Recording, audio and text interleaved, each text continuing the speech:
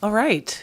Good morning, everybody. Welcome to the fourth meeting on the Joint Interim Standing Committee on Growth and Infrastructure. Will the secretary please call the roll? Senator Buck, Senator Daley, Here. Assemblywoman Brown May, Here. Assemblyman Carter, Present. Assemblywoman Dickman, Here. Assemblywoman Gallant, Here. Vice Chair Watts, Here.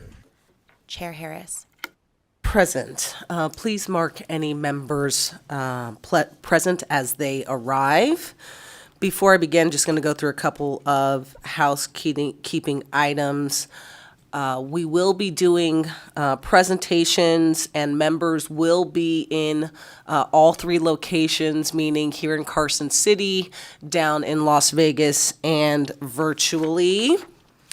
All presenters are asked to make sure to turn on their microphone before they begin their presentation. If committee members should have any questions during or after your presentation, please identify yourself each time you respond to a question. This assists our secretary in completing the minutes for this meeting. Finally, I'd like to mention that the solicitation of recommendations memorandum and related information has been uploaded to our committee webpage.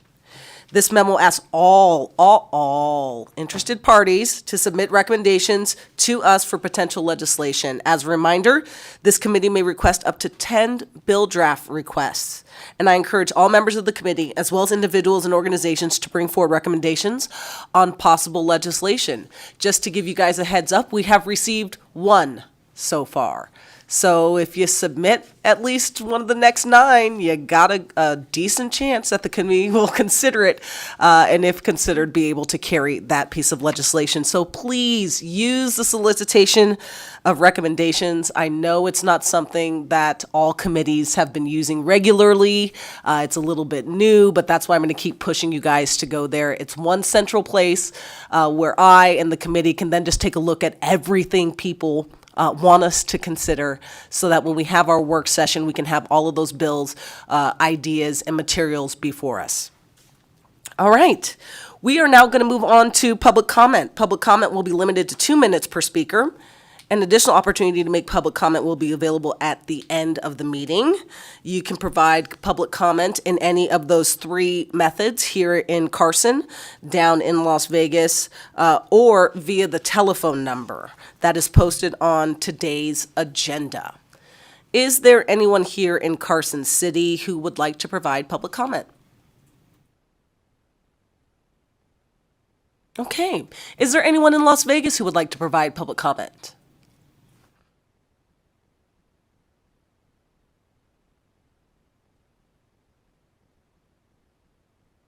All right, not seeing any. Broadcast and production services. Is there anyone on the phone lines? We have someone in Las Vegas. Oh, thank Chair. you. Thank you, Vice Chair. Please proceed when you're ready. Don't forget to turn your mic on and state your name. Good morning, Chair Harris and members of the Committee of Growth and Infrastructure. My name is Jamarion Williams, and I am the Government Affairs Manager for Western Resource Advocates. I would just like to share Western Resource Advocates' views on hydrogen and its uses in the energy sector. Hydrogen can be a pathway to accelerate the decarbonization of the energy infrastructure.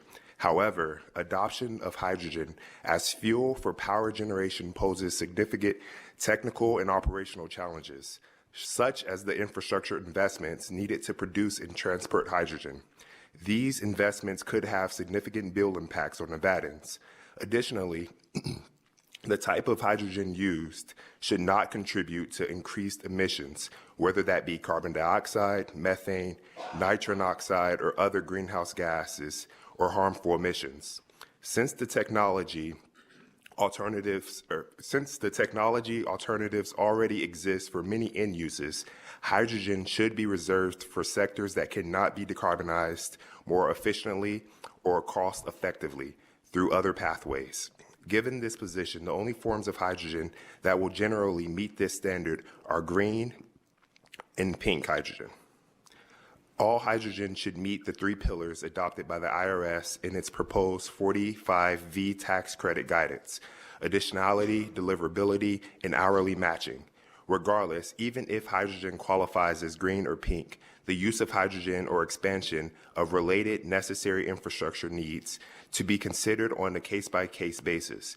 I look forward to hearing today's presentations and working with the committee to find ways that hydrogen or better suited alternative technology can be used to help Nevada reach its statewide decarbonization goals. Thank you.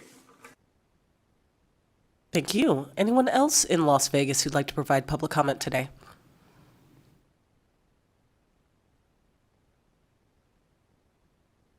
Okay, we will go ahead and turn it over to. We have more, Chair. Oh, shucks. See, I was like, I'm not going to do it this time. And Vice Chair Watts, if you could just invite anyone else who wants to speak to. Oh, we got the chairs filled this time. Okay, lovely. All right. Duke it out over who's going to start. Then just go ahead and please just state your name. Thanks. Good morning, members of the committee. My name is Troy Arias, owner of Arias LLC, DBA AA DMV Services. These are my colleagues in the industry. My family and I have been in the business for over 23 years here in North Las Vegas. The registration service industry has over 80 small businesses in Reno, Carson City, and Las Vegas areas. This is a group of mostly minority women-owned businesses and almost doubled in size since 2019. We are currently licensed as document preparers by the Nevada Secretary of State, which requires a $100 document preparation licenses fee, a background check and requires fingerprints, a $50,000 bond, a state business license, and Nevada Secretary of State local jurisdictional license, meaning city, county. We process DMV transactions on behalf of customers. Think of it as DoorDash, but instead for DMV transactions. The industry has been in constant struggle with the DMV since October of last year. The DMV tried to completely change how they work with the industry with only 2-week notice. These changes were going to completely destroy the majority of the industry members. Through back channel communications and help with the Land Chamber of Commerce, we were able to push back the changes and several other deadlines on new procedures that the DMV proposed over the last 6 months. The issue in question is one of supply and demand. The demand of the industry services is extremely high. We help Nevada working families with their DMV transactions. We help Nevadans with language barriers, single mothers who can't take the day off to go to the DMV, and even Nevadans who are concerned with their immigration status in a government building, etc. While the DMV has only 6 employees in their call center answering DMV questions for the entire state, the industry has over 170 people per day answering DMV questions, not including the in-person customer service we provide for free for Nevadans coming into our offices asking about their transactions at no cost to the state. The industry provides millions of dollars in value to the state. Sir, you're coming up. You're coming up on your 2 minutes there. If you could just wrap up for me, and I'll just also note we're going to have this topic on a later agenda for this committee, so you can also submit your comments in writing, but you can also come back in August when this item is on the agenda. So just a couple of options, but please go ahead and wrap up your comments. Thank you. Okay, well, my colleagues are going to finish out my statement, so I'll pass over to my next colleague.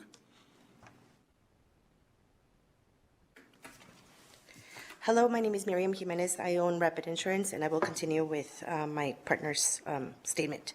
The industry provides billions of dollars in the value to the state for very little cost. The supply problem in this case is the access to DMV to process transactions is limited.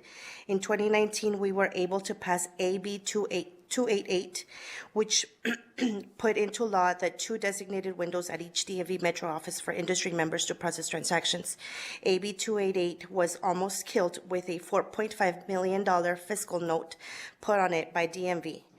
But we were able to salvage the bill through the compromise made possible by the Assemblywoman Monroe Moreno, the committee chair at the time, and the Assemblywoman Ellen Spiegel, the bill sponsor. We were very grateful for their help to this day.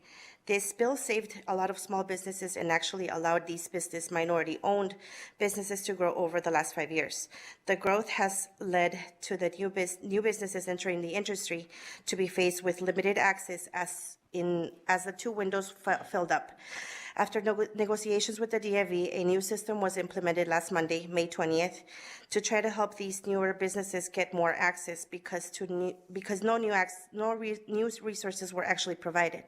The end result was that long-standing businesses had their access cut, and the access was cut out. The access cutout was given to the newer businesses.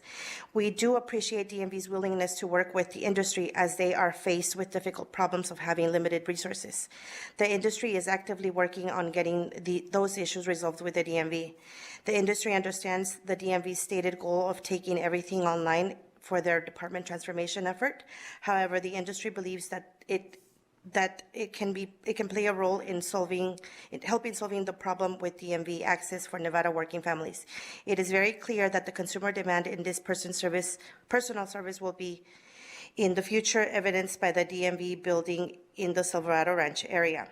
The industry's goal And to ma'am, work together with the DMV. Thank you. That's your 2 minutes. Thank you. Hi, good morning. My name is Yolanda Rodriguez, and I've been in business for 12 years doing the third-party service, and I'll be continuing the statement. So the industry goal was to work together with DMV and the legislature to pass legislation to become licensed community partners in the same way as driving schools or other dealerships as even as AAA of California are currently offered. The cost associated with the proposal would be to pay by our industry members and would not cost anything to DMV or taxpayers. Many states, including California and Arizona, license third parties registration services are allowed them to process transactions in-house. This creates a voluntary alternative solution for people to process their DMV transactions. It has been an extremely successful program and saved state of Arizona hundreds, if not millions of dollars. They haven't had the need to build any new DMV buildings for over 30 years in Phoenix metro area. There is a bipartisan effort that includes elected officials as well as Latin Chamber of Commerce to work with DMV on this legislation for the upcoming session. We believe with a path to process transactions in-house in the future, the industry can play a major part in helping solve the DMV issues for Nevadans. Thank you. Thank you for your time. All right, thank you. And I will, again, just note for you all that the committee does have your statement. And so that will be uploaded as part of today's agenda. And again, we will be discussing this topic in August, so I hope I will see you all back here then. Thank you. Anyone else in Las Vegas who'd like to provide public comment? I think you're in the clear this time, Chair.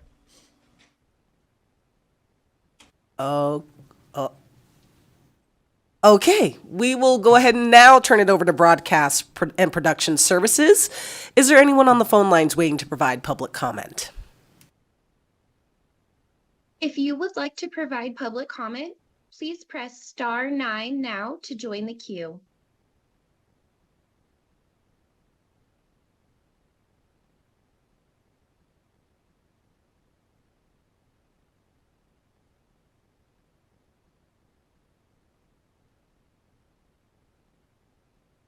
Good morning. Can you hear me? We sure can. Go ahead. Sorry. For the record, my name is Chris Bell. That's B-E-L-L. Good morning, Senator Harris and committee members. As a resident of Reno and a supporter of all things towards sustainability, I make these comments regarding the bright prospects for renewable energy sources available to Nevada. We have the technology and the resources to be carbon-free state very soon. For the benefit of all residents and our descendants, we really must deploy these solutions quickly. Hydrogen is undoubtedly a piece in the renewables transition. However, it entirely defeats the purpose of assisting against further climate change if it is not generated by 100% green electricity. Any other source of power for splitting water should not be considered or allowed. If a hydrogen facility is proposed, it also must generate its own electricity for the purpose and not use the public grid and deny the more efficient uses residents make of green electricity. Finally, this technique will be very thirsty. The water supply for hydrogen production cannot be overlooked or underestimated. I expect the Truckee River will be the most logical source for this new industry, and as such, it will be imperative to consult early on with the Truckee Meadows Water Authority. Can a changing water supply accommodate this new demand? Thank you, Senator Spearman, for seeing the potential benefits for Nevada in green hydrogen production, and thanks to the committee for consideration of this topic and for my opportunity to give input.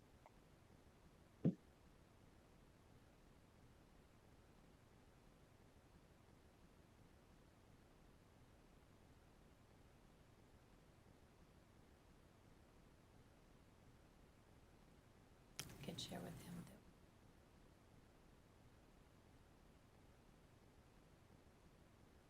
All right, BPS, do we have additional callers? Good Yes, morning, Chair. Chair Harris. Hello? Yes. Good morning, Chair Harris and members of the committee. My name is Barry Levinson, and I am a retired physician and chemical engineer and a volunteer with Sierra Club. Today, I would like to review the Sierra Club position on hydrogen in our energy economy. It seems logical that hydrogen is a wonderful solution to provide clean energy and storage. Theoretically, burning it would produce just water and heat. However, this is far from the truth, and problems with producing and using hydrogen are manifold. First, the only true clean way to make hydrogen is by using renewable energy, such as solar or wind, and the electrolysis process. This is called green hydrogen and creates no greenhouse gas emissions. Both blue and gray hydrogen are derived from methane gas, creating CO2 in the process, which is exactly what we're trying to avoid. So green hydrogen is the only environmentally acceptable form that we should even consider using. Once you have the hydrogen, the only environmentally friendly way to use it is to convert that hydrogen to electricity by use of a fuel cell. However, a hydrogen fuel cell is only about 50% efficient, while lithium batteries are 85 to 90% efficient. Therefore, hydrogen fuel cells should only be used in applications in which batteries are not practical, such as in long-haul trucking. Regarding burning hydrogen in power plants, Sierra Club feels strongly that this is not a climate-friendly process. Currently, power plants can only use blends of hydrogen and methane with a maximum of maybe 30% hydrogen. So this will still create lots of CO2. In addition, burning these blends creates much more nitrogen oxides that lead to smog and detrimental health effects compared to just burning methane.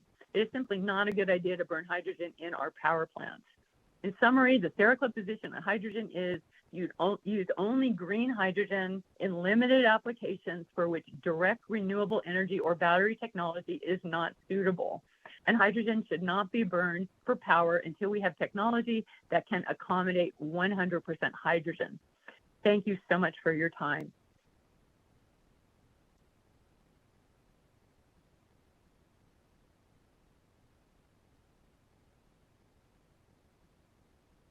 Chair, there are no additional callers to provide public comment at this time. Okay, thank you so much. I'll just note for the committee that we also have statements from both of our callers uploaded on the website as well. So a good majority of the public comments that you've heard today, you can review online. All right. With that, we're going to move on to the approval of the meeting minutes on April 17th, 2024. That's agenda item number 3. The minutes for the meeting have been distributed to committee members for review. Do we have a motion to approve the minutes? Motion to approve. So moved, Chair. Okay, we've got a motion from Senator Daly and a second from Vice Chair Watts. Any discussion on the motion? All those in favor signify by saying aye. Aye. Aye. All right. All opposed, nay. Okay, hearing none, the minutes for the meeting of April 17th, 2024 are approved unanimously by the members in attendance. We will now turn to a number of presentations related to the study of hydrogen and hydrogen technologies in Nevada. We'll also hear a number of presentations related to energy, renewable energy, and funding. This will be a very full agenda for the committee today, and I'm aware that many presenters have time constraints and have requested to present in the morning. In order to accommodate today's presenters as much as possible, I will be taking an agenda item out of order. Please note that we will hear agenda item 8, which is presentations by the Environmental Defense Fund and the Nevada Conservation League, following agenda item 6. It's possible that additional items may be taken out of order today as well. Let's go ahead and begin with the very first presentation. That is agenda item number 4, a presentation on the 2024 Integrated Resource Plan. We have representatives from NV Energy here today presenting from Las Vegas, Mr. Bellows and Mr. Atkins. And Vice Chair Watts, if you could flail your hands about when they're ready, that'd be great.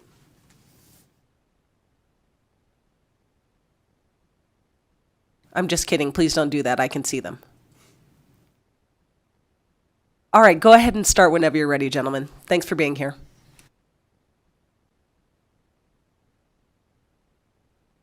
Well, Chair Harris, Vice Chair Watts, members of the committee, thanks for having us today. I'm Ryan Bellows. I'm the Vice President of Government and External Relations at NV Energy.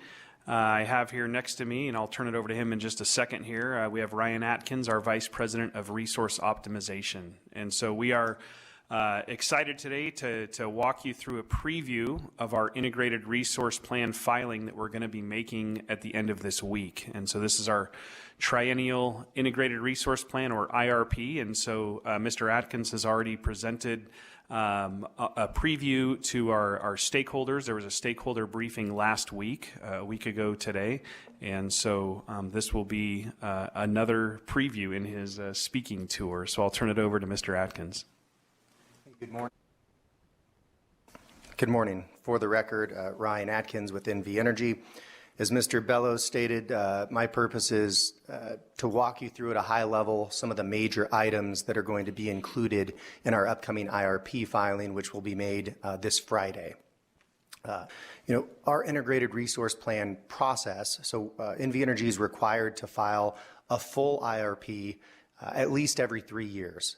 We're able to make amendments in between those filings, but those are smaller in scope. This is a full filing, a full overhaul of our load forecast, all of our resources, our demand side management plan. So it's a very robust filing that will be coming out.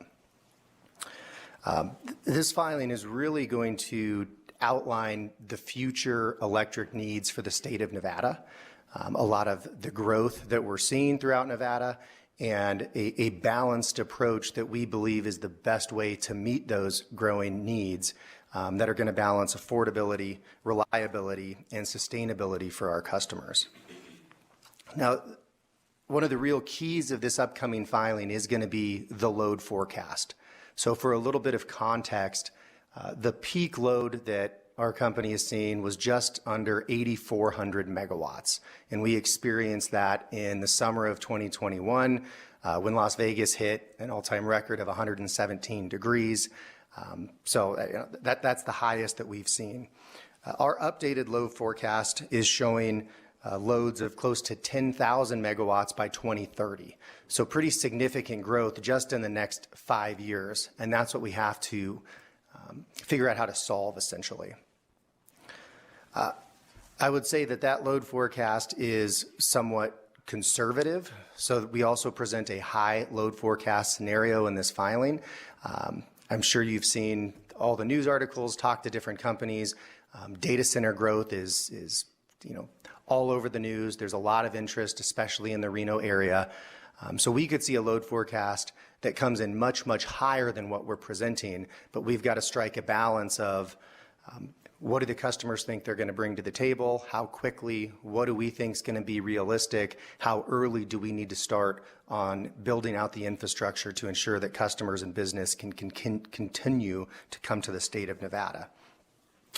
In addition to some of this data center load growth, obviously just the electrification of the grid, specifically electric vehicle growth, and just in general, The residential growth throughout the state, we have a very favorable economic environment, as all of you know, so just continue to see very, very aggressive growth on the demand side. Now, in order to meet this demand and ensure Nevada stays open for business, if you will, on the electric side of things, we're proposing in our preferred plan 4 key projects on the energy supply side. 3 of those are renewable. They are solar paired with battery. In total, those 3 projects are equal 1,028 megawatts. So there's 1,028 megawatts of solar resources that we're proposing and 1,028 megawatts of battery storage resources that are tied to that solar. They're co-located at all those facilities. So as I mentioned, our all-time peak was about 8,400. We're coming forth with a significant amount of new renewable resources to try to help meet that. In addition to the new growth that I referenced, we're also trying to dig out of a hole, if you will, that we've been in for really the past decade. So in our filing, we talk about this. We call it the open position. Essentially, this is just our short position, the amount of energy that we don't own that is needed in the summer to meet our peak demand. So as we've come forward in previous filings, continued to request additional supply resources, a lot of that has just been to catch up. Now, not only do we have to catch up, we have to meet this aggressive new growth that we're seeing throughout the state. So that's the purpose of coming forward with such a significant amount of resources in this filing. Those 3 renewable resources are all power purchase agreements, so none of the 3 are company-owned renewable assets. In addition to these 3 resources, we are bringing forward 2 gas units that will be located at the North Valmy Generating Station in northern Nevada. So in total, these 2 units equal just over 400 megawatts. They are quick start in capabilities. They're essentially peaking units, so they can be turned on and running at a very high level in just 10 minutes. The nice thing about the location is that there's no new gas pipeline infrastructure that's going to be needed because a new gas lateral is already going to be constructed for the conversion of our last coal unit at Valmy that's being converted into gas. So the gas infrastructure will already be in place. We can add these 2 units, firm dispatchable units that can run anytime and help to support the northern Nevada system. A couple of key notes about those gas units. The first is the capacity factor, or the amount that the units are expected to run, is very low. So in the first 3 years of those units' life, the capacity factor is under 15%, meaning it's running at less than 15% of what they could be running at. And beyond that, that actually drops down to under 10% starting in 2031 and beyond. So essentially, that means that these units really are for peaking use. So when we hit those 8,400 megawatt type days, when it's 117 in Vegas and it's 100 degrees in Reno, these can be used to help meet that need and ensure that we're not relying on other states, other companies sending power to us and hoping that it arrives. The other piece is that we've been working with the turbine manufacturers to ensure that there is the capability for burning a hydrogen mixture. So right off the bat, these turbines are capable of burning up to a 15% hydrogen mixture with the goal of continuing to work with the manufacturer to reach 100%.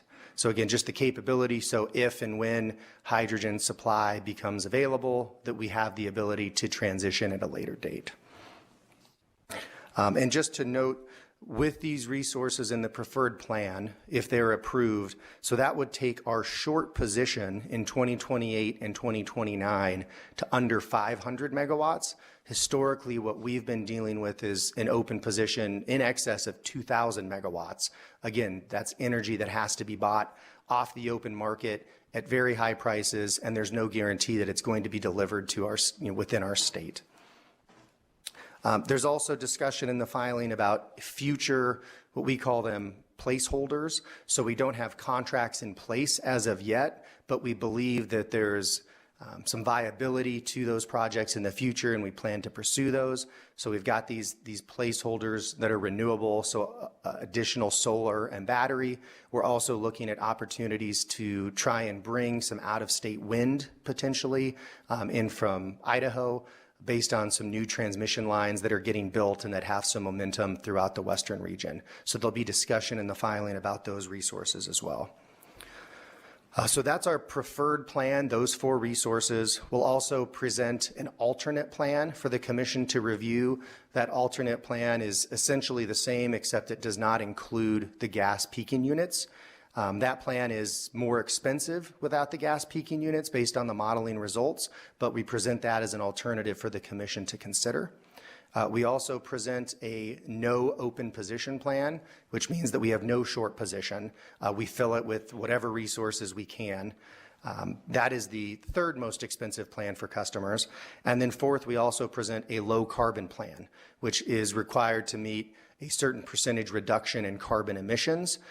We present that. That is actually the most expensive plan of all 4, largely due to a high need for additional battery resources and no ability to add fossil.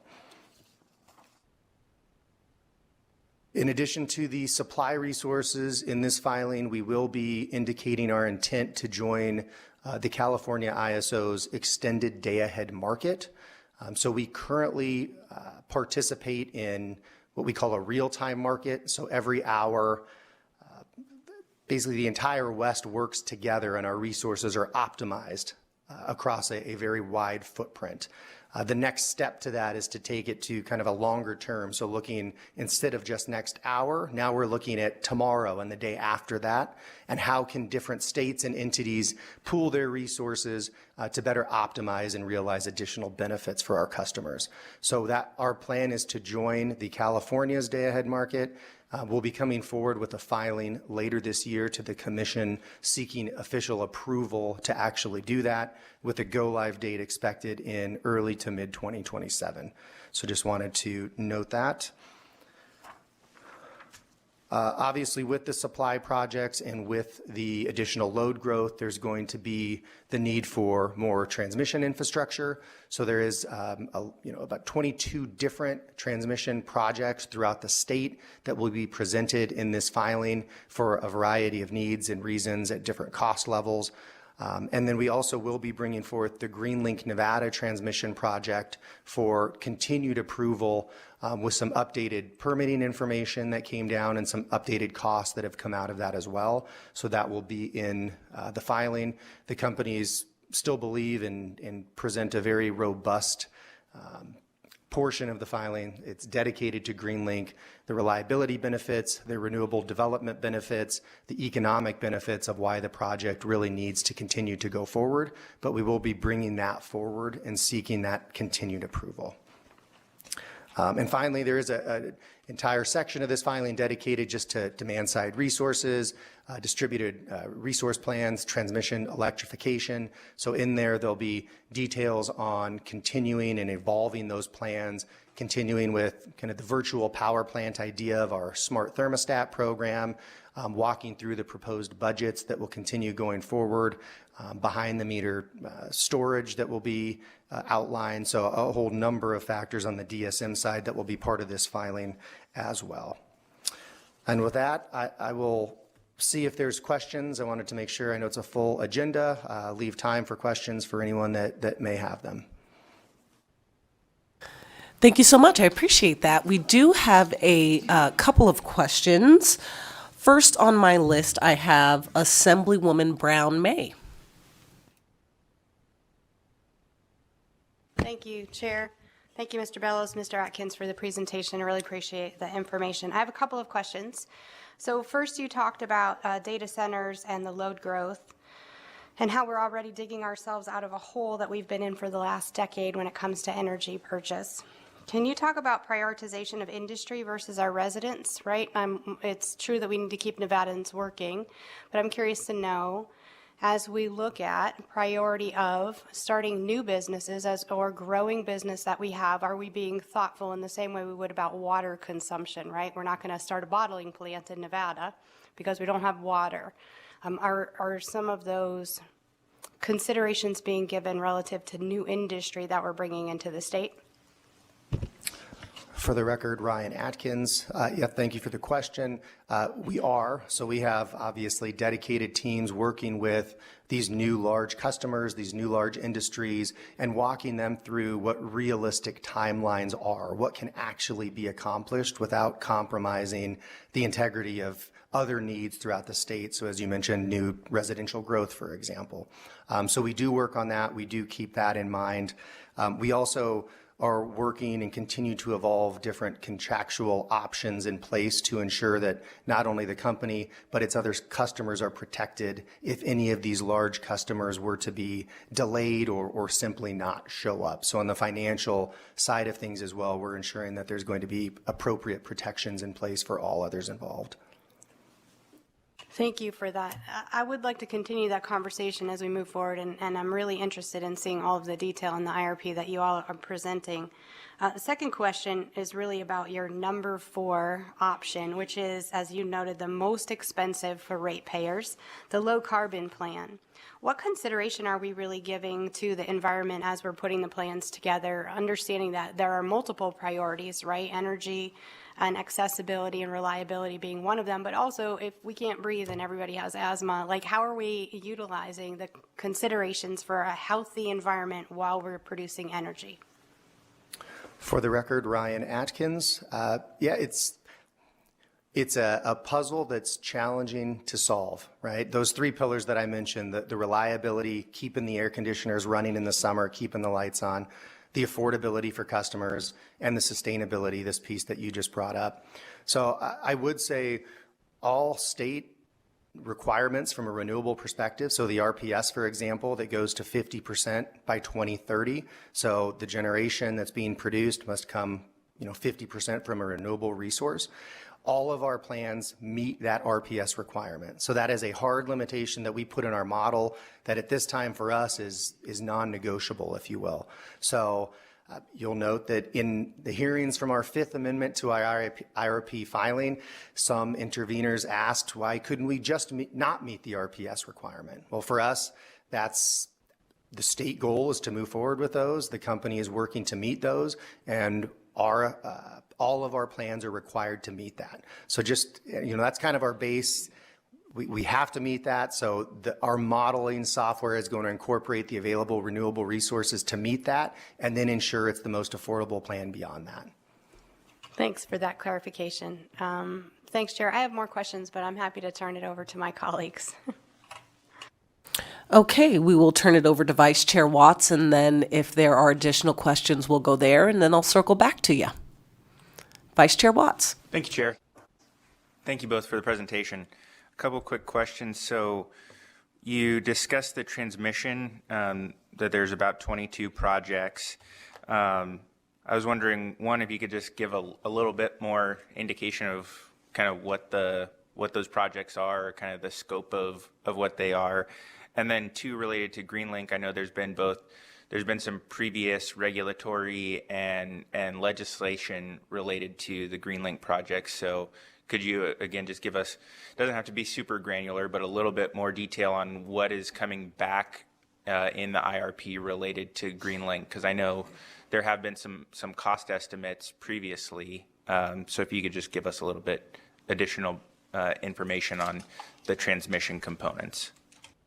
For the record, Ryan Atkins. So starting on the GreenLink piece of it, so you're right, that is an already approved project that we got approval for from the commission. That involves the GreenLink North segment running east to west across northern Nevada, and the GreenLink West segment running kind of north to south from the Reno area down to Las Vegas. So one is we've gotten more into the details, the construction, the permitting. There's certainly been some changes that have come about that have necessitated changes, whether it's of the route itself or the type of towers that must be used. So there's some updates there that are impacting the costs. In addition, just inflationary pressures, whether it's on material, steel, aluminum, et cetera, and labor. Right? When this project was approved in 2019, I mean, these were costs that were based on 2018 and 2019 figures. So obviously pre-COVID, pre-extreme inflation. So it's really just bringing this back, informing the commission that We have looked at alternatives. This is still the best option from a cost perspective and from a benefits perspective. But we want to present the change in the routing, in the path, in the materials, and in the cost, and want to ensure that the commission feels it's still a prudent project moving forward at those updated costs. The timing has not changed. It's really just those updates that are going to be brought forward. And I mentioned there is some analysis of alternatives. There's comparisons to other transmission projects, other inflationary issues that have been seen across the industry within the United States, trying to just paint that picture that unfortunately this was unavoidable from a cost perspective, and that there's no additional costs that are being incorporated into the project that could be left out. For the smaller projects, I mean, really it's just a large load pockets within the state, connecting some of these new supply resources to the grid. Some of the projects for some of these large customers that we're talking about, just really getting everything up and set up and really ready for to handle that on the system. I don't have the list in front of me, but everyone will be outlined in the filing. Thank you for that. And then just following up on that, I know that recently FERC issued an order kind of related to transmission. I think it was Order 1920. So I know that came out relatively recently, but I'm just wondering to what extent that is either was factored into this plan, or is that going to be something that's going to be factored in kind of on a going forward basis when looking at transmission projects? And specifically, are grid enhancing technologies and reconductoring things that were looked at in the development of the transmission aspects for this plan? For the record, Ryan Atkins. Anything, any of the recent orders that have come out will be obviously included in future filings. But I mean, our transmission team, anything that has been officially put out, made public, would have been incorporated in the planning process, but anything that recent would be for future filings. We've been working on this for 9 to 12 months, so a lot of that process has started, well before this came out. Great, thank you. Moving on to the gas plants, can you talk a little bit about kind of how that was split up between the proposal in the Fifth Amendment, which was approved, and then the components that are proposed in this plan, and the difference in when that already approved portion would come online versus these new proposed peakers? For the record, Ryan Atkins. So in the Fifth Amendment, that the refuel project, as we call it, the intent of that was to ensure that we could retire the last of our coal plants in the state, and do that by the end of 2025, which was the goal of not only the company but the commission. So that refuel process is scheduled to start in the fourth quarter of 2025. So there's 2 units. The first coal unit will come offline, and they will begin the refuel process of that unit. Once complete, the refueled unit can run on natural gas, will come up, and the second coal unit will come offline in the first quarter of 2026. And then that refuel process will be completed. So by the second quarter of 2026, both units should be completely running on natural gas, and our state will be, our company will be divested of all coal generation at that time. These plants would be coming online for summer of 2028. So that aligns with, if you're familiar with the WRAP, the Western Resource Adequacy Program, it's a region-wide resource adequacy effort, bringing all states and utilities together in the West to enhance reliability for the region. Our first binding season, as they call it, is summer of 2028. And so we're trying to get resources online in time. You have to come to the table balanced, if you will. You have to have enough resources to participate. So that aligns with that summer of 2028 timeframe. So that would be the schedule. Hopefully that answers the question. Yes, thank you. And I look forward to reviewing some of the filing, and I'm interested particularly in the battery alternative, and understand that there's a cost differential there. But I'm glad that is brought forward as an alternative, as something that doesn't involve additional fossil fuel generation. So look forward to digging into that a little bit more. You mentioned, kind of leaning in and continuing to develop the virtual power plant options. I'm aware of the smart thermostat program. Are you looking at expanding that into other things like smart technology to manage electric vehicle charging, potentially managing water heaters? Are there other elements that you're looking into to kind of expand the overall impact of virtual power plants or that load management? For the record, Ryan Atkins. So I will caveat this that I'm not the expert on that specific area, and I'm likely going to defer most of this to the filing. But the answer is yes, there is discussion of that. I mean, vehicle to grid, for example, is a big component going forward, something we're going to be focused on certainly. So there is that, looking to expand, smart thermostats to the commercial space, all of that. So we're looking to grow, and that a lot of that is outlined in this full component of the filing. I don't have all the answers, and I don't want to dig a hole and give you something incorrect. So no problem. I understand we're kind of keeping it high level, and I can follow up offline with other staff about that. Last question. Can you just discuss briefly about how this plan has kind of complied with the provisions of Assembly Bill 524 from last session? So I think you mentioned one of those provisions, which is the fully closing the open position alternative, which it sounds like was on the higher end on the cost analysis.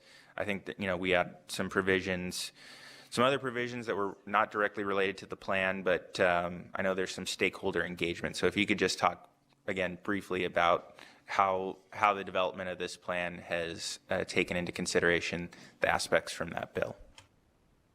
For the record, Ryan Atkins. Yes, certainly. I think a big focus of that bill was stakeholder involvement and limiting or eliminating the use of amendments in the IRP process.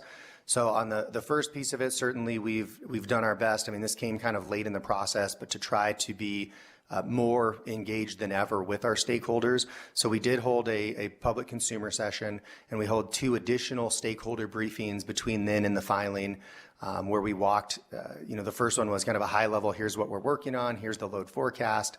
The last one, which was just last week, talked exactly about what we're talking about, the specific resources that we requested, everything that's going to be in that filing. In addition, myself and my team have had a number of individual one-on-one discussions with different interested parties that had questions about the process, whether it be, our modeling process, kind of what the plans are going to look like. So we've worked to kind of start to build and improve those relationships with stakeholders.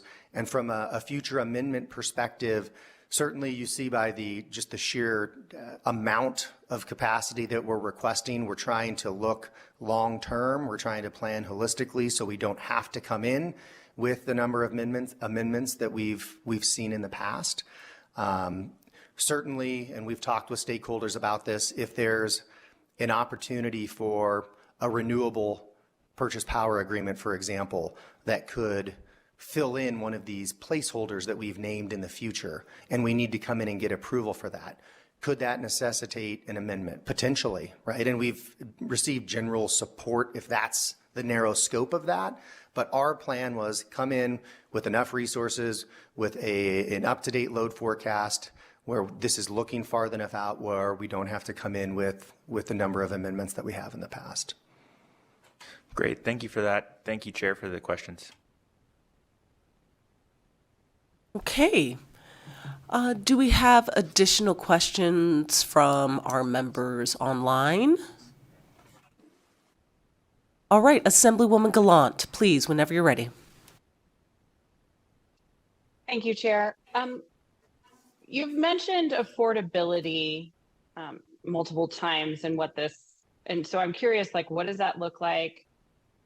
Moving 50% to renewable energy, I mean, it requires a lot of infrastructure that you've discussed that you're going to be making some changes. So what does that affordability look like for the consumer, and how is it measured? maybe also in terms of like what the median income is that being factored in it all? For the record, Ryan Atkins.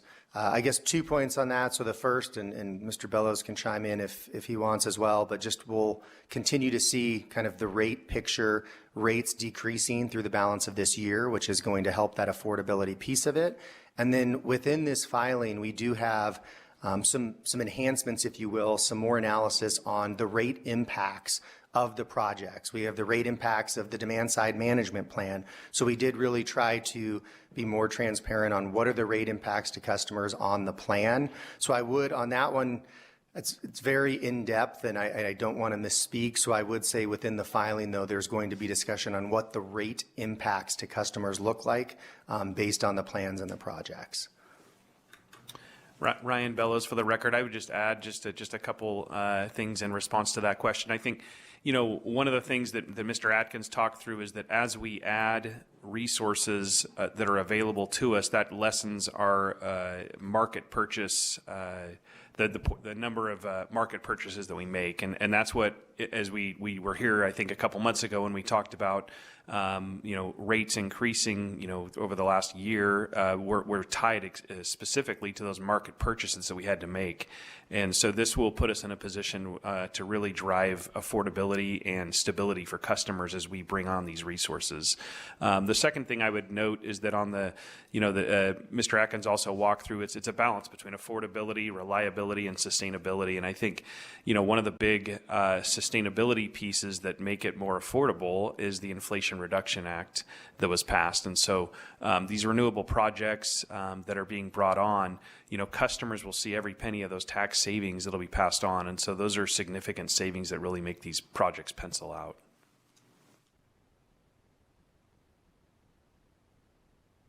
Okay, thank you. All right, last call. Committee members, any additional questions?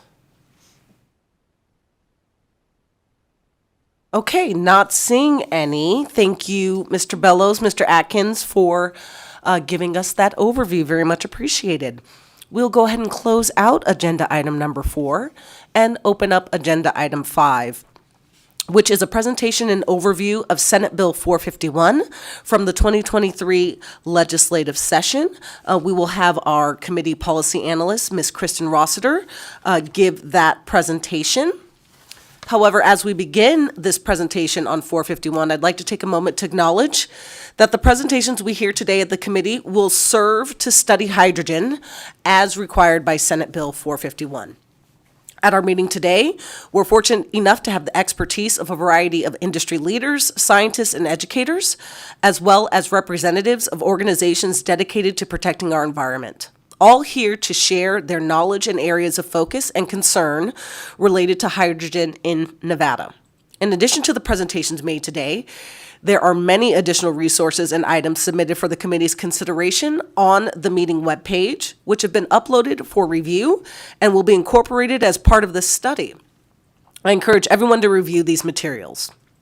With that, by way of the introduction, Ms. Rossiter, please proceed whenever you are ready. Thank you, Chair Harris, Vice Chair Watts, and members of the committee. For the record, Kristen Rossiter, Committee Policy Analyst and nonpartisan staff of the Legislative Council Bureau. As such, we do not advocate on behalf or in opposition to any legislation. In summary, Senate Bill 451 directs the Joint Interim Standing Committee on Growth and Infrastructure to conduct a study during the legislative interim concerning the production and storage of hydrogen, the use of stored hydrogen as a potential energy resource in Nevada, and the development of hydrogen technologies. The bill was sponsored by Senator Spearman and co-sponsored by Senators Hammond, Hansen, and Stone, and was heard by the Senate Committee on Growth and Infrastructure and by the Assembly Committee on Ways and Means. SB 451 was approved in the Assembly with a vote of 42 in favor and none opposed. In the Senate, the bill was approved with 21 in favor and none opposed. As identified in the bill, the committee is to report the study results, including any recommendations for legislation, to the Director of the Legislative Council Bureau for transmittal to the next legislative session on or before January 1st, 2025. In conducting the study, the committee shall consult with and solicit input from the Nevada System of Higher Education, the National Renewable Energy Laboratory, existing energy industries in Nevada, developers of clean energy, non-governmental organizations that focus on energy conservation, utilities that provide gas and electric services, and professionals with expertise regarding the use of hydrogen and stored hydrogen and the development of hydrogen technologies.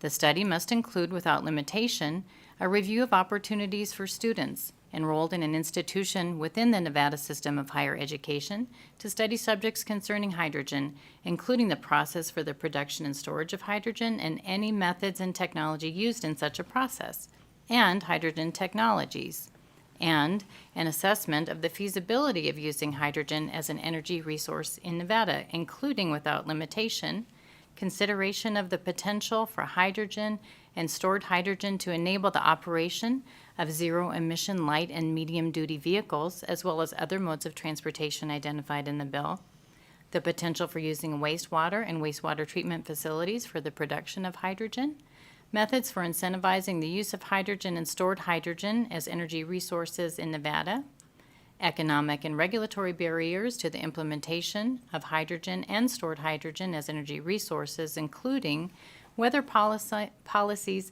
incentivizing the production and storage of hydrogen as energy resources and hydrogen technologies are comparable to policies incentivizing the production of other energy resources and applicable technologies in Nevada.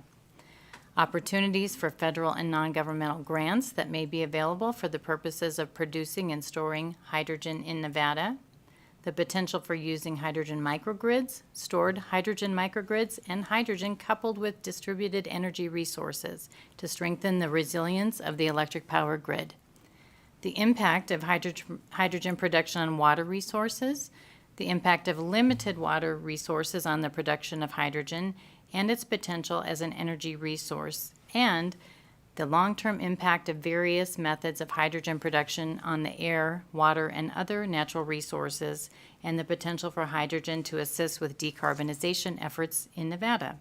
Finally, to complete the study, the committee may enter into a contract or other agreement with the University of Nevada, Reno, the University of Nevada, Las Vegas, or the Desert Research Institute to gather data concerning the feasibility of hydrogen and stored hydrogen as energy resources, and produce a cost-benefit analysis of hydrogen as an energy resource.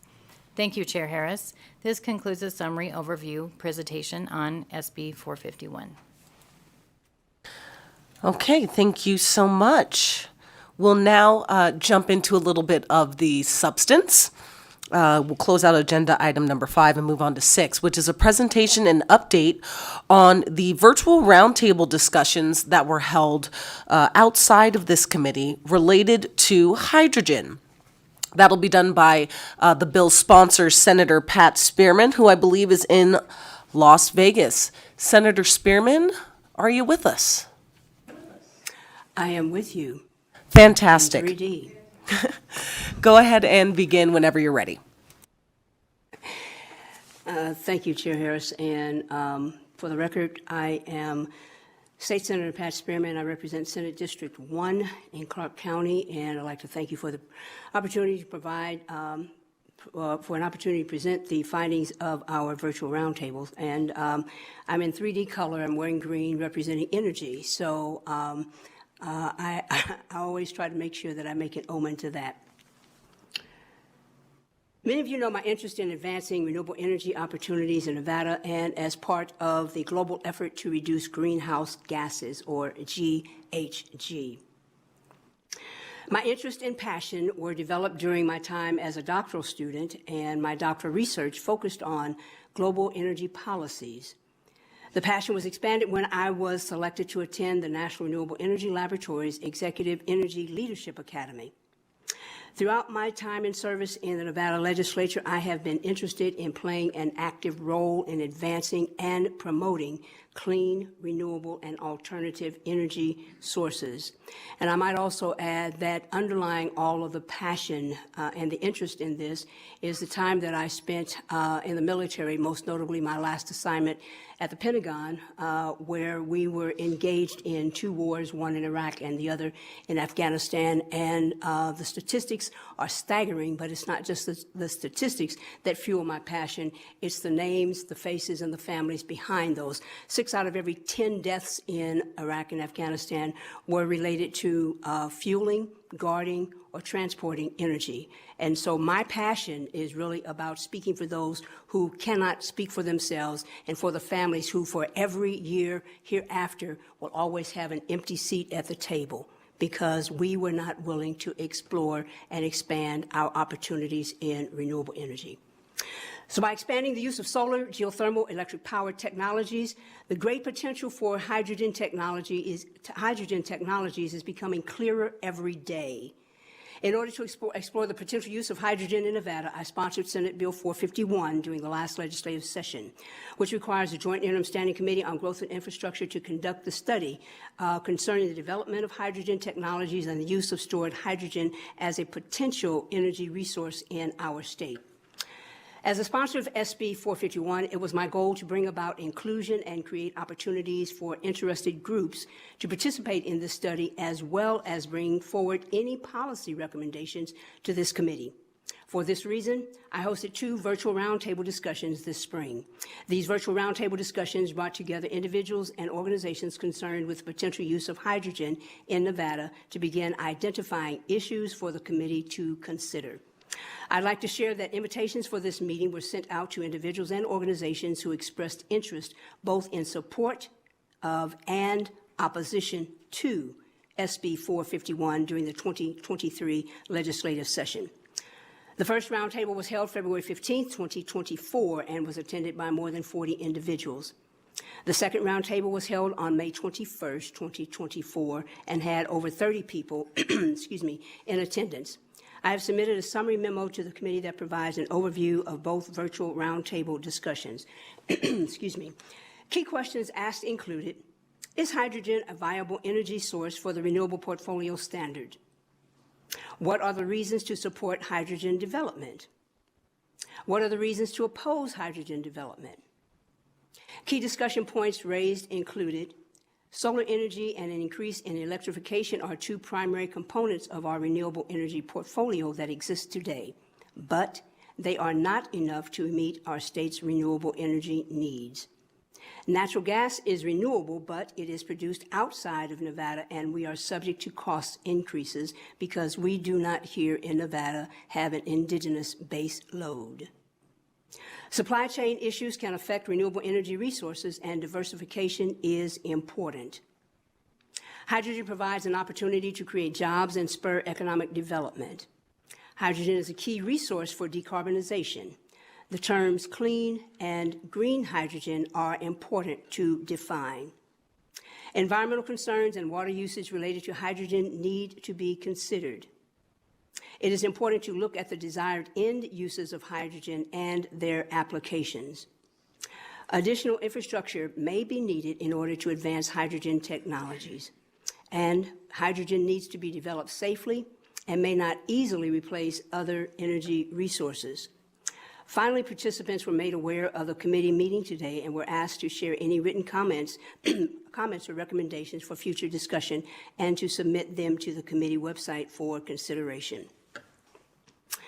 The development of hydrogen as an energy resource represents a real opportunity to diversify our energy portfolio.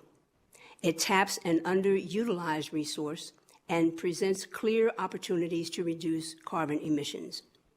I'm confident that the presentations you will hear today will raise awareness of these opportunities.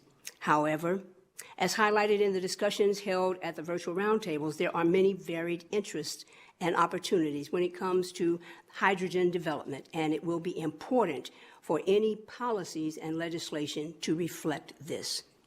As I conclude my remarks, and in order to highlight the potential of hydrogen, I would like to highlight an exhibit I have uploaded as part of my presentation. I believe the committee has it, and it should also be available on the website. This will share with you an overview of how hydrogen fuel cell technology has evolved into commercial applications following the initial use of fuel cell technology for NASA's Moonshot initiative. Many of you here present today may not have been present to hear the words one small step for mankind and one giant step for humanity, or something like that, in 1969 when we went to the moon. Here's a portion of an article published in January of 2024 giving insight to the genesis of hydrogen technology in commerce. And I highlight this because I think it's important for us to understand that hydrogen, contrary to some opinions, is not new technology. When NASA, and I quote, when NASA started investing in fuel cell technology in the 1960s, the rest of the world was still content to be powered by fossil fuels. The simple imperative that drove NASA to explore new ways to generate and store energy was the crushing cost of launching mass into space, somewhere in the order of $10,000 per pound. NASA's interest in fuel cells had nothing to do with alternative energy. We didn't have any alternative, said John Scott, NASA's principal technology for power and energy storage. He said, we had to make them work in order to fly the mission. Another article from Power News and Technology for the global energy industry. The Dyson hydrogen fuel cell power plant is near zero waste operation, according to Hanwha Energy. The fuel cells generate up to 120,000 metric tons of water vapor per year as a byproduct. This vapor is condensed and pumped back into Hanwha Total Petrochemical. It's highly efficient for microfilters and installed on the fuel cells to make the plant even greener. Another article, A Green Hydrogen Economy for Renewable Energy Society. Here's some highlights. Green hydrogen is uniquely equipped to decarbonize sectors which do not have green alternatives. A hydrogen economy is an essential secondary energy economy to realizing a majority renewable energy society. Early implementation of hydrogen will be in the current chemical synthesis market. Hydrogen will penetrate the transportation and buildings and heating sectors in the midterm transition towards 100% renewables. Hydrogen will be necessary seasonal storage technology in the long term. From another article, and I found these articles, and I can submit the links to you, Madam Chair, for the committee, and to be posted as well. I got these from Google Scholar, which is a website that hosts academic presentations of research that have been conducted. According to a recent report by Deloitte, the market for green hydrogen is projected to be worth $1.4 trillion by 2050. With decisive climate action potentially making green hydrogen cost competitive within a decade. Moreover, such action could lead to the creation of around 2 million jobs globally each year between 2030 and 2050. From a study on public acceptance of hydrogen portfolio standards for renewable energy expansion, here is a comparative analysis of hydrogen production mixed plans. The Korean government introduced the world's first hydrogen portfolio standard into the energy market. Although the public accepted Hydrogen Portfolio Standard, or HPS itself, they preferred a higher proportion of fuel cell generation when the fuel cell was operated through clean hydrogen. That's blue and green hydrogen. Specifically, the marginal willingness to pay values for a 10% increase in fuel cell generation when changing from green hydrogen to blue hydrogen or green hydrogen were estimated to be in US dollars 1.94 and 2.97 cents respectively. Further, the acceptance of green hydrogen-based HPS rises along with the expansion in the HFC generation share. Thus, to expand the fuel cell generation in the national energy mix, transition to a clean hydrogen-based energy system should be attached. And I'd also like to end this by saying in Korea, as we speak right now, there is a hydrogen fuel cell plant that is located in, I believe it's in Saeson, Seasoon, in Korea. And if memory serves me correctly geographically, my first tour was in Daegu. So this is just a little north of Daegu, and it's just a little south of Pyeongtaek, which means that it really lies in an area that is likened to many of the rural areas that we have here in Nevada. That plant generates enough power to power 160,000 Korean homes. Recently, last week I was in Canada for the NCSL Energy Supply Task Force meeting when we toured a hydrogen plant facility, and they are doing remarkable things with respect to carbon capture and those sorts of things. In March, I was able to visit a hydrogen plant as well in Germany as part of the Aspen Institute research team, and they too are doing some things, some phenomenal things with hydrogen. I don't have any illusions that this will be something we will jump into 100%. But I would like to say that the hard work of the committee, both those people who were for implementing hydrogen or using hydrogen and those who were opposed to, we met somewhere in the middle and had a recommendation. Let's start with transportation, because there is absolutely no lithium battery big enough to charge or to power a over-the-road vehicle. Last but not least, in 2022 and 2023, the FBI has shown us through statistically that there has been a surge in attacks on our grid. And so unless we are willing to look at other resources in terms of renewable energy, we will always put ourselves at risk for people who want to take down the grid. Christmas Day of 2022, the folks in Washington were trying to repair the grid because someone took it out with a BB gun. And so the interest in looking at hydrogen as one of those renewable energy resources is because we cannot build a grid big enough to power all of the electrical items or entities that we are now sponsoring.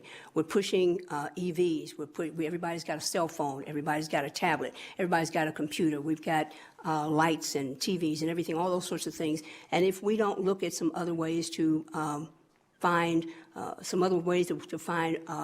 resources so that we can power this, we will continue to lean solely on one aspect. And at that time, we make ourselves as vulnerable to the bad folks that don't like us as we were in 1973. And many of you here may not remember that. Maybe you've read about it. But in 1973, when OPEC decided they were not going to give us all of the oil that we needed. And so my interest in making sure we look at this realistically and academically is, number one, I think we owe it to our service members who are constantly being put in harm's way to protect our way of life. Number two, I think that we've got to make sure that we are looking at all possible resources for renewable energy so that we can meet that standard of 50% by 2030. I also believe that if we don't look at expanding and using hydrogen as some form of clean and renewable energy, we will be not just, I believe we will woo the day that we did not do that. And so, Madam Chair, with that, I will stand for questions, and I will say that there are some people that are a lot smarter than I am that are here, and they will answer some of the technical questions that I can't answer, but I stand for questions in terms of what the virtual roundtables did, what we hope to happen, and what I hope will happen in the next legislative session. Thank you. Thank you so much, Senator Spearman. Are there any questions from committee members? Okay, Senator, not seeing any, we'll go ahead and turn it over to some of our other presenters for the day. Thank you so much. Next on the agenda, we have agenda item number 7, but I do not believe the presenter is quite ready yet. And so we will move on to agenda item number 8, which is a presentation on considerations in hydrogen decision-making by the National Renewable Energy Laboratory. They are presenting virtually.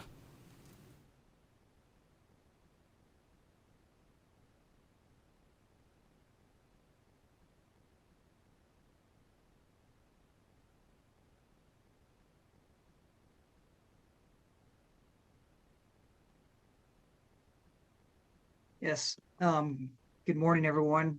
Senator Harris and committee members, thank you so much for having me. Actually, Just making sure.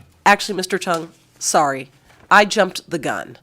I promised the folks from EDF and NCL that they would be able to go a little early, and this is that opportunity. So please hang on just a little bit longer. I'll invite them up at this time. Let's see. And just to make sure I have this right, this is agenda item number 13, and we're moving it up here now, right in front of agenda item number 8.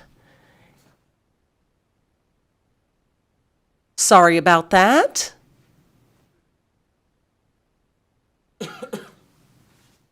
Oh, did your friends leave? Yes, Madam Chair, but we're chasing him down right now. Okay. Are you still good? Would you like NREL to go first, or would you prefer to go now? Mike. Yeah, if they're not here in 15 seconds, we'll just go out of order and do EDF first. Okay, you know what we'll do? Let's just stand in like a little brief 1-minute recess. I want to try and, make good on the commitment to get you in early if we can. So let's just take a brief 1-minute recess, see if we can get Mr. Gillis and the representatives from NCL here. Perfect, thank you. All right, we'll be in recess.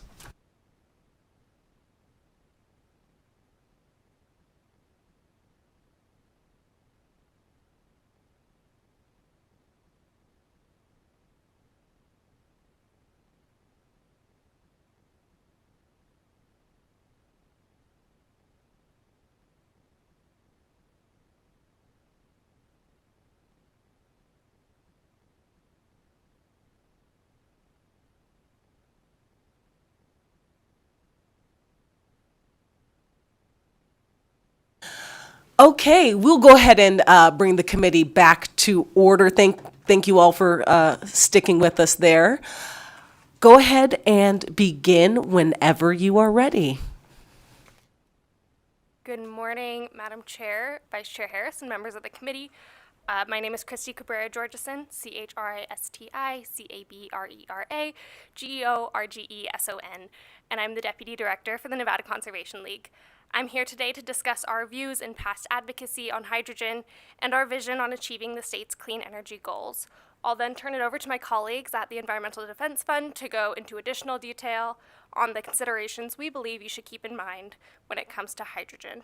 In respect of the committee's time, we have collaborated on this presentation. However, various other environmental organizations share similar concerns and views as ours, as you heard in some of the public comment this morning. Next slide, please. So at NCL, we are dedicated to advocating for the conservation and enhancement of Nevada's environment, including championing clean energy initiatives that ensure a sustainable future for our state. We have a long history, over 2 decades, of working in our state to promote conservation and clean energy policies, making our involvement in today's discussion on hydrogen both relevant and vital. Next slide, please. During the 2023 legislative session, NCL was actively involved in several bills relating to hydrogen. We collaborated with organizations such as EDF and other experts to ensure thoughtful considerations for each bill. While hydrogen has potential as an alternative energy source, NCL continues to emphasize the need for a cautious and informed implementation, particularly regarding how it is produced and utilized. We'll hear more from EDF on this shortly. Next slide. However, before that, I do want to run through some of Nevada's clean energy progress and goals. Nevada is committed to reducing greenhouse gas reduction. In 2019, the legislature passed a bill to reduce Nevada's GHG emissions to 28% below 2005 levels by 2025, 45% by 2030, and zero or net near zero by 2050. We are currently not on track to meet any of those goals, missing the 2025 target by 3.5% and the 2030 target by 17.2%. Additionally, the state has strong clean energy goals. Nevada first passed its Renewable Portfolio Standard, or RPS, in 2001 with a goal of less than 1% from renewable energy sources. We've come a long way since then, and in 2019, the legislature unanimously approved an RPS of 50% by 2030 with a goal of 100% by 2050. Nevada is rich in solar and geothermal resources. In fact, we're rated #1 in the nation for solar potential, and currently rated #2 for installed geothermal capacity. This is why we must continue to prioritize reducing reliance on imported fossil fuels like natural gas, whose price volatility has impacted Nevadans, and we've seen that in a lot of our rates over the last couple of years. At NCL, we are also focusing on energy efficiency and expanding electric transportation infrastructure, which are key components of our clean energy transition. We know that shifting towards more renewable energy plus robust energy efficiency efforts mean low, stable bills for customers. Additionally, Nevada has federal support and opportunities to boost energy efficiency and clean energy across our state. The federal government's Clean Energy Plan, created through the Inflation Reduction Act and Infrastructure Investment and Jobs Act, offers substantial support for accelerating the transition to clean energy while also addressing the climate crisis, creating good-paying jobs, and providing relief for families and their energy bills. With an abundance of clean energy resources, Nevada should prioritize pursuing funding with proven energy technologies such as solar, geothermal, and battery storage. Next slide.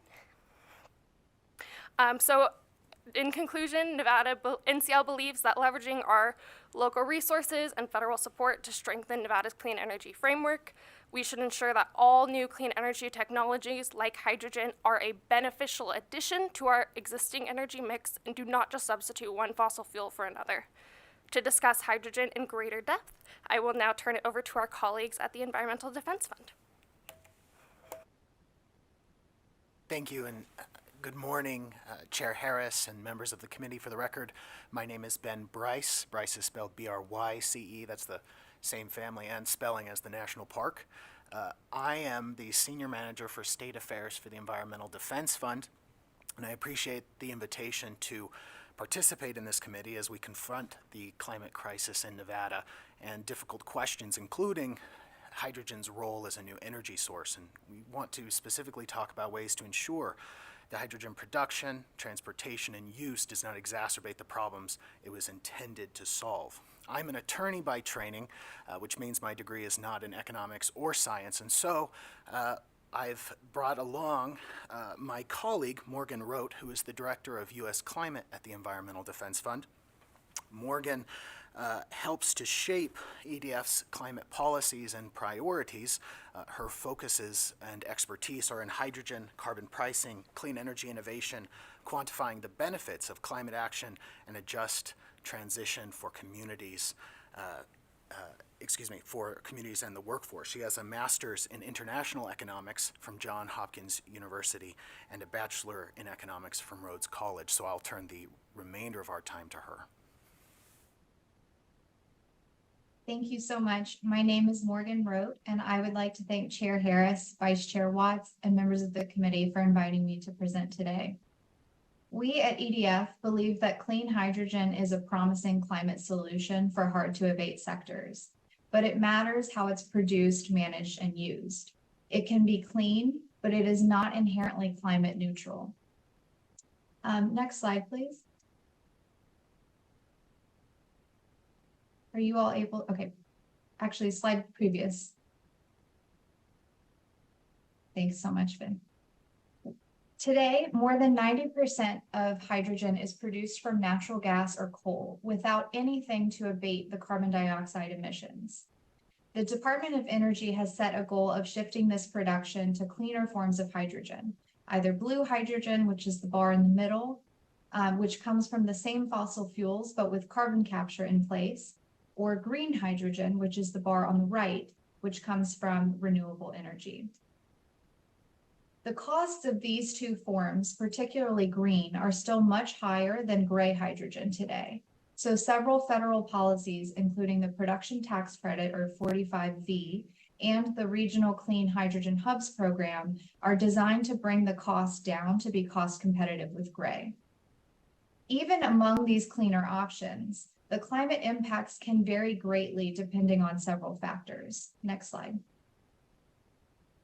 EDF just released our second peer-reviewed paper on this topic, which discusses many of the elements listed in this slide, including the sourcing of electricity, particularly for green hydrogen, carbon capture and sequestration rates and methane emissions, which is relevant for blue hydrogen, hydrogen emissions, which is relevant for both forms, and the end use, which again is relevant regardless of the production method.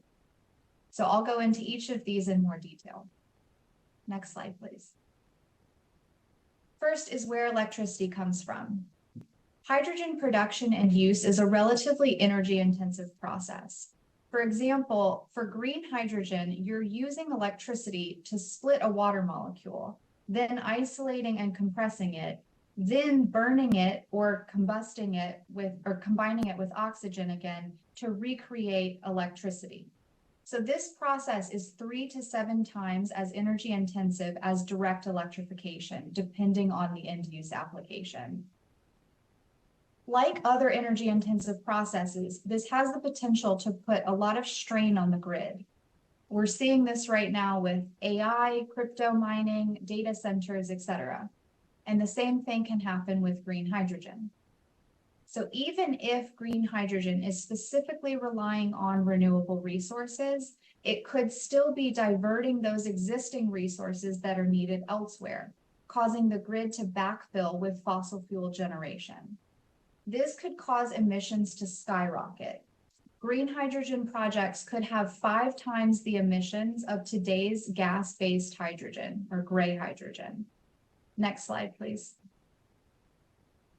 The 3 pillars were designed to avoid this outcome of indirect grid emissions.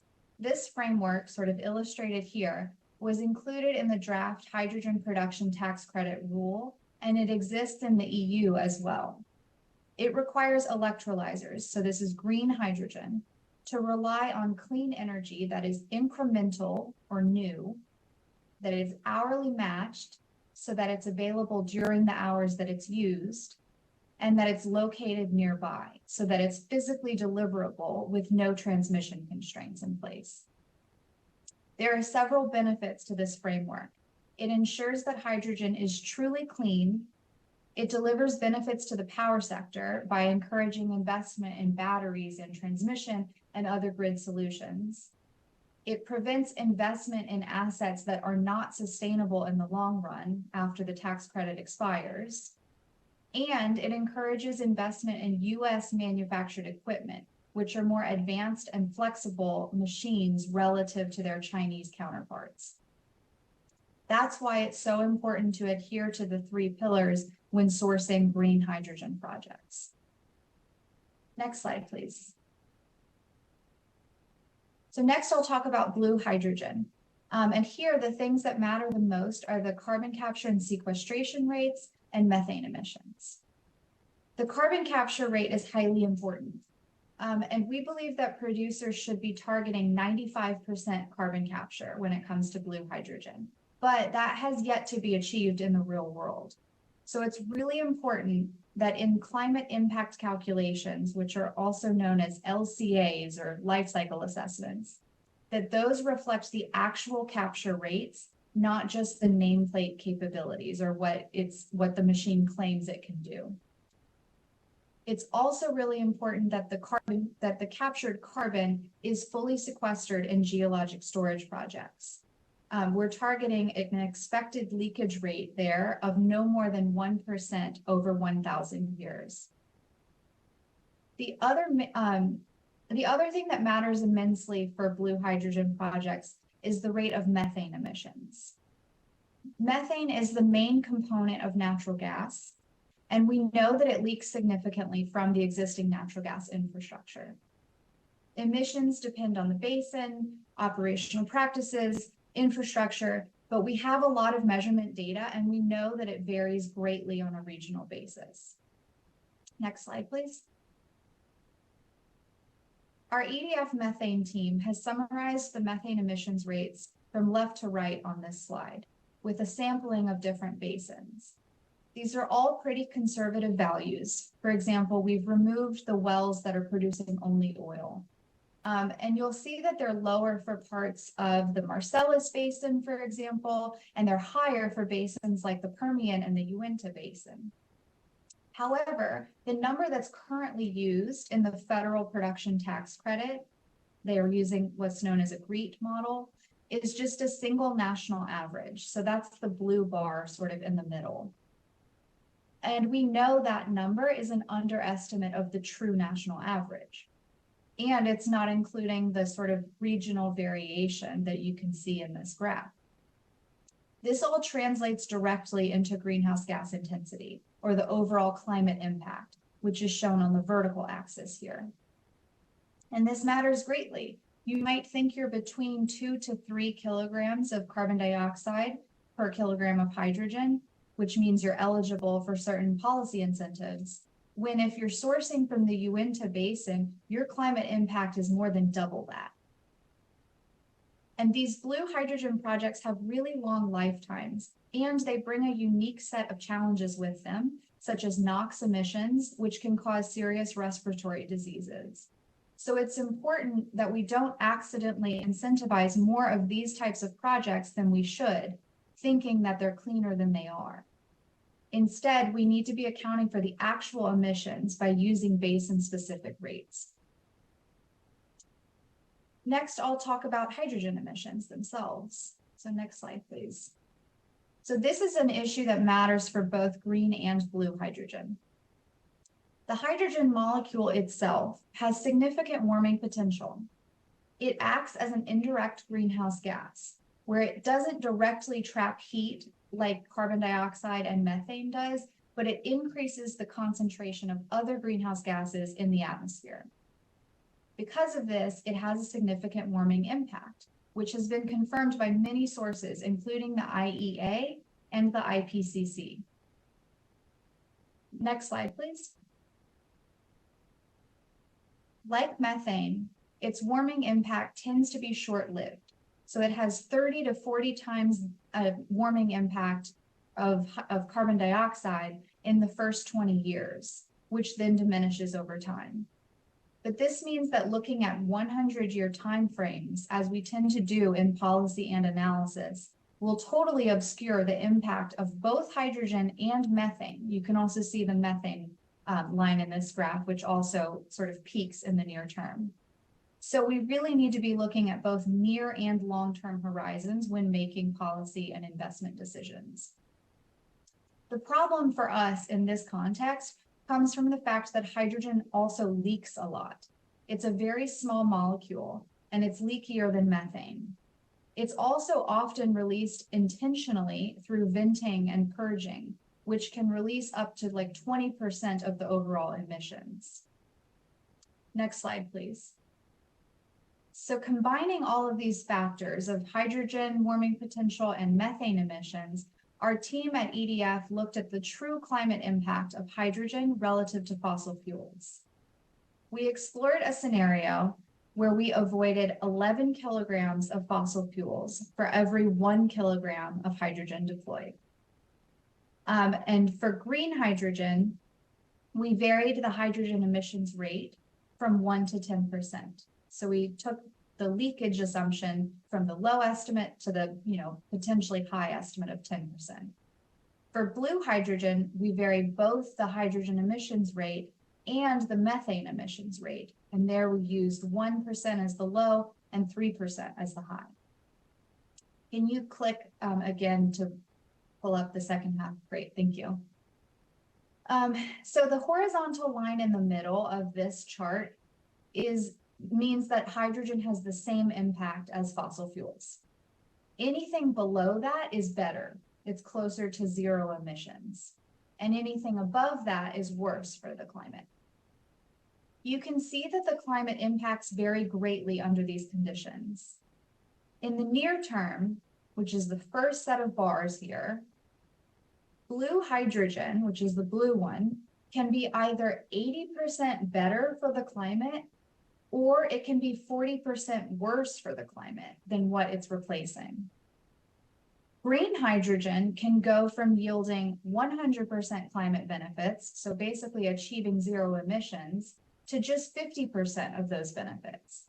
And that still matters a lot since we're trying to decarbonize as much and as fast as possible. Paying attention to all of these details matters a lot if we truly want to make clean hydrogen and maximize its benefits. Next slide. So last, I'll talk about end use. And again, this applies to all forms of hydrogen, regardless of how it's produced. One of the best things about hydrogen is its flexibility. It can be used in a lot of different applications, in a lot of different forms. But the climate, as well as the community impacts of hydrogen, vary a lot based on those things. Some questions to pay attention to when you're considering end uses. Is there a better alternative available? That's the red to green axis shown in this slide. And on the left, you'll see that, there's better alternatives available. And then on the right, you'll see that hydrogen is really sort of unique in its capabilities. In general, if it can be electrified, it should be. That's more energy efficient, and it will cost ratepayers less money. The second question I would ask is, what are the air quality and other public health impacts of hydrogen? So for example, hydrogen releases NOx when it's combusted, and that happens in industrial settings or combustion engines, for example. So we need to be aware of that potential risk and mitigate it. Another example is that ammonia can be toxic if it's not handled properly, which may matter in the shipping context, for example. And then the last question I would ask is, what are the opportunities for leakage? We know that this can undermine the climate impacts of hydrogen, and it can also cause major safety concerns. For example, natural gas pipes cannot safely handle high blends of hydrogen. And the more that you move hydrogen around through a distributed network, the more chance it has of leaking. So given all those factors, the use cases that currently stand out as the highest value for us are replacing the existing use cases of hydrogen, which tends to be fertilizer production and refining, acting as a feedstock for steel and chemical production, providing high temperature industrial heat, and powering heavy duty forms of transportation like ships, aircraft, and heavy duty vehicles. My last slide is just to summarize a few different recommendations. Thank you. And so here, I'll just quickly recap what we've talked about before, and these are things to keep in mind when making hydrogen policy and investment decisions. It's really important to uphold the 3 pillars for green hydrogen. We need to be utilizing actual carbon capture and sequestration rates, not just the nameplate numbers. We need to accurately account for methane leakage, including basin-specific numbers. We should be including hydrogen emissions in our climate impact assessments, as well as requiring leakage prevention plans. And the UK recently introduced this into their hydrogen strategy, which offers sort of an interesting precedent of a geography or locality starting to require producers to think about this proactively. Next is that we should be calculating both the near and long-term warming impacts of hydrogen. We should be regulating the greenhouse gas and the air pollution associated with hydrogen production, management, and use. Right now, hydrogen production is largely unregulated, which is why EDF and its partners have released a petition to EPA to regulate hydrogen production facilities, and EPA will be opening an information gathering docket on this very shortly, but that should also be sort of happening at the state and regional level as well. And then lastly, we should be delivering hydrogen to the highest value end uses and not just sort of where the market's dictating people's willingness to pay is today. Thank you so much for having me, and I'm happy to take any questions. All right, thank you so much. Committee members, do we have any questions for our presenters from EDF or NCL?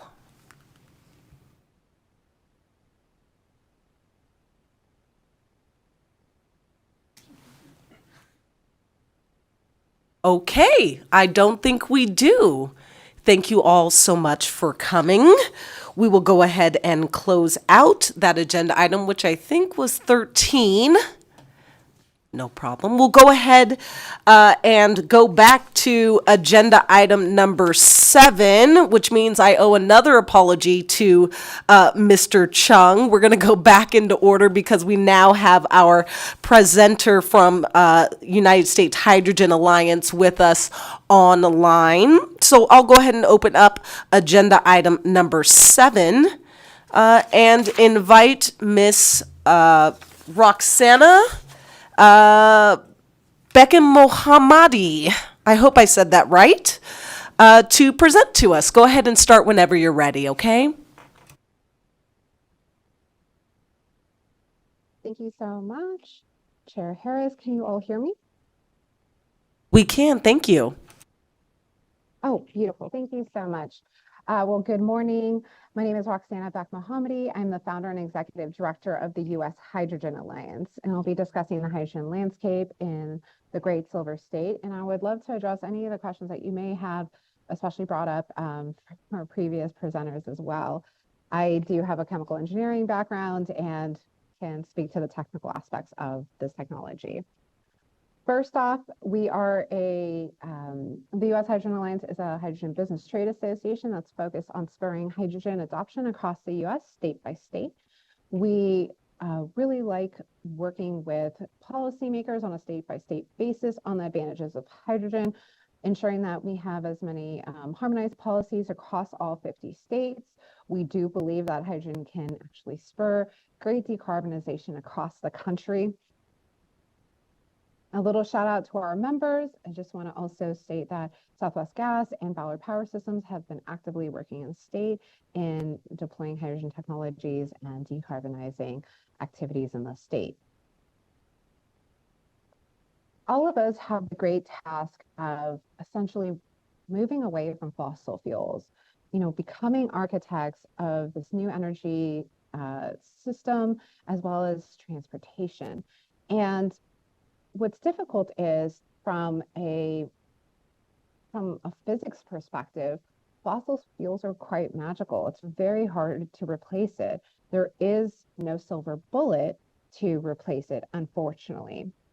And so we really do need to architect by really looking at the puzzle pieces that it's going to take to actually create a reliable and sustainable energy and transportation systems. As such, there was a recent McKinsey report that came out that stated that by 2050, hydrogen can actually meet 14% of the global energy demand, generate almost $1 trillion per year, support about 3.5 million jobs, reduce carbon emissions by 16%, and reduce NOx emissions by 36%. Now, this is on a global scale. And we're also seeing the fact that hydrogen is a significant puzzle piece in the way that we need to move forward as a nation.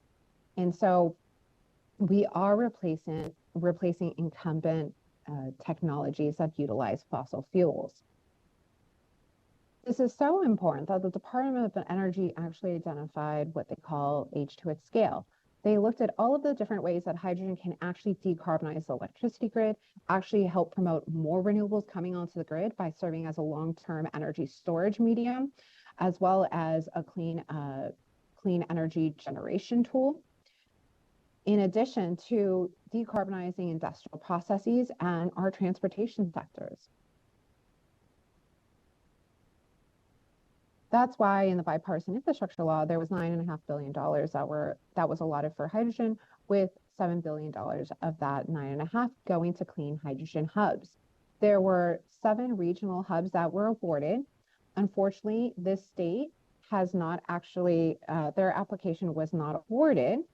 However, I would like to say that what is known as the SHINE application, which was an application that was actually done in conjunction with this state as well as Arizona. And it brought together public and private and tribal organizations to actually produce, deliver, and store hydrogen. And we also have Southwest Gas that worked with the University of Nevada, Las Vegas to study how hydrogen blending into the natural gas system could help reduce carbon emissions. We highly suggest that the state continues to support this effort, even though the application did not win. We do believe that there are activities that are still occurring that can be supported. This was a 1.5 year long endeavor to put this application together. So the stakeholders are working closely together, and we highly suggest that, again, there are supporting policies that help promote this hydrogen ecosystem that can be developed in the state. The federal administration has identified hydrogen, especially these clean hydrogen hubs, as a means to help support the country reducing by half greenhouse gas emissions from 2005 levels by 2030, as well as actually achieving 100% carbon pollution-free electricity by 2035. Again, hydrogen can serve in multiple roles. You can learn more about the hydrogen hubs via a fact sheet that our organization has put together. We want to discuss a little bit about hydrogen production. I know that since some of our speakers earlier spoke about it, but as you understand, there are Interim resources that we can leverage, as well as biomass and biogas that we can leverage to produce clean hydrogen and even renewable hydrogen. And so throughout this process, what you can use the hydrogen for is that you can store it again for long durations, so seasons at a time. And currently, batteries can only store those electrons for about 4 hours or so, but we can store hydrogen for seasons. We can then utilize that hydrogen to produce electricity again when there is demand, or we can feed industrial and transportation systems. There are 21 ways to produce hydrogen. We believe that every single region has its own special resources. Geothermal is a fantastic one, as well as biomass to produce hydrogen. And so you're not limited. I'm sure that every state has more than 1 or 2 ways to produce hydrogen. And so there is flexibility. So I had mentioned before that hydrogen can serve as a long duration storage medium. So when we have Interim power, and I think all of you are very familiar with the duck curve, when you have Interim power and you have no way of curtailing those electrons, essentially it limits the amount of Interim power sources that you can bring onto the grid. With hydrogen, we can actually see a higher penetration of solar and wind on the grid. Talking about production and talking about local production, Air Liquide has built its North Las Vegas hydrogen production plant, which is actually the largest plant in the entire world. It produces 30 tons of liquid hydrogen per day, which fuels up to 40,000 light-duty fuel cell electric vehicles. From what my understanding, all of the hydrogen that's being produced in North Las Vegas has been accounted for. So that is a reflection of the demand for hydrogen in the US.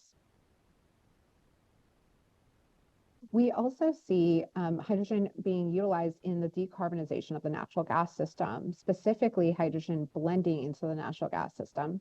Dominion Energy is experimenting with this currently in the state of Utah. Northwest Natural is experimenting with this in Portland, Oregon, specifically using Modern Hydrogen's pyrolysis system, where there is actually no carbon produced, period. The only carbon that is, no carbon dioxide that is, the only carbon that is produced is solid carbon that's used to decarbonize asphalt. We also have Southwest Gas, who has a pilot program where they are actually testing out hydrogen blending up to 5%. Fuel cells, which utilize hydrogen, they are electrochemical devices. These are the same things that are in fuel cell electric vehicles. They are used for power generation, but they can also be used for resiliency for the grid. We are seeing massive disruption on the grid across the US because of natural disasters, as well as other potentially harmful situations that we don't talk enough about, like cybersecurity.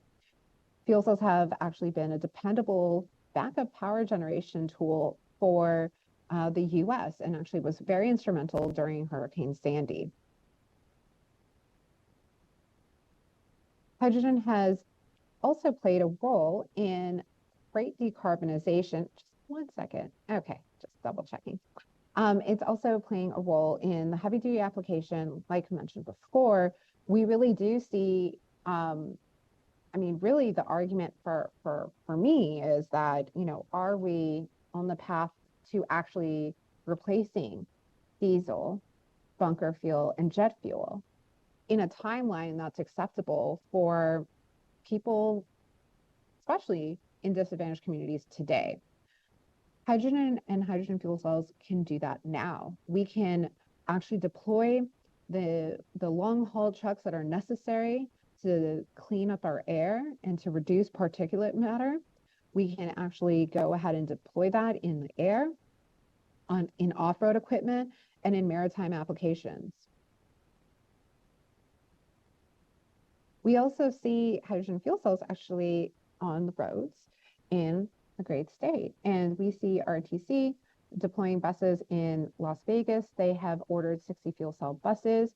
We also have buses that are being deployed in Reno. They're going to have 8 by the end of 2024. So these are powered by Ballard Power Systems, which is why I mentioned them before.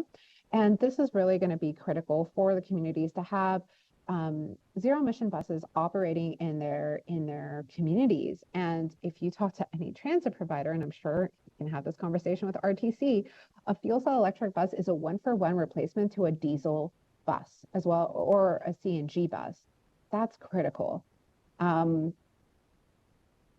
want to mention before I make this comment that every single fuel cell electric vehicle, fuel cells are electrochemical devices. They're just like batteries, except the fuel is held outside. All of them are hybridized with batteries. And so when I make this comment, which is because of the physics associated with batteries, it is impossible to have that 1-for-1 replacement. And that's why my question to everyone is, do we want to replace diesel, bunker fuel, and jet fuel? And hydrogen is the way to do that, especially in the heavy duty transport sector. So I thank you all for your work in architecting the new energy and transportation systems in the state. And I would love to answer any questions. You can find me here, but I would love to address any issues that had come up to date. Thank you. Appreciate your time. Committee members, do we have any questions on this agenda item?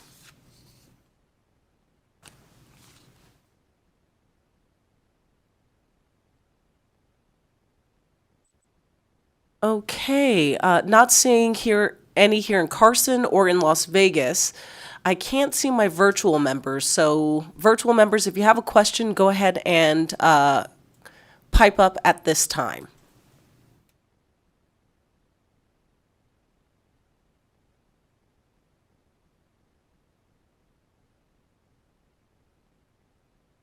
Okay, does not look like we have any questions for you. Again, thank you so much for joining us today. We'll go ahead and close out that agenda item number 7, and come back to a very, very patient Mr. Chung from the from the National Renewable Energy Laboratory. Thank you so much for being flexible and hanging in there with us with a couple of false starts. I will go ahead and turn it over to you now, Mr. Chung, to begin your presentation whenever you are ready. Fantastic. Thank you, Senator Harris and committee members, for having me here today. Just a quick sound check. Are you able to hear me? We can. Thank you. Perfect. All right. Thank you very much. So my name is Mark Chung with the National Renewable Energy Lab. I'm the group manager for the Mobility, Infrastructure, and Impacts Analysis Group. It's a long name, but half of that team represents hydrogen system analysis, techno-economic analysis specifically. So my presentation today will cover hydrogen. And I will share my presentation here, making sure everyone can see it. Perfect. So is my presentation visible now?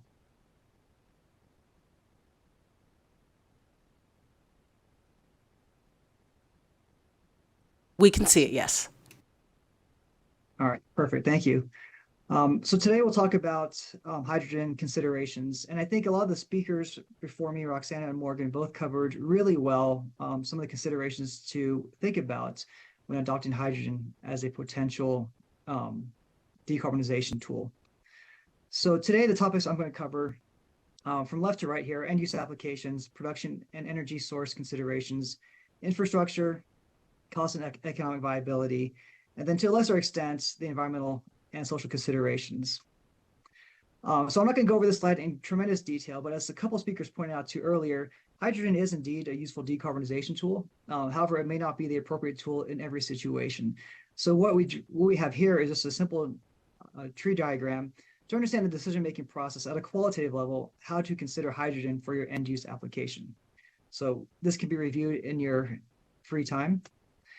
So next we'll talk about end-use applications and what to consider when considering hydrogen for deployment. The key question here is, what are the alternatives?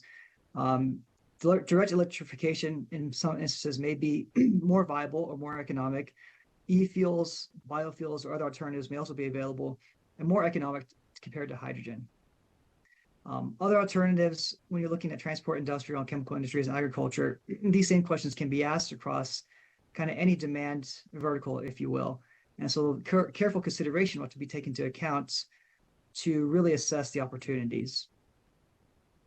This next slide here shows a study that we did at NREL a couple years ago called Hydrogen at Scale. I'll focus on the graph on the right.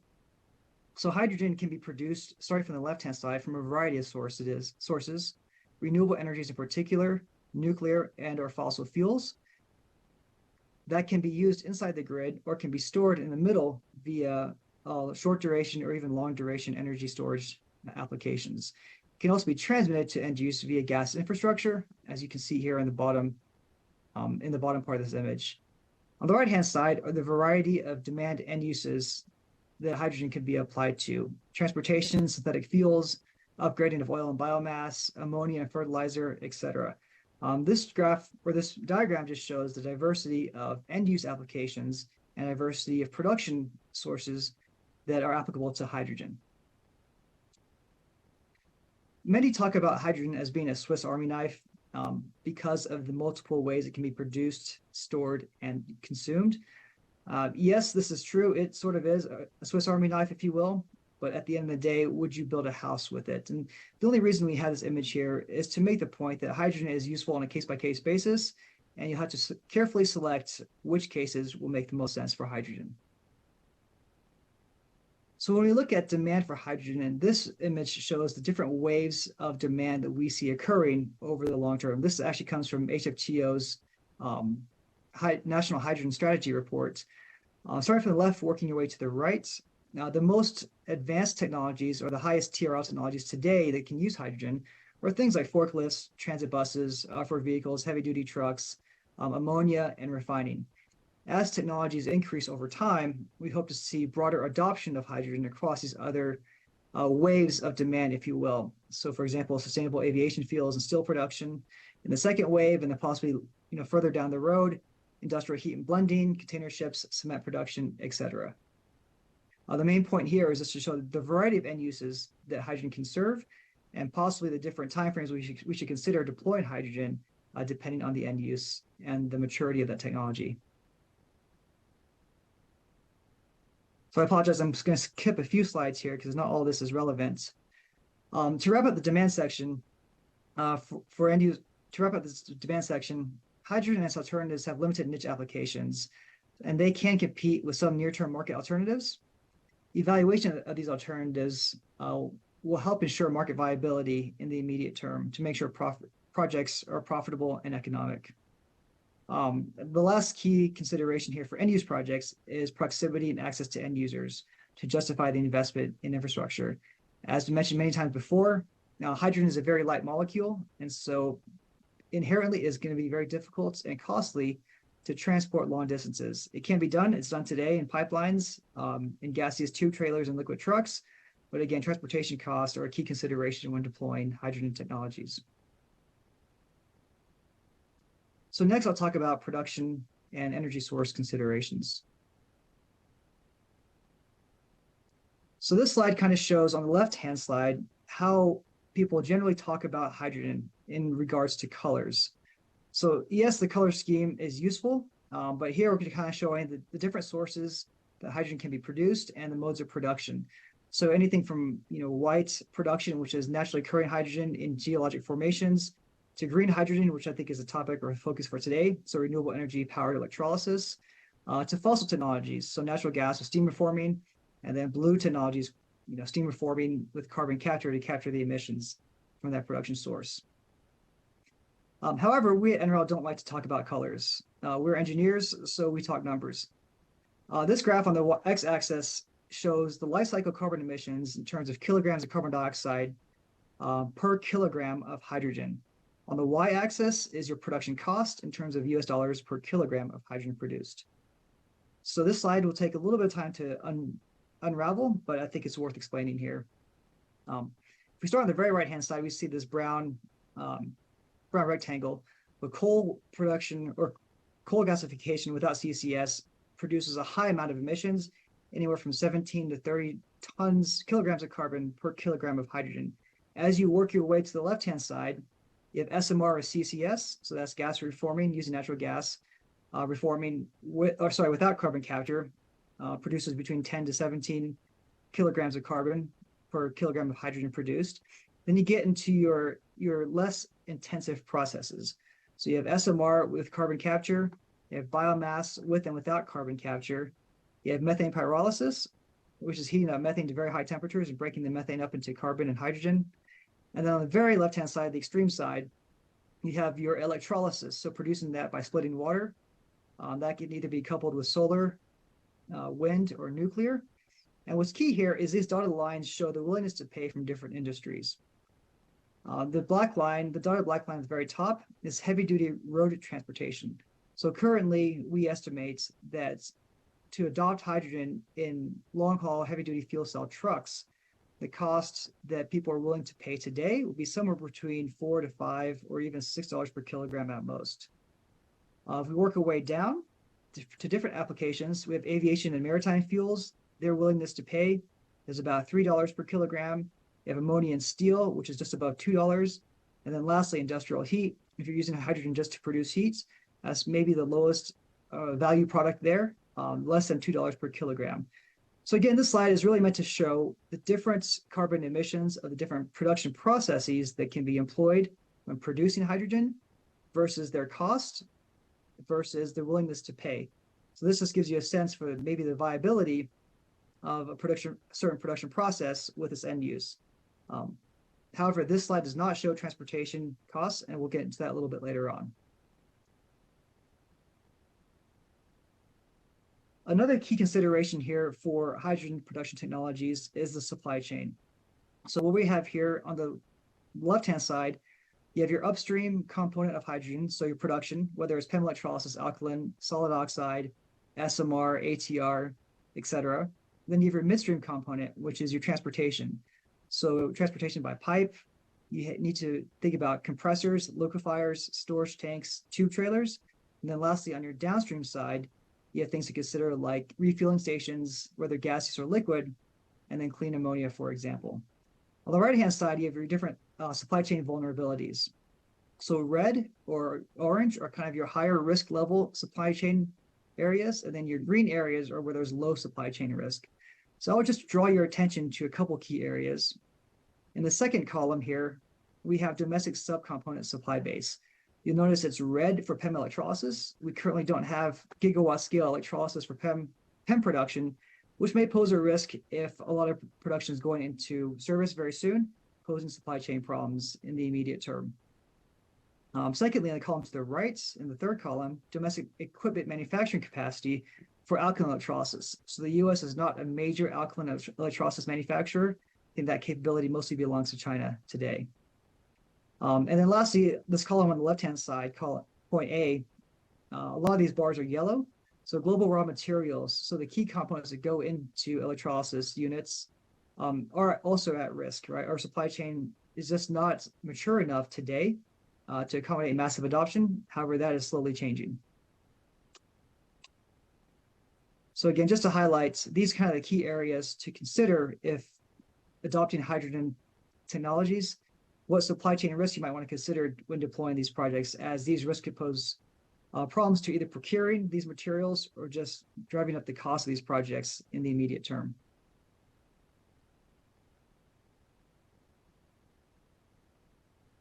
So some key takeaways here, hydrogen is a flexible and potentially zero carbon emissions energy carrier, but it depends on the production pathway, its transport, storage, and end use application.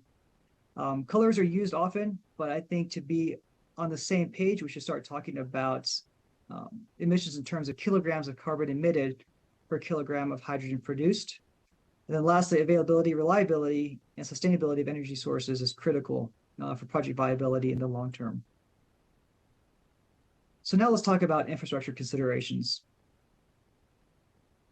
This slide here shows the different methods in which hydrogen can be stored. So on the left-hand side, you have physical-based storage mechanisms. The first is geologic storage. So that's literally underground or subsurface salt caverns typically, where hydrogen can be stored in very large quantities. This is done today. It's done in the natural gas business today, and it's done in the hydrogen business today as well. Working our way to the right, we have above ground devices, so compressed gas or high pressure cylinders, cold or cryocompressed cylinders, and then liquid hydrogen. I just want to make a point here that the most cost-effective way to store hydrogen in bulk is definitely going to be your geologic or subsurface storage of hydrogen. When you get to your above ground applications, the costs start to rise significantly. So when considering your end use, storage is certainly going to be a piece of that. Scale will be important to make hydrogen economic in the longer term. So deploying these technologies, we have to consider about the scale of technologies being used and what storage application might be most appropriate to reduce costs. On the right-hand side are material-based approaches. I won't cover this today, as these are relatively low TRL or technology readiness level technologies, and also quite expensive at the moment. But research and development is occurring at NREL and other places to help bring these costs down and make hydrogen a little bit more easily deployable when geologic storage is not available. This next slide here shows transportation, your major transportation modes of hydrogen. As I mentioned before, you have gaseous cylinders that are transported behind a truck. You have liquid hydrogen, which is also a large container where hydrogen is subcooled to a very low temperature to be transported longer distances. And of course, you have pipelines. On the x-axis, you have your distance in terms of miles. And on the y-axis, you have volume of hydrogen in terms of tons per day.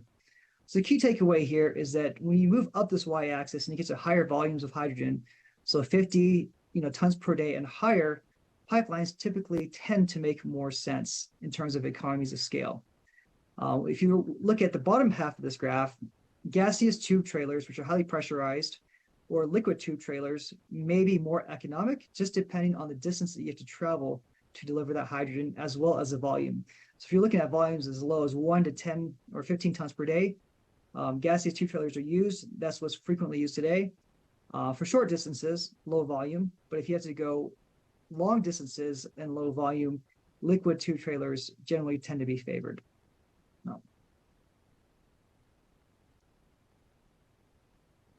So again, some key considerations for infrastructure. Development of hydrogen infrastructure can be costly, but it's also critical to achieving decarbonization goals.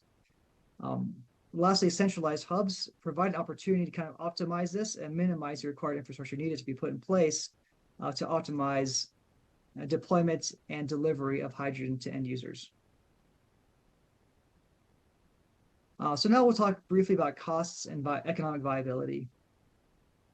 When you consider costs, NREL has developed a suite of tools to be able for this publicly available for folks to use to kind of assess their project economics.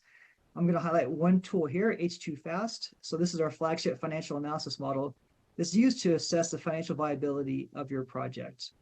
So costs such as your capital costs, operational costs are important, and it would go into this model to kind of help understand your net present value, rate of return, economic parameters that any investor would consider. This helps determine economic viability. What's not noted in here is market demand, right? So this is really just a financial analysis tool, but if you really want to understand economic viability, having a firm offtake end user who's willing to pay for the hydrogen that you're producing and transporting is extremely important as part of this process. And then lastly, market dynamics. So regulatory rules are changing.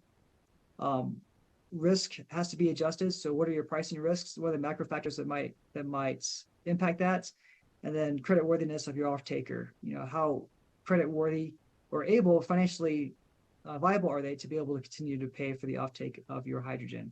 And then lastly, as we talked about earlier, supply chain risks or other considerations. So again, just a way to consider financial analysis for your projects. And NREL produces or has a variety of tools to kind of help with this. On the previous infrastructure slide, what I didn't talk about was costs. So again, economies of scale are extremely important. When you're looking at pipeline delivery, your cost on $1 per kilogram of hydrogen is important. So for pipelines, that can range from anywhere as low as 50 cents a kilogram to $1 per kilogram. When you look at liquid tube trailers, they're roughly $3 to $4 per kilogram. And then your gaseous tube trailers were somewhere between $3 to $5 a kilogram. So again, this slide kind of shows you the range of delivery costs that you might expect for your hydrogen project. Willingness to pay has been talked about a little bit in the past presentations, and this is a very important component. So what we have here is a demand curve for a couple different expected demand applications and their willingness to pay in dollars per kilogram of hydrogen. So on the very left-hand side is $0 to $5 per kilogram. We estimate that medium and heavy-duty vehicles are willing to pay somewhere between $4 to $5 per kilogram for your hydrogen. So again, this is relatively high TRL technology. There's vehicles in service today, both medium and heavy-duty. They could take the hydrogen. The question is, can you produce a fuel and transport it at a low enough cost that they're willing to pay for it? I won't go over these other demand sectors, but you can see their willingness to pay starts to drop as you work your way to the right-hand side. So again, your end user has to be considered when you're financially planning your projects and assessing its viability.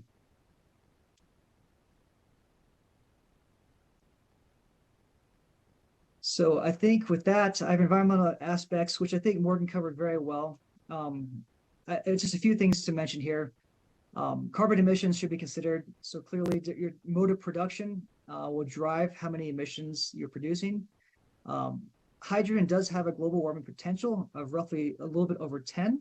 So it's 10 times CO2 global warming potential, which is important to know because hydrogen can easily leak in facilities if not properly abated or mitigated. Life cycle analysis, you have to do proper life cycle analysis on your projects. Land use and access, make sure that land use is being properly allocated to hydrogen projects, and there may not be a better land use for that plot of land. Water usage is of concern. Electrolysis consumes about 4 gallons of water per kilogram of hydrogen produced. So if hydrogen at scale is being deployed in Nevada and water is a scarce resource, this should be given very careful consideration. I will mention one thing here because I know someone asked earlier about wastewater treatment for hydrogen production. Treating of wastewater for direct production of hydrogen is not technology that I'm aware of today. However, there is a process known as anaerobic digestion of wastewater, which produces essentially renewable methane or renewable natural gas. This gas can then be used to produce hydrogen via a gas reforming process. But the gas that gets produced from this process tends to be very high cost, although the total life cycle emissions of it could be zero or close to negative at the end of the day. But as far as technologies are concerned on wastewater treatments in production of hydrogen, that is the most advanced technology that I know of today. And then lastly, there's waste and then sustainability as key considerations for hydrogen projects. Let's see. And with that, I think the speakers prior to me covered a lot of these other considerations that we're talking about. So I will end my presentation there and see if there's any questions. Okay, thank you so much. Committee members, do we have any questions for Mr. Chung? Senator Daley. Just a quick question on the pipeline application. And I know there's a whole network across the country everywhere of pipelines for various use, from jet fuel, natural gas, oil, etc. Is there capability at some point they transition to use hydrogen, or would you have to build a whole separate pipeline, or can you use one source and then switch to another? I don't know what those capabilities are, but I know there's a lot of pipe in the ground. Yes, that is an excellent question and very relevant. So there are millions of miles of pipeline in the ground today to transport fuels. Natural gas is actually one area that we're looking into today, how to use or leverage existing natural gas high pressure transmission pipelines to transmit hydrogen. There are many problems associated with that. I won't get into the technical details, but in short, it can be done. It will be very costly and should be considered on a case-by-case basis. It really depends on the operating pressures on the pipeline, the steel that's in the ground, and the the compressors that are being used to push that gas or move that gas down the pipeline. There's a standard out there called ASME B3112, and that is typically the standard used to build pipelines that transmit pure hydrogen. So that is the top line standard. If you want to transmit gas, a blended mixture of hydrogen with your natural gas, we recommend meeting this standard, which basically says you have to replace your grade of steel. If your steel grade is not up to this spec, will be need to be replaced with this exact spec of pipeline to meet certain standards. So it can be done. Now we have a tool that helps people assess the opportunities to do that, but it could be costly, again, just depending on the factors that get involved. It's an active area of research that everyone's looking into right now, and we don't have any, strong answers one way or the other than it could be done. You just have to study it on a case-by-case basis. So I'm sorry, I hope that's not a definitive answer, but I hope that gives a little bit of color as to where we are on the possibility of using existing infrastructure. And understood. So it's not a matter of relining the pipe or something, or existing pipe to try to lower that cost. It's what pressure will the pipe take, and if you don't have the proper steel, it's not going to work. Yeah, proper steel, how much compression power is needed. If you put a light fuel in the pipeline, the compression power is going to increase. That'll increase power requirements and possibly emissions. The shape of your pipeline, right? So are there defects in the pipeline? Are there cracks in the pipeline? How was it welded? You have to understand all these components of the actual pipeline that's in the ground today to assess the possibility of failure of that pipeline. The last thing you want is for that pipeline to fail. An explosion is just, would be very costly for every stakeholder. So yes, you have to assess it on an individual basis, and how much volume you're putting through there. If you're using it at low capacity utilization factor, that's another consideration to take into account as well. So a large array of factors that maybe too technical for this conversation, but again, there's frameworks out there to kind of assess this. Nothing's ever as simple as it seems, is it? Thank you. Unfortunately not. Any additional questions from committee members, either in Las Vegas or online? Okay, not seeing any. We'll go ahead and close out agenda item number 8. Thank you so much for being with us today, Mr. Chung. We'll open up agenda item number 9, which is a presentation on hydrogen production, education, and research. We have representatives from the Nevada System of Higher Education, University of Nevada, Las Vegas, University of Nevada, Reno, and the Desert Research Institute. I believe we have folks presenting in multiple forms. So will Mr. Kelly, Mr. McKenna, Mr. Hatchett go ahead and either turn their cameras on or come up to the podium? That would be great. Fantastic. Looks like we have all 3 of our presenters ready. And you all can begin whenever is convenient for you. Okay, thank you. Chair Harris, Vice Chair Watts, and committee. For the record, I'm David Hatchett. I am the Vice President of Research at UNLV. I'm also an electrochemist by training, so this is near and dear to my heart. I'm presenting on behalf of my colleagues just to make it more streamlined and easy, and then we'll take any questions as a group. So we were asked to put this together and really to talk about what's going on within INSHE in terms of hydrogen production, education, and research. Oh, we've heard people talk about gray, blue, and green hydrogen, so I won't reiterate that, but there are obviously multiple ways to produce hydrogen.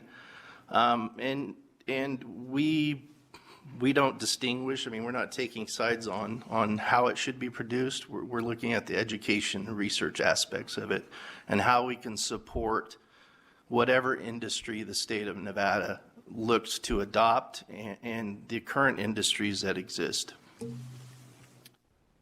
So our past and current hydrogen research, what I will say is research is based on funding, and when funding goes in and out, which has happened for hydrogen research quite often, you'll have pockets of research that happen at the institutions, and this kind of highlights some of that. But, you know, when it goes out of funding, then they move to different areas.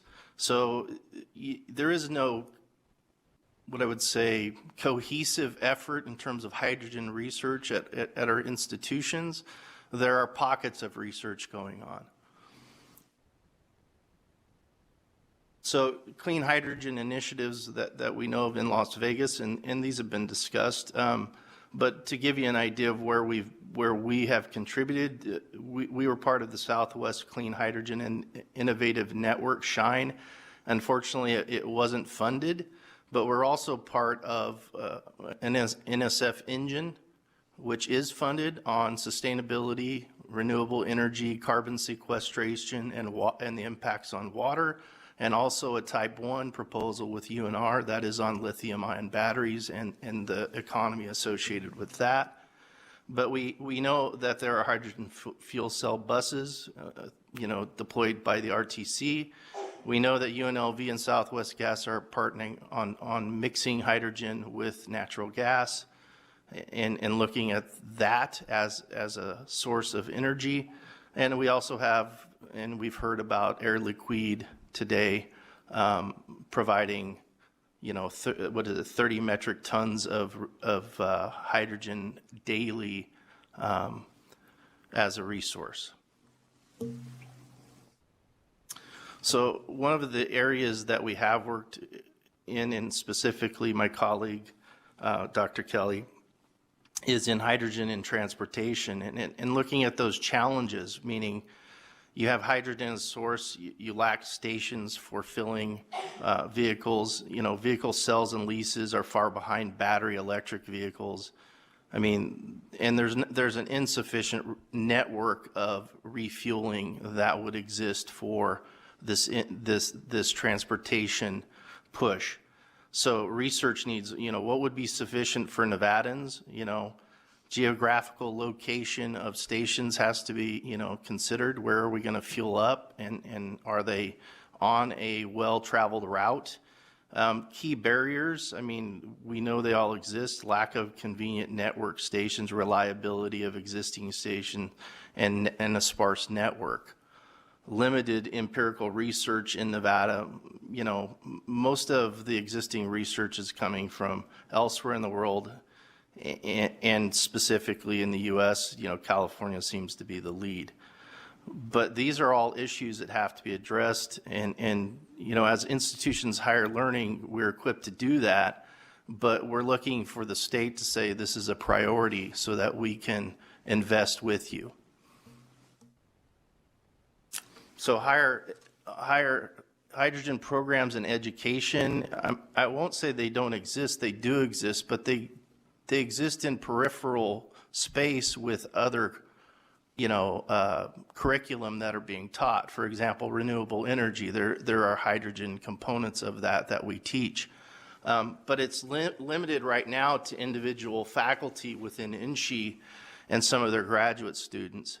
It's not coordinated across INSHE in any way. We could do that if the state says this is a priority and this is something we need to do. We certainly can do that. There are no dedicated courses, though, currently for hydrogen technology that are offered. So, we would ask what sort of skills, training, and expertise would be required of students that we could help support and to support the industry and state in this regard. So you can ask, and you've heard these questions asked today, why clean hydrogen? Well, there's environmental benefits, energy efficiency, versatility and flexibility, energy security and independence. You've heard about, strategic materials and supply chain issues. Those are real. If we don't have the materials to produce and store hydrogen, then we're not going to be able to do that efficiently. Technology advancements and economic opportunities, as you can see from Air Liquide locating to southern Nevada, the largest hydrogen production facility that they have. So these are all reasons why you would do it, and then you can ask, well, why not? And I think that's what the committee is trying to get at. What are the benefits? What are the risks? So high production cost, and energy intensity in producing hydrogen is obviously one of the issues. Infrastructure challenges. When I say infrastructure, you've heard about pipelines, you've heard about how would you transport it. These are real infrastructure costs, right? And it's going to require not only state investment, but it's going to require federal investment in infrastructure to be more universal across the U.S., right? It's not that only one state can do this alone. We have to have buy-in by the federal government and support of that.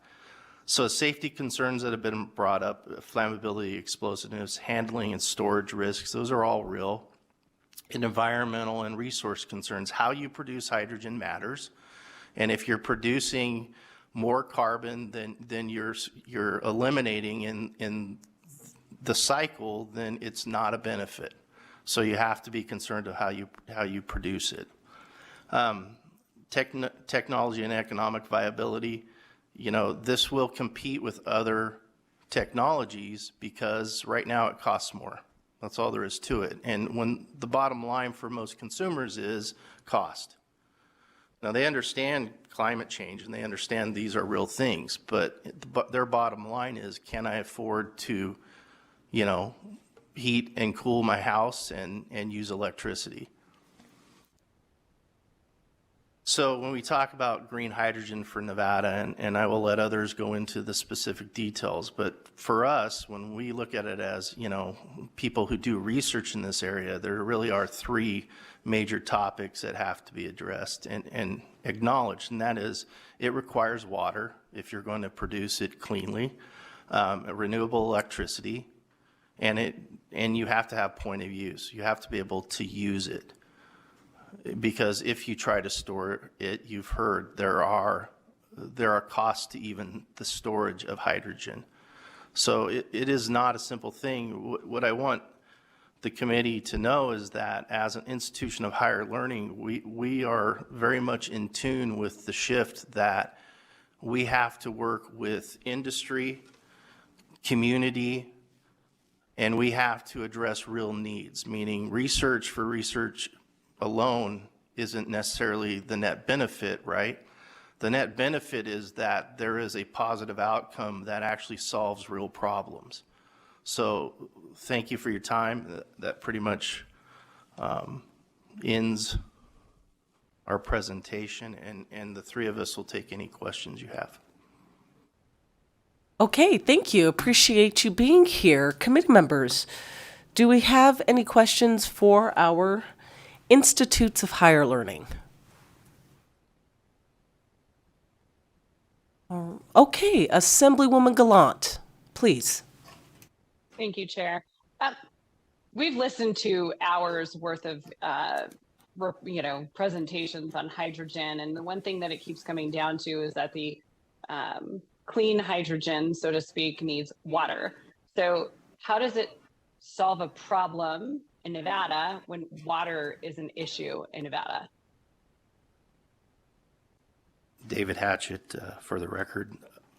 I think you touch on a point that has been touched on by a lot of people. I think water is a scarce commodity, and to produce hydrogen responsibly, you have to weigh the benefits, right, with the water use that you're talking about. I think the quote from the NREL presenter was, for every 1 kilogram, you use 4 kilograms of water. So you are going to use a valuable resource that is a commodity in this state if you want to produce hydrogen, green hydrogen.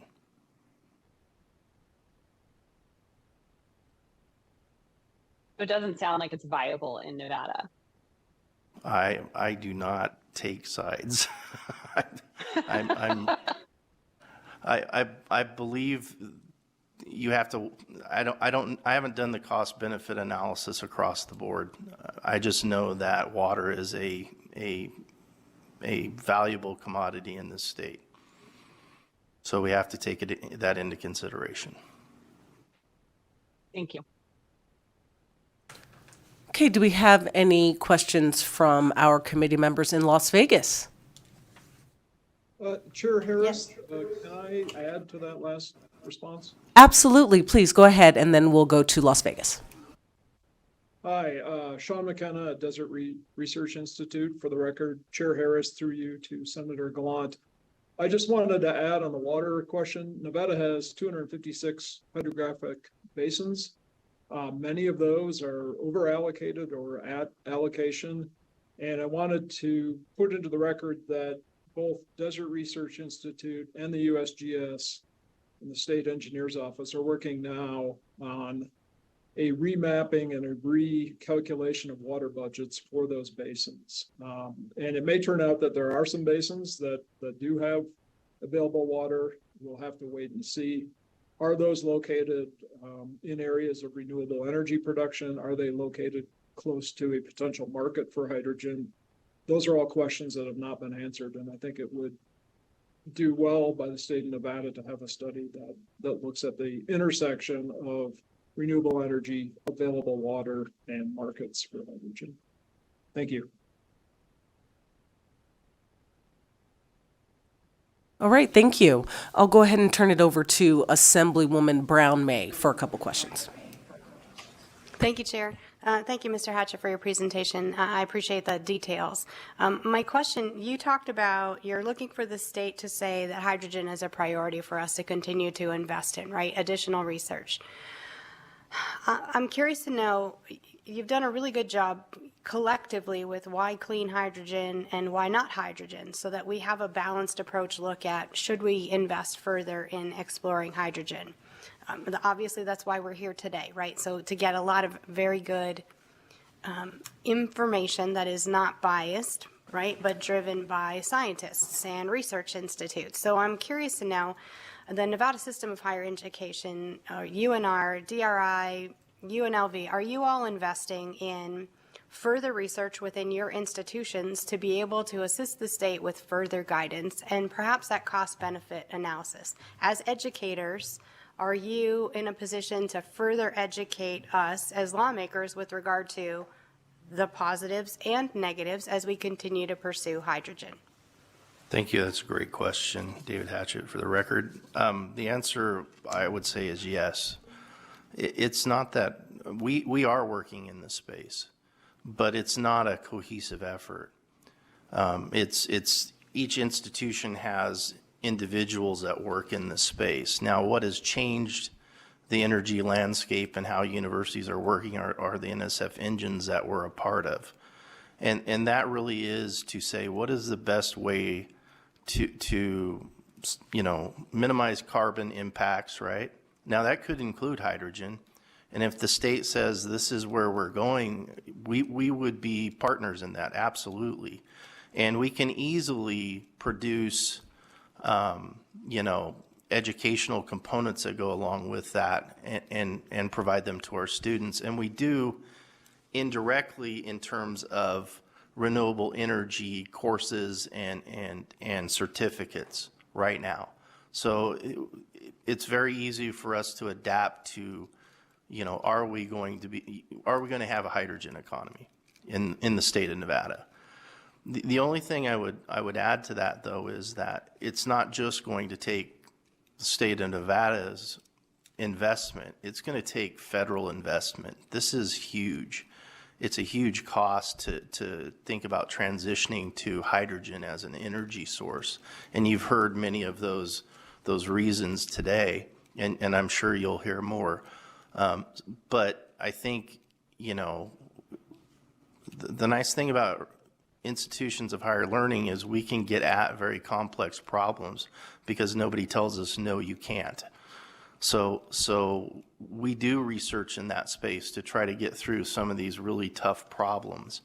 And the three of us together, you know, put this together. So it shows you we can be interdisciplinary and we can work together to solve these kinds of complex problems. So I would say we are ready to help, you know, answer any questions you might have in the future. Thank you. I appreciate that. And I look forward to continuing the conversation. And then just following up on the water concerns, right? And I've had the opportunity to attend a national conference with the senator relative to this issue, right? Hydrogen can be a good solution. We have to be responsible. You've shown that in your slides. And while it is water intensive to manufacture, that doesn't preclude Nevada from perhaps being a utilizer of that while we may not be a producer of that. And I just kind of want to throw that out there as we talk about what does hydrogen play in the overall transition in how we produce and utilize energy. So David Hatchett, for the record, again, I would say you have industry here now producing. It's here and it's producing a lot of hydrogen. The question is, how do you best utilize it? How do you transport it? I mean, you've heard all of this. So, and how do you provide it as a fuel source, for example, for the fuel, the vehicles that we're talking about, large trucks, et cetera? Those are the questions that are not resolved and have to be resolved to be able to truly deploy this as a resource in the state. Is, you know, how are we going to fuel those vehicles? But again, I'd say if it's only the state of Nevada, then we're missing out. It has to be more of a national scale. Thank you. Thank you, Chair. Any additional questions or comments for our presenters here? Okay, not seeing any. Thank you all so much for your presentation and for kind of coming together and keeping it short and succinct. We appreciate that. We'll go ahead and close out agenda item number 9. And just a quick note on agenda item number 10, which is a presentation on hydrogen energy in Nevada, building a sustainable low-carbon society. That was going to be a presentation by Air Liquide. Unfortunately, they're not able to present today. However, their presentation materials will remain part of the study taking place today and are online for committee members to review. So we will go straight to agenda item number 11, which is a presentation on hydrogen-related initiatives at the Regional Transportation Commission of Southern Nevada. We have with us Mr. David Swallow. I believe he's in Las Vegas. Mr. Swallow, please go ahead and take the seat and begin your presentation when you're ready. Okay, thank you, Chair Dallas, members of the committee. David Swallow, Deputy CEO for the Regional Transportation Commission of Southern Nevada. And if we could, I'll pull up the presentation. Please bear with me. Okay. And are you seeing that in slideshow? We do not see it here in Carson. Okay. Getting some technical assistance, thank you. So you can. Yeah. Okay, so you could just hit F and I.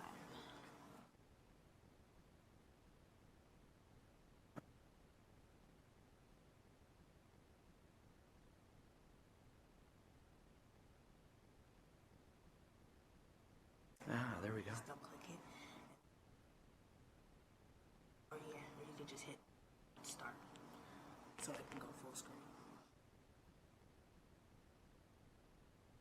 All right, perfect. Thank you. All right, appreciate it. So to start off, nice to see all the presentations today and receive this information. I think it speaks well to some of the efforts of the RTC of Southern Nevada. I want to give a high-level overview of what we're doing in terms of incorporating hydrogen fuel into our overall transit system. And to start that off, just very kind of looking at our transit system for the Southern Nevada area. You can see here a map representing the different jurisdictions, including the county, the cities. You also see Nellis Air Force Base on there. The urbanized area is about 400 square miles, and we cover that with approximately 39, not approximately, we have 39 fixed routes for our regular scheduled bus service. We also have a paratransit service area that goes 3/4 of a mile from each fixed route, so covering nearly that whole urbanized area. We complement that with other specialized services such as our Game Day Express. And then we have what's known as RTC On Demand. So this is more, emulating Uber or Lyft, but for transit, right now it's currently deployed in the southwest part of the Las Vegas Valley near Mountain's Edge, Southern Highlands, even over into West Henderson. So overall, our current fixed route system serves about 50 million passenger trips per year, or about 150,000 per day. We have nearly 3,700 bus stops throughout the system, and again, it covers nearly 400 square miles. Our fleet has nearly 900 vehicles, split roughly in half between our paratransit and specialized services fleet, and then our regular fixed route fleet. Our specialized services fleet, in particular paratransit, for people who are physically or cognitively not able to access the regular bus system, we do provide door-to-door service for those folks. We also have specialized services such as for seniors as well as veteran medical services. In addition to that, we have similar vehicles that we use for our on-demand service that I mentioned earlier in the southwest part of the valley. Together, our paratransit and on-demand fleet is nearly 100% hydrogen. I think we have about 20 vehicles out of that have to run on gas, and that really comes from supply chain issues, not being able to get regular CNG vehicles just recently. Going over to our fixed route, where we have regularly scheduled bus service, we do have 40 double-deck buses in the fleet that we operate primarily along the Las Vegas Strip. We also provide the Game Day Express. We have about 250 60-foot articulated or bendy buses, if you will, that serve our, most of our 24-hour routes and really the high-demand bus routes in the system. Then we have about 160 40-foot buses that complement the 60-foot to serve the other routes throughout the system and cover a lot of the overnights. Late last year, we introduced 4 40-foot buses that run on battery electric, have a battery electric powertrain. These have been operating since on a handful of routes throughout the system. And fall of last year, we started running our first hydrogen fuel cell electric buses. We currently have 2 40-foot operating in Las Vegas. We have another 7 that are going to be delivered between mid and late 2024, another 15 on order that will be delivered in mid to late 2025 to serve the Maryland Parkway bus rapid transit route. Our current, we were able to procure the buses with federal grants through the Low-No program, as well as bus and bus facilities grants.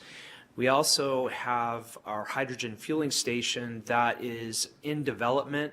Right here you see our temporary station. This is where we have gaseous hydrogen shipped to our main bus maintenance facility at Sunset and Decatur. You can see the hydrogen fuel cell electric bus there to the left of the fueling trailers. So we have gaseous hydrogen delivered to the site fairly frequently. In the meantime, we do have a liquid hydrogen fueling facility that's in development, currently under construction. We also have the fueling equipment we anticipate receiving by the end of 2024 and having it start operations in early 2025. That will be able to fuel up to 15 buses. Granted, we could fuel more buses throughout a 24-hour period, but we say 15, it's really between our fueling hours that are typically between 10 p.m. and 4 a.m. every day. With that, we're also looking to expand the liquid hydrogen fueling to provide more capacity with the fueling, as well as add some redundancy in case there's any repair and maintenance that needs to be done on one of the fuel systems. A key component was also to ensure that besides our bus operators, our mechanics, and other RTC staff that are managing the program on the different aspects of hydrogen and how to handle it safely,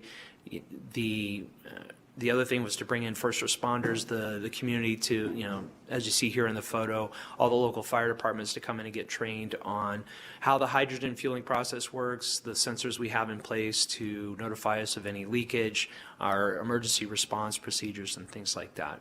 I failed to mention that nearly our whole, aside from the double-deck buses, our fixed route fleet, the 40-foot and 60-foot buses, run on natural gas. This was a decision that we made nearly a dozen years ago when our annual fuel bill for just diesel was close to $20 million per year.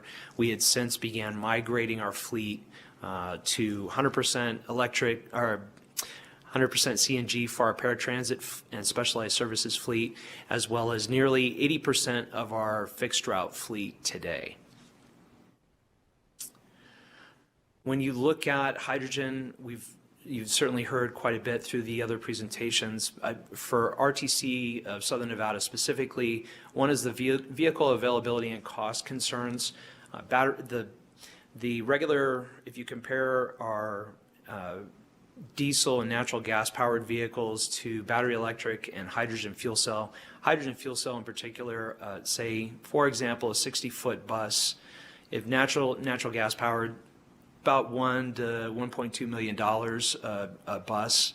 When you get into hydrogen fuel cell, it's nearly double that, up about $1.9 million per bus.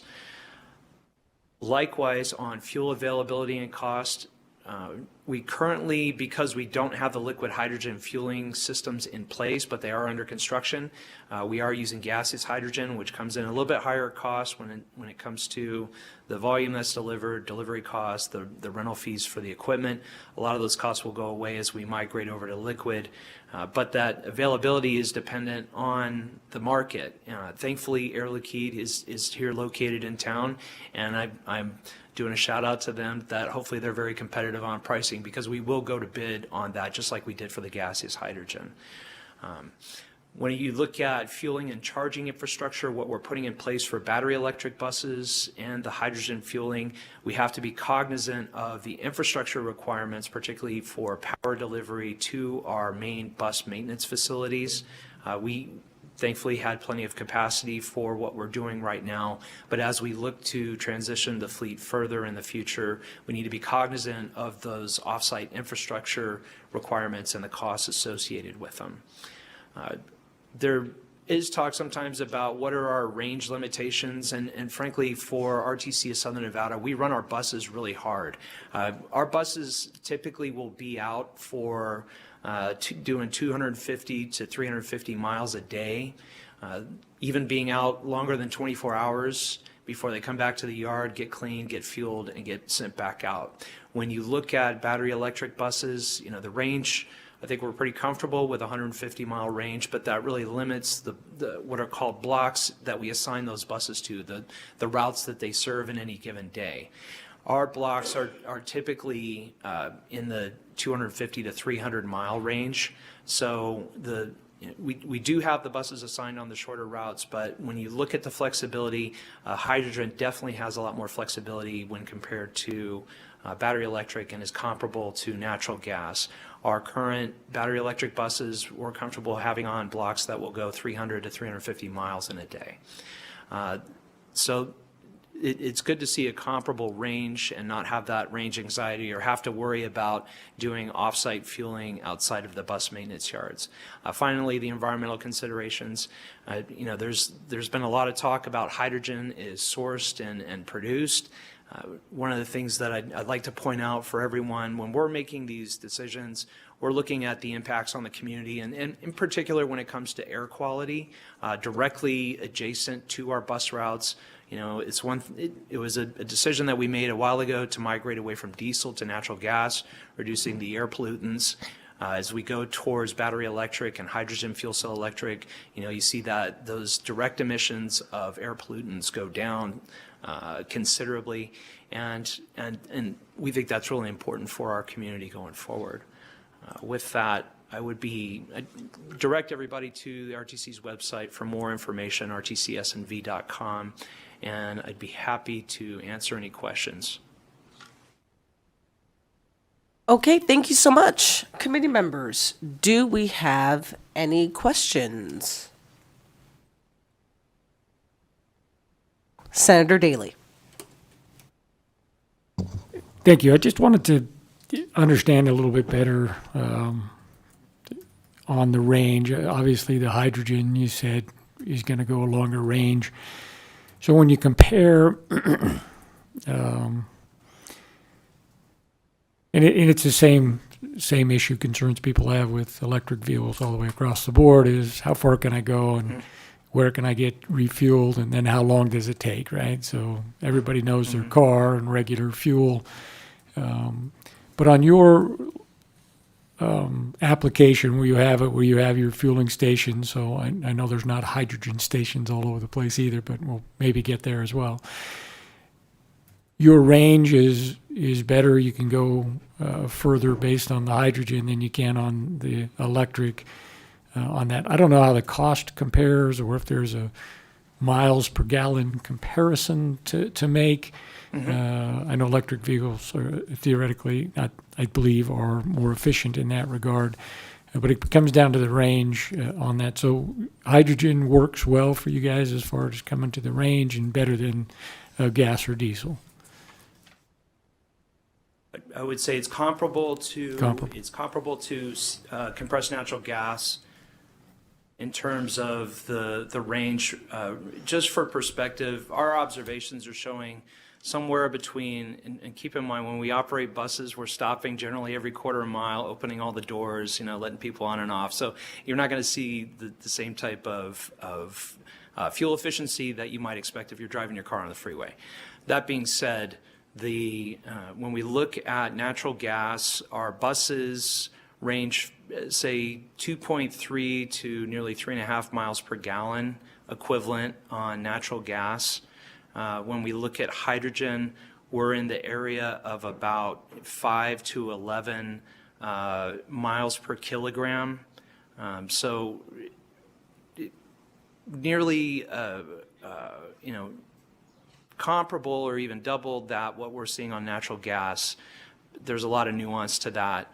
But it does provide, when you look at having somewhere between, say, 35 to 55 kilograms on board of hydrogen on board a bus, we get good range to be able to cover the mileage that we're assigning those buses to on a daily basis, comparable to natural gas.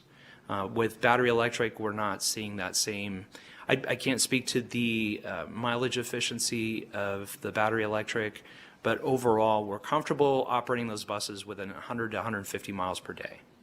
Keep in mind that also that the charging on the battery electric buses is it takes much more time compared to hydrogen fueling, which is comparable to natural gas fueling. And I knew it wasn't exactly apples to apples on that. I was just trying to understand where some of the advantages, disadvantages, and everybody knows it takes longer to recharge the battery, and they're working on that as well. I was just trying to get the cost and then the energy use for each application, and I know it's not more than you can go into now, but thank you for the answer. Okay, I could offer just a couple figures. I think right now our cost of natural gas is about $2 per gallon gas equivalent. Hydrogen, the commodity price is about $12 per kilogram. Again, you're getting over twice the mileage per kilogram compared to natural gas. So there's that little calculation in there. But that's for gaseous hydrogen, and then you have to add in the costs of delivery and the equipment rental. I can't really speak to those numbers at the moment, but we do expect as we move to liquid hydrogen that those costs the commodity price will come down per kilogram, and that we won't have the equipment rental costs that we do today. We still will have the delivery costs, and again, we'll put it out onto the market to see what kind of bids we get. Do we have any additional questions from committee members? Okay, not seeing any. Thank you, thank you very much, Mr. Swallow. We'll go ahead and close out agenda item number 11 and open up agenda item 12, which is a presentation on hydrogen and alternate fuels in public transit. This time we've got representatives from the RTC of Washoe County. They're here in Carson City to present with us. I believe we have Mr. Paul Nelson and Mr. Jim Gee. It's Gee. Okay. Welcome. Thank you so much. Please go ahead and begin when you're ready.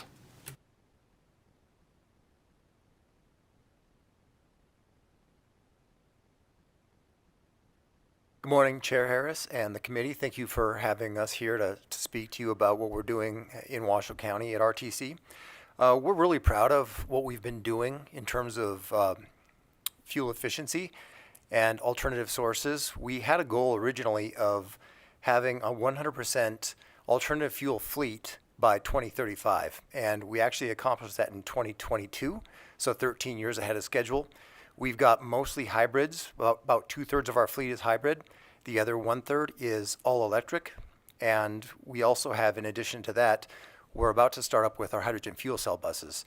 We also operate our paratransit and microtransit on compressed natural gas. So we're really happy with where we're at in terms of alternative fuels. And in the last 22 months, we've seen ridership growth over the last 22 months on our fixed route system. And over the last 12 months, we've provided 5.2 million rides. So we're really happy with the growth in our ridership because, as you know, every person that rides the bus is one less person that's driving on the road. So that's less congestion and less air pollution. I'll turn it over now to our Director of Public Transportation Operations, Jim Gee, and he will do the presentation. Thank you, Chair Harris, members of the committee. Good morning again. My name is Jim Gee. I'm the Director of Public Transit for RTC Washoe in Reno, Nevada. And Mr. Davis, if you could forward on the slides. First, some background information on RTC. We have, 4 core services that we talk about. RTC Ride, which is our traditional fixed route service, carries a little over 15,000 passengers a day. With 20 routes and 68 vehicles. RTC Access, which is our paratransit service, or service specifically for the disabled. Flex Ride, which is our microtransit service, is currently operating in 4 zones, primarily in the suburban Reno and Sparks area. And then not on the slide, we also have a very significant van pool program that is actually a top 10 van pool in the country. Last time we looked, number 7, just ahead of Salt Lake City. So we're very proud of our transit service. All modes of transportation, public transit in Reno are growing. As Paul mentioned, we have 22 straight months of growth. Very proud of that. And so we look forward to continuing to serve the Reno-Sparks area in Washoe County. In terms of our facilities, we have a fixed route facility, Villanova, that, as Paul mentioned, is a mixture of hybrid vehicles and battery electric buses. At our Sutro facility, which is the paratransit side, that has a combination of CNG vehicles, some small amount of gasoline vehicles, and is the current site of our hydrogen fueling station. And then we have transit centers around the area that we also have for charging opportunities for battery electric buses. Here at RTC Washoe, we have a long history of promoting innovation with our services. And innovation in terms of the types of service that we provide, and also innovation in terms of the fuels and the energy that we use for the propulsion systems. As such, we were a very early adopter of battery electric buses, with our first 4 vehicles now being 11 years old, which is getting up there in public transit, and then 2 other orders of vehicles over the last several years.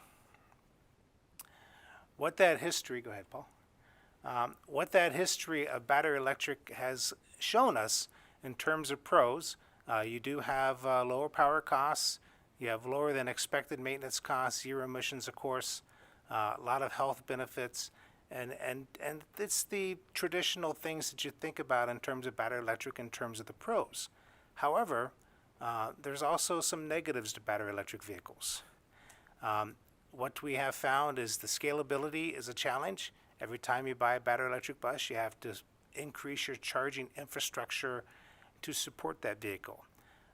You have supply chain issues in that right now there's only one manufacturer of battery electric buses that's currently very active in the industry. And so parts deliverability and parts availability is a significant challenge for us. And then as the previous speaker mentioned, Mr. Swallow, range issues.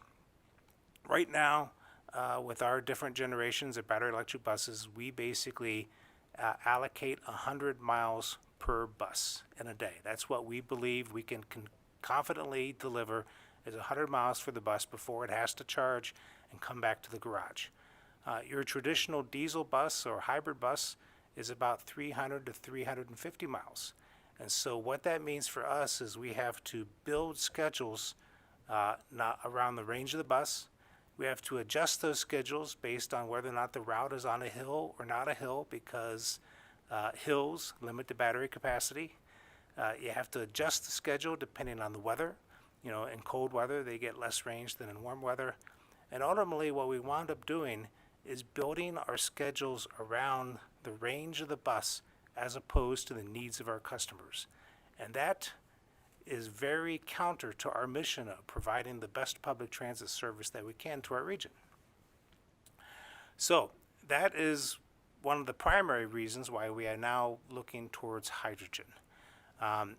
We do believe that battery electric buses will continue to have a role at RTC Washoe. We have the equipment, we have the infrastructure, and there are certain short routes where battery electric buses do make sense. However, because of scalability, because of fueling time, and especially because of the range of the vehicle, we see moving forward hydrogen being a very significant part of our fleet, complemented with battery electric vehicles. In terms of where we're at today, we were fortunate recipients of 2 federal low-no grants that have funded 2 vehicles that we have in Reno already, that have funded a fueling facility that is currently under construction, and a augmented virtual reality training program for our mechanics so we can teach them how to properly maintain our vehicles. Right now, our facility is planned to be located where our paratransit facility is, which is a little counter than what we would normally do, but our fixed route facility is located underneath an interstate bridge. And so CNG and hydrogen were not viable fueling options for us given that location. Listed here are our partners that we're using in terms of creating our hydrogen program. New Flyer is a dominant bus manufacturer, but we see Ballard Power Systems, a big name in hydrogen. Air Products would be the fueler. Marathon would be the facility construction. You know, we really have an all-star team in terms of making hydrogen work in Reno. As I mentioned, the first vehicles are here already.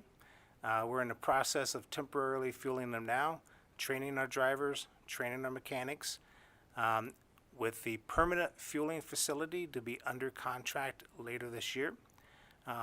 Long term, we will be looking at relocating our fixed route facility so it's no longer underneath an interstate bridge, to give us a little more flexibility in the future in terms of how we address our fleet. And again, moving forward, we do see a blend of hydrogen and electric vehicles moving but with that blend being primarily hydrogen because of the limitations of the battery electric side. And with that, I'd be happy to answer any questions you may have about RTC Washoe. Thank you. Okay, thank you. Appreciate it. Committee members, any questions here? Okay, I can't see my members online, so if you have any questions, oh, I can now. If you guys have any questions, just wave at me. All right. No questions. That means you did a thorough job. Thank you so much for being with us. Okay, we'll go ahead and close out agenda item number 12. And at this time, we're going to take just a 5-minute recess. Committee members are going to grab their lunch. We're going to come back to the dais, and then we will get right back into the work of the day. So give us just 5 minutes, and we will be back. Committee will stand in recess.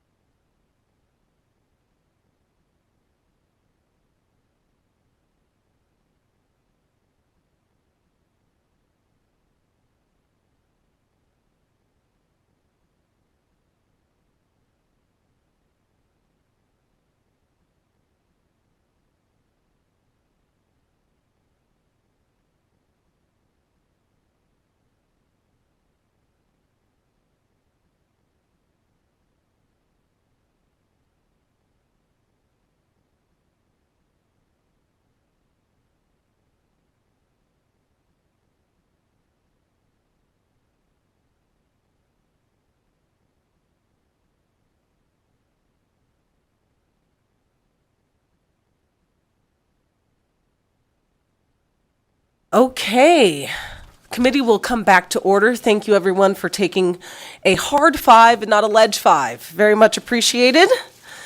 We'll go ahead and roll right into agenda item number 14, which is a presentation on geothermal to hydrogen, a developer's perspective. I have with us Mr. Matt Rosenfield, who is the Director, Technology and Innovation for CERC Energy. Mr. Rosenfield, go ahead and please begin whenever you're ready. Rosenfeld, please begin when you're ready. Thank you. Thank you, Chair, and thanks to the subcommittee for having me here today. Guess I'll do this the same as others. Quick mic check and tech check. Everybody can hear me okay and see the presentation? We can hear you, but it looks like the presentation isn't quite in full screen mode. Let me try. Let's see if I can. We can see what you see. How's that? Beautiful. Thank you. Awesome. All right, super. So CERC Energy is a geothermal independent power producer. We own and operate 6 geothermal power plants, 3 of which are in the state of Nevada. Our fleet is about 200 megawatts of electrical generation. And we also own and operate a regulated geothermal heating utility in Reno. Like a lot of renewable power companies and renewable developers, we're used to selling electrons, not molecules, but we're taking a really close look at hydrogen. And I have a brief presentation today, but I thought I'd try to give a perspective of a company that has capital to deploy, has expertise in developing infrastructure projects, but hasn't stepped into hydrogen development quite yet. So we're sort of on the sidelines. We've spent a lot of time looking at this as a potential growth vertical for us, a potential new business to enter into. We see a lot of opportunity, but we also see a lot of challenges and have our reservations. So I hope you find this perspective valuable, but it's a neutral one and maybe a little bit nuanced. I'll kind of get into it a little bit here. So like a lot of companies that are trying to bring power generation onto the grid today, CERC is facing very long and very costly grid interconnection issues. And that's in many ways even more challenging for geothermal companies, where we are not as location agnostic as, say, solar might be, where, you know, if site A doesn't work, we can just move to site B. We're resource constrained. So there are specific areas where we have excellent geothermal resources, many of which are in northern Nevada, where we have a lot of our lease holdings. And it could take 5, 6, or even longer years to get access to the grid, and cost tens of millions of dollars in network upgrades, transmission lines, and substation rebuilds. So these are non-trivial matters. They've plagued a lot of renewable projects. There's a lot of work, very good work going on into mitigating some of these issues. But one potential solution or workaround that we're considering is using the power and the resource and the heat locally to generate hydrogen, rather than wait for a grid interconnection. So we've actually spent a good amount of time looking at even pilot scale projects at one of our power plants in the Fallon area, which has good access to transportation right there in the I-80 corridor, and access to potential markets for the hydrogen, but once again is grid constrained. So we're limited in how much electricity we can sell, but there might be other uses of the resource. Geothermal is an obvious candidate for green hydrogen development. Not only is it a baseload resource that generates electricity 24/7 and could therefore have a high utilization rate of electrolysis equipment, but depending on the electrolysis technology that you use, the heat that you get from a geothermal resource can also make that electrolysis process more efficient.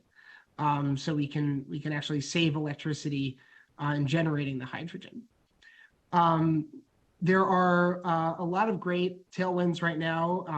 I don't have to go into all these right now, but in terms of the tax credits that have been made available under the IRA, and and certainly in really exciting programs like we've heard about from both RTCs and similar programs in California, where there's an uptick in adoption of fleet vehicles, heavy-duty vehicles for hydrogen. We saw some great presentations earlier that addressed what was called, and I haven't used this term before, but willingness to pay. Coming from the electricity sector, this is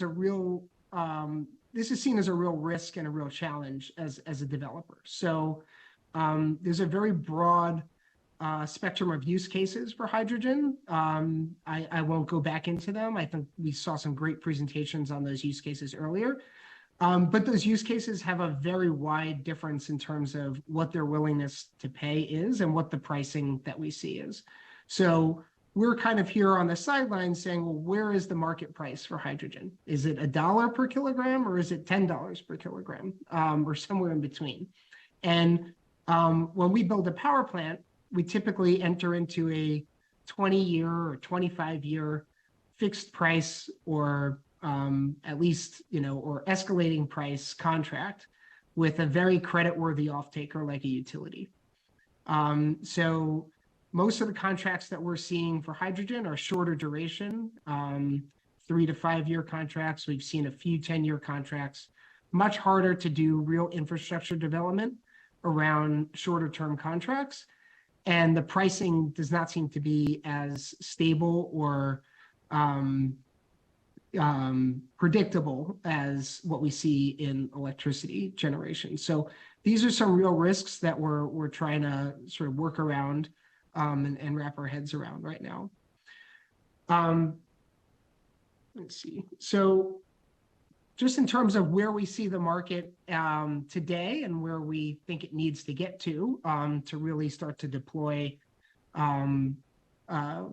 green hydrogen facilities, at least in our fleet, or have us take a real look at investment.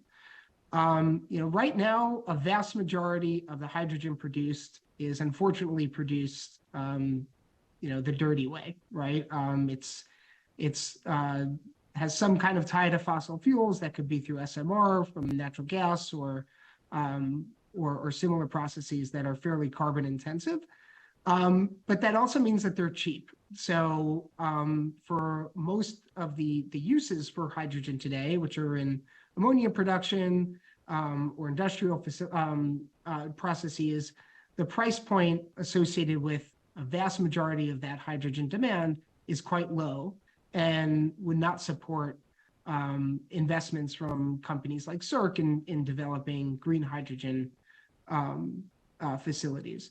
The pricing that we're seeing in the transportation sector would support investment, but those markets are still fairly nascent, and I think we need to see a little bit more uplift or some kind of security around, to give our investors confidence that those markets will be around for the long haul, and no pun intended, and that there'll be growth in those markets to support that price, and that there won't be some kind of arbitrage collapse between the price point that we see in the transportation sector and the price point we see for hydrogen in the industrial and agricultural sectors. The production tax credit is a huge incentive and boon to green hydrogen production. There's still some challenges with geothermal that we're hopeful will get worked out. In that, depending on the type of geothermal, there can be some trace carbon emissions that would have to get mitigated. But I do want to point out, there is a PTC or production tax credit for electricity generation as well. And it doesn't make up nearly as much of the economics of a project. So whenever we see an incentive become a sort of central part of the project economics, that's a bit of a red flag as a potential high risk. We want to see government support, and we want to see incentives. And for early stage projects in particular, they can be absolutely critical.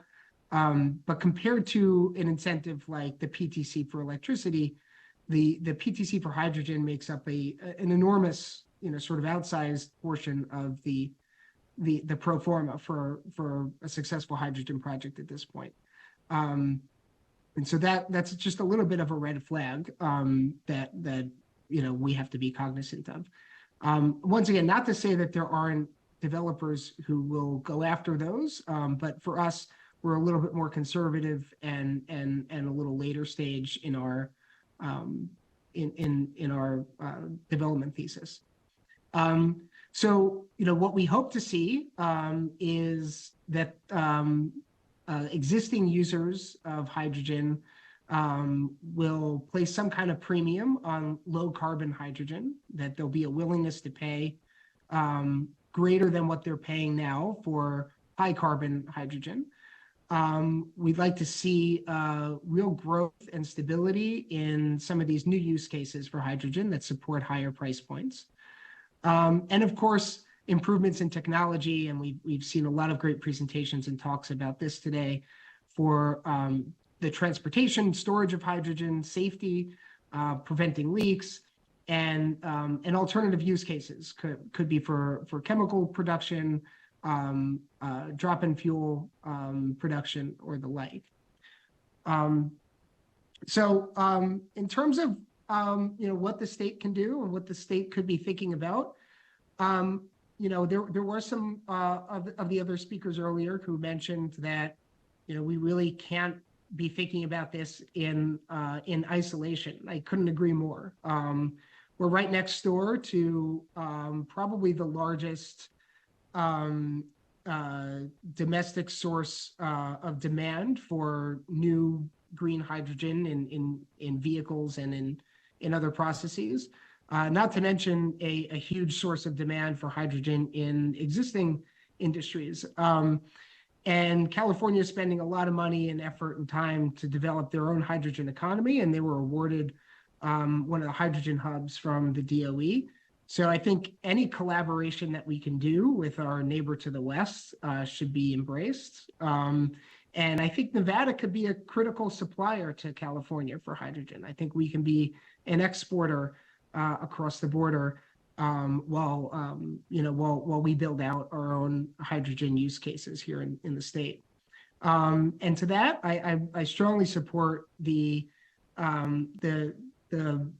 transportation programs that are being deployed right now in Las Vegas and in Washoe County. I think that these are the first steps that have to be taken. I mean, there was a lot of talk today about compressed natural gas buses. I remember 10, 15 years ago when those were brand new and very expensive and high risk, and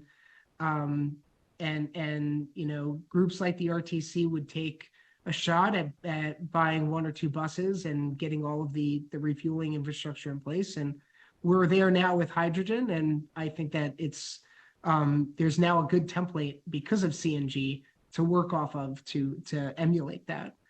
And then, of course, to just continue conversations like this and support the research being done at the university level, just keep stakeholders informed and in the loop. So with that, I'll open to any questions that the committee has or anybody else in the room has. And thank you again for your time. All right, thank you for your presentation. Our first question will come from Vice Chair Watts. Thank you, Chair. Thank you, Mr. Rosenfeld, for the presentation. So one thing that I didn't see in the considerations there was water.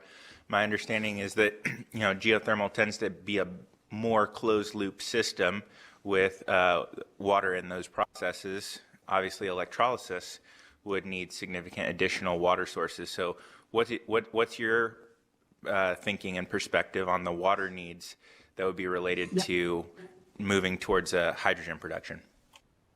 A great question. So right now, the projects that we're looking at are relatively small. And we do have water rights at our plants, mainly for cooling towers. So these are, evaporative cooling losses.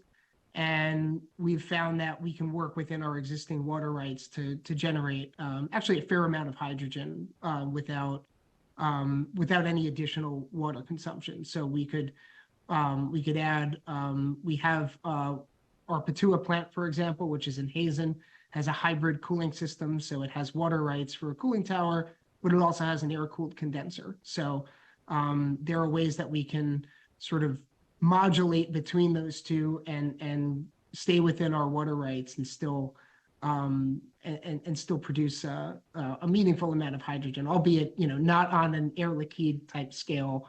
We're still talking small scale projects.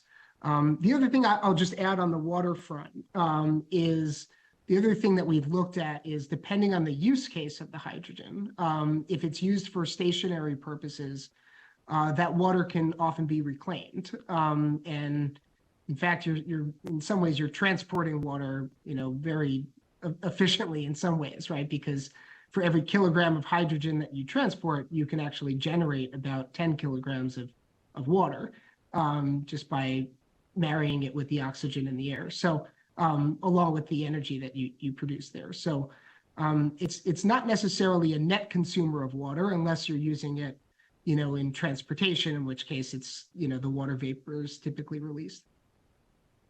Thank you for that. I appreciate that. And yeah, definitely a lot of conversations about the kind of conflict or debate between evaporative cooling and the water demands that has, and mechanical cooling and the increased energy demands that has. So, in relation to your facilities, it makes sense how you could modulate that in order to free up some additional water resources if you were to go this way. My other question is just big picture. You mentioned essentially the number one issue is interconnection timelines and delays, and essentially the additional costs that lays out. And when I think about using renewable energy to potentially generate or create hydrogen, I think more of using intermittent resources, particularly at times when they're kind of exceeding the demand on the grid. And I usually think about geothermal in particular as that base load power that we need that can offset some of the fossil fuel based power generation. So I guess the high level question I have is, if you're able to get some of the interconnection and regulatory hurdles reduced on the power generation side, would that really lead your company to continue to focus in the power generation sector more than evaluating hydrogen generation? I mean, I think we have to evaluate everything. We owe it to our shareholders to do that. We are still primarily focused on power generation, and that's probably always going to remain our primary focus. But if we could add hydrogen into the mix, and if it presents a potentially higher margin, end product than electricity, then it's something that we need to kind of run that to ground. The challenge with using intermittent resources to do electrolysis is the electrolysis equipment is capital intensive. And if you're trying to operate it with, say, solar that has a 25% capacity factor, it means that 75% of the time your capital that's been deployed for the electrolysis plant is sitting idle. And that makes the hydrogen relatively expensive, even if the electricity input is cheap. So, I think there's some real compelling, use cases there for a baseload resource, especially one that could be stranded. Thank you for that perspective. Thank you, Chair. Okay. We now have questions from Assemblyman Carter. Thank you. And my question kind of ties in to what Assemblyman Watts was talking about. And we're seeing more and more pushback and frustration from Nevada citizens about our natural resources being exported, and primarily in the energy world.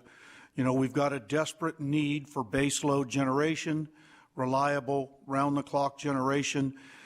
And you mentioned at the very end, tying into California's hydrogen hub. And that's one of our big frustrations, is how that California sucks the wind out of, sucks the sunlight out of Nevada. And do we want to see California sucking the geothermal out of Nevada when Nevada desperately needs that generation capacity? And is that being taken into account, that this is Nevada resources that potentially are going to be exported and profited upon? Yeah, I mean, it's really tough from, just on the electricity side. There's essentially an arbitrage opportunity, right? So if you own generation here in Nevada, and the contract rate that you can get with NV Energy is so many dollars per megawatt hour, and the contract rate that you can get in California is 20-30% higher than that. There's just a huge financial incentive to sell your power to California. So, and that is just economics, right? So I think there are things that could be done in the state to keep that generation local. We would prefer it as a developer. It's much less complicated to sell locally than to move move electricity or hydrogen around. But that also means there has to be a willingness to pay that same kind of premium that's being put on resources like geothermal, in California, because it is high cost electricity. Thank you.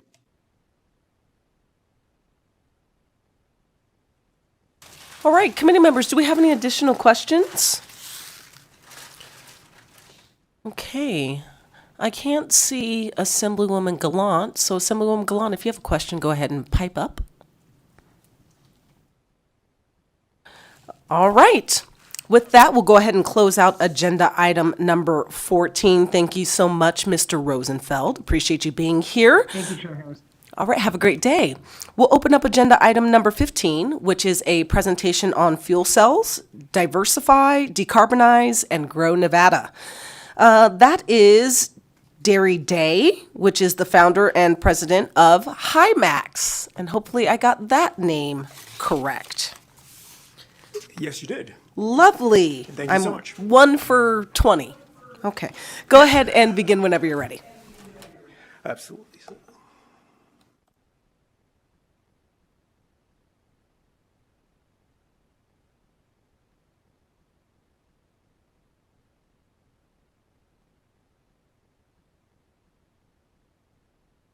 So, Chair Harris, Vice Chair Watts, you're my assemblyman, by the way. Committee members, meeting attendees, fellow Nevadans. I'm Derry Day, founder and president of HIMAX Development Corporation. This is the first time I've presented to the legislature. It is my pleasure to speak to the committee today about fuel cells as an important step towards diversifying Nevada's transportation and energy systems, expanding the decarbonization efforts in the state, and ultimately growing Nevada's economy while stimulating the region and the country to expand the use of hydrogen. If you'll allow me, I'll briefly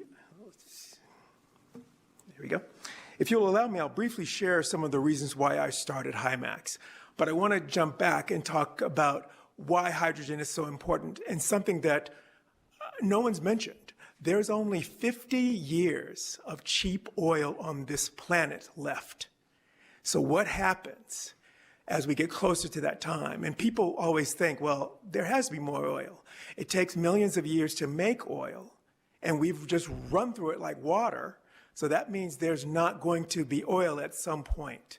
And as more countries around the world become more first world, they use more energy, they use more oil, and everything that we use is made of plastic. And what is plastic made of? This little thing in here is made of oil. And if you think about industry, will they keep cheap oil, cheap gasoline for us, or will they actually take all that petroleum to make plastic? And I think that's where it happens. But to go back to what I started to say, climate change does and will impact us all. But who addresses it and is on the front lines of climate action is rarely a colorful coalition. I remember quite a few years ago listening to a television news program and being surprised to hear the commentator say people of color and lower income individuals often were not invested in climate change because more pressing life concerns often got in the way. I wasn't surprised by what he said. It's actually true. I was surprised that people don't say it out loud. And so that's why I was surprised. And as you can also imagine, if you looked at this room today, if you look at climate conferences all around the world, it's pretty monochromatic, and we have to change that. And so, as I said, why me and why did I create HIMAX? As I said, climate change does and will impact us all, but it seems that some communities experience a greater share of the negative effects of climate change historically without receiving an appropriate share of benefits from climate action. And they almost never, we almost never receive direct financial gains based on the harms we receive. And so why me again? So addressing climate change and putting together climate action cannot be left only to government, academia, the wealthy, eco groups, and big businesses. I started HIMAX because clean energy should not lead to greater inequality. Even if intentions are good, clean energy options should be for everyone, and we must put spotlights on sacrifice zones in disadvantaged communities, along with eliminating economic blight in those areas.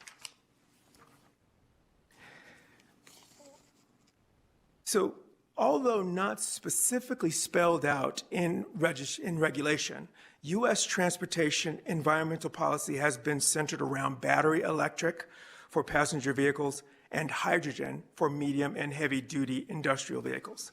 And since 2022, when California issued their zero emissions rules for new car purchases by 2035, like 11 states and the US EPA have developed similar rules. And so what will that mean is that new internal combustion engines, gasoline cars, will start being phased out, and by 2035, there won't be any. And what will that mean? That will mean that battery electrics will be the only thing that you can buy in pretty much most of this country. Battery electric vehicles are a great step towards decarbonization. But exclusively focusing on battery electric vehicles will leave 40 to 80 million Americans and hundreds of thousands of our fellow Nevadans out of the clean energy future. Nevada has a very large tenant renter population, 42% by some reports, and that number is sure to be higher with recent economic conditions impacting everyone.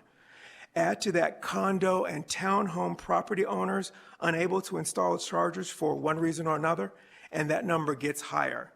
It rises even more considering there are thousands, hundreds of thousands of people who cannot afford to pass through battery electric vehicle charging onto their electric bills. Lastly, the public charging infrastructure is spotty and very limited. Often chargers are not installed in places where they might help underserved communities. Looking at the Department of Energy's alternative fueling station locator website for Central Las Vegas, near my office in Chinatown, the larger neighborhood spanning from I-15 to West Sahara to South Decatur and Flamingo, an area heavily consisting of rental properties, and this U.S. Census says has a population density of 10,000 per square mile. So in that 30,000 people area, there is only one public charger outside of the chargers at dealerships along Sahara. And that means that if someone is a renter, where will they go for that public charging if they have to get one if they have to get a battery electric vehicle because there's no internal combustion engines anymore? And so this slide is interesting. So new car battery electric incentive purchase programs are heavily weighted toward buyers with garages and generally have higher incomes. This uneven application of incentives is almost entirely driven based on living situation and the lack of more holistic clean energy approach. Fuel cells can promote energy equality by supporting the millions for whom battery electric is impractical, inconvenient, or inaccessible. FCVs, fuel cell electric vehicles, electrochemically create energy from hydrogen in the cell, so filling these cars is much like gasoline, as you've heard all today already. They are lighter because they don't have these huge battery packs from which the car needs to draw energy. And I say they're more efficient, but others may say different. But if you can get 400 miles out of your hydrogen-powered car and only 200 miles out of your electric car, I think, which one do you think is more efficient? Eventually, they will become cheaper to purchase, fill, and operate over battery electric vehicles because that $1 hydrogen shot that our president has actually focused the Department of Energy to get to will mean that a 12-kilogram car will actually cost $12 to charge. FCEVs and hydrogen dispensing offer gasoline station operators the only profitable pathway to clean energy future. Think about the 1,000 gasoline stations that we have here in Nevada. Those people cannot start magically charging EVs in their lots. Many gasoline stations have only 2 or 3 parking spots. They can't take up those 2 spots to actually charge EVs, right? FCVs can power electric generation plants to create sustainable energy also in places closer to where the electricity will be used.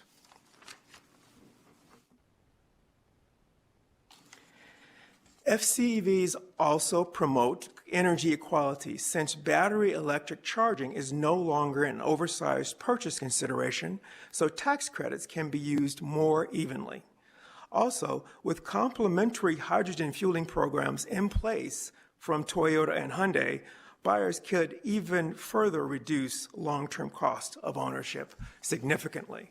And these are actually from Hyundai's and Toyota's websites. Right now, you can buy a car in California that is a FCEV, and you get $15,000 or 6 years of complimentary fueling, whichever one comes first, at either of those, and $15,000 or 3 years of complimentary fueling, whichever comes first, if you lease that vehicle.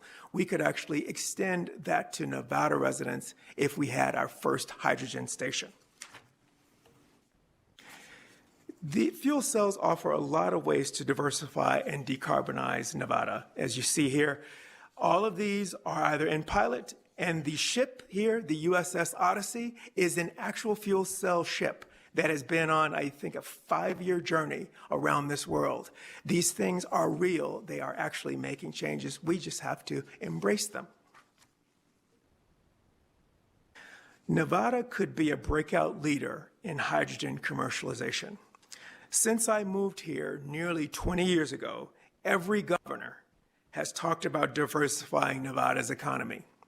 Combined with Nevada's low taxes and business-friendly regulatory schemes, businesses can benefit from transferable tax credits. As you see here, there are 11 of them built into the Inflation Reduction Act.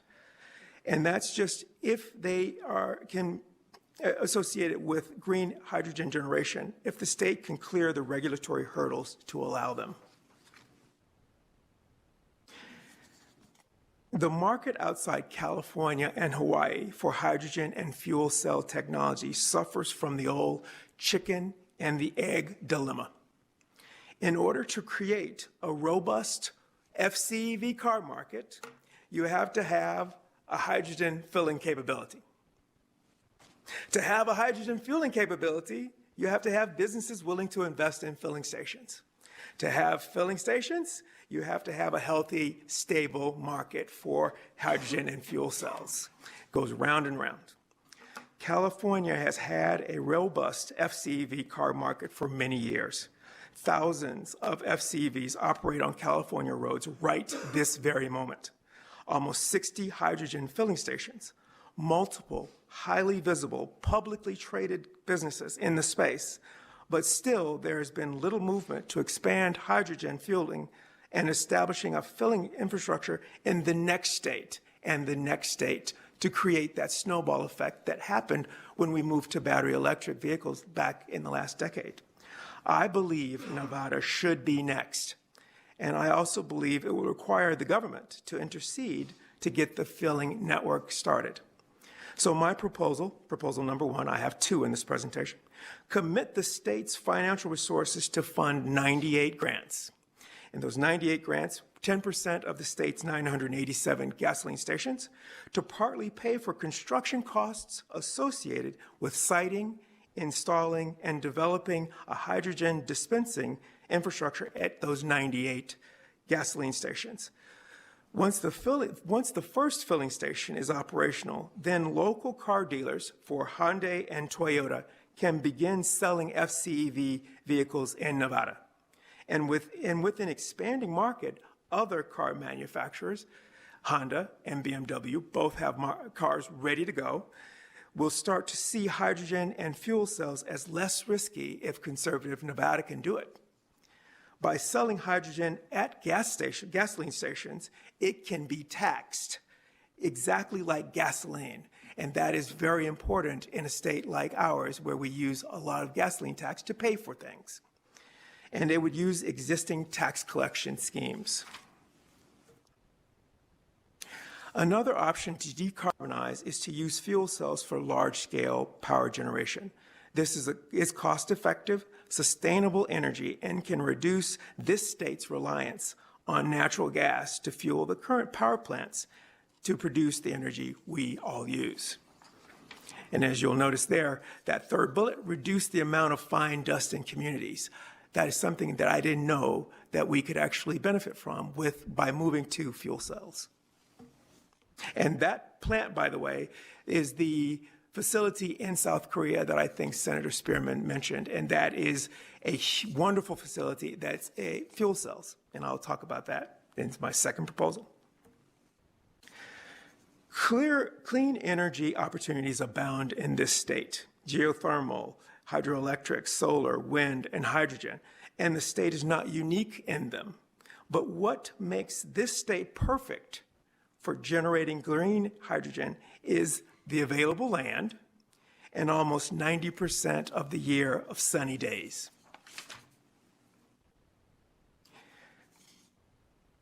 So I'm nearly finished. In last year's State of the State address, Governor Lombardo outlined energy independence as critical for our state. My second proposal to decarbonize and grow our economy is to fund the appropriate state agencies so that they can actually work with a developer and fund that developer to build a fuel cell power generation system to demonstrate and develop this capability. First, we'd ensure that the plant entirely uses renewables to provide power to the fuel cell plant. That unlocks some of those transferable tax credits that I mentioned.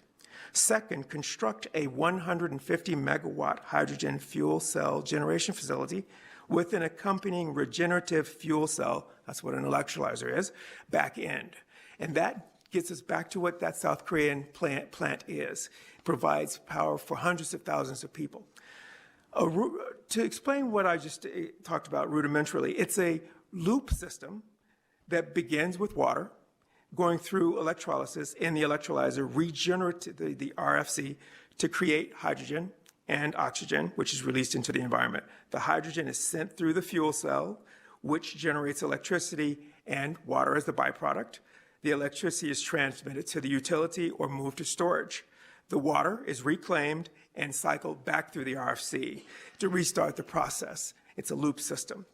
It would be infinitely sustainable, bring hundreds of construction jobs, push the limits of our understanding of this technology, create high-paying jobs, permanent high-paying jobs, stimulate innovation, and become a research magnet for our institutions of higher learning in our country in general. So in closing, I want to emphasize the importance of an all-of-the-above approach toward building a lower carbon future. I showed a glimpse at how diversified transportation and energy mixture rooted in decarbonization, not just electrification, could grow Nevada and provide economic opportunities for its people. Consistent with the Nevada way, I will never give up, never give in, and never stop dreaming about decarbonizing, diversifying, and growing Nevada. Thank you very much. Okay, thank you so much for that presentation. I'll go ahead and ask committee members at this time if they have any questions for you. Okay, I don't see any here in Carson City. Not seeing any online either. Okay, but I did want to turn it over to Vice Chair Watts for a short statement. Thank you, Chair.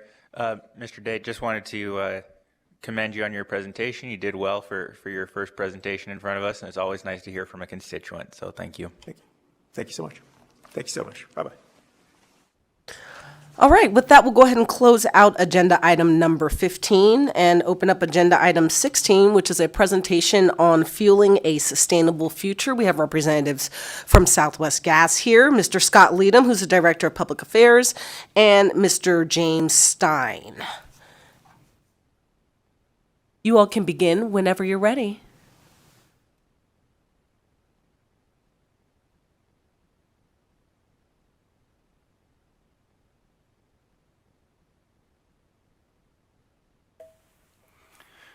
Good afternoon, Madam Chair, members of the committee. My name is Scott Leadham, Director of Public Affairs for Southwest Gas. I really appreciate the opportunity to present today. I want to say thank you to Senator Spearman for shepherding this piece of legislation through the process. Also want to say thank you to Chair Harris, who we both know spent a lot of time in our office talking about this bill last session and getting it through. And so just want to say thank you to you and other members of the committee who helped get this done. I've really enjoyed the discussion so far and hope to add a little bit more to it today. With me is James Stein, who's in our Emerging Technologies and Innovations group, and he's going to take it from here. Thank you. Good afternoon. Thank you, Chair and members of the committee. For the record, my name is James Stein, S-T-E-I-N. I'm hoping the presentation is up. Can everyone else see it? Vice Chair Watts, can you all see that in Las Vegas? Yes, we can. Thank you. All right, go for it. Perfect, thank you. Southwest Gas sees hydrogen as a versatile zero-emission fuel which can be used to assist in decarbonization, especially in those difficult market sectors. With that said, Southwest Gas has partnered with GTI, or Gas Technologies Institute, and UTD, Utilization Technology Department, to do a hydrogen blending project in southern Nevada. Within this project, it's being funded by 14 other utilities to do this project. There's other partners as well, as including the Air Conditioning, Heating, and Refrigeration Institute, the Association of Home Appliance Manufacturers. Lots of folks involved in this.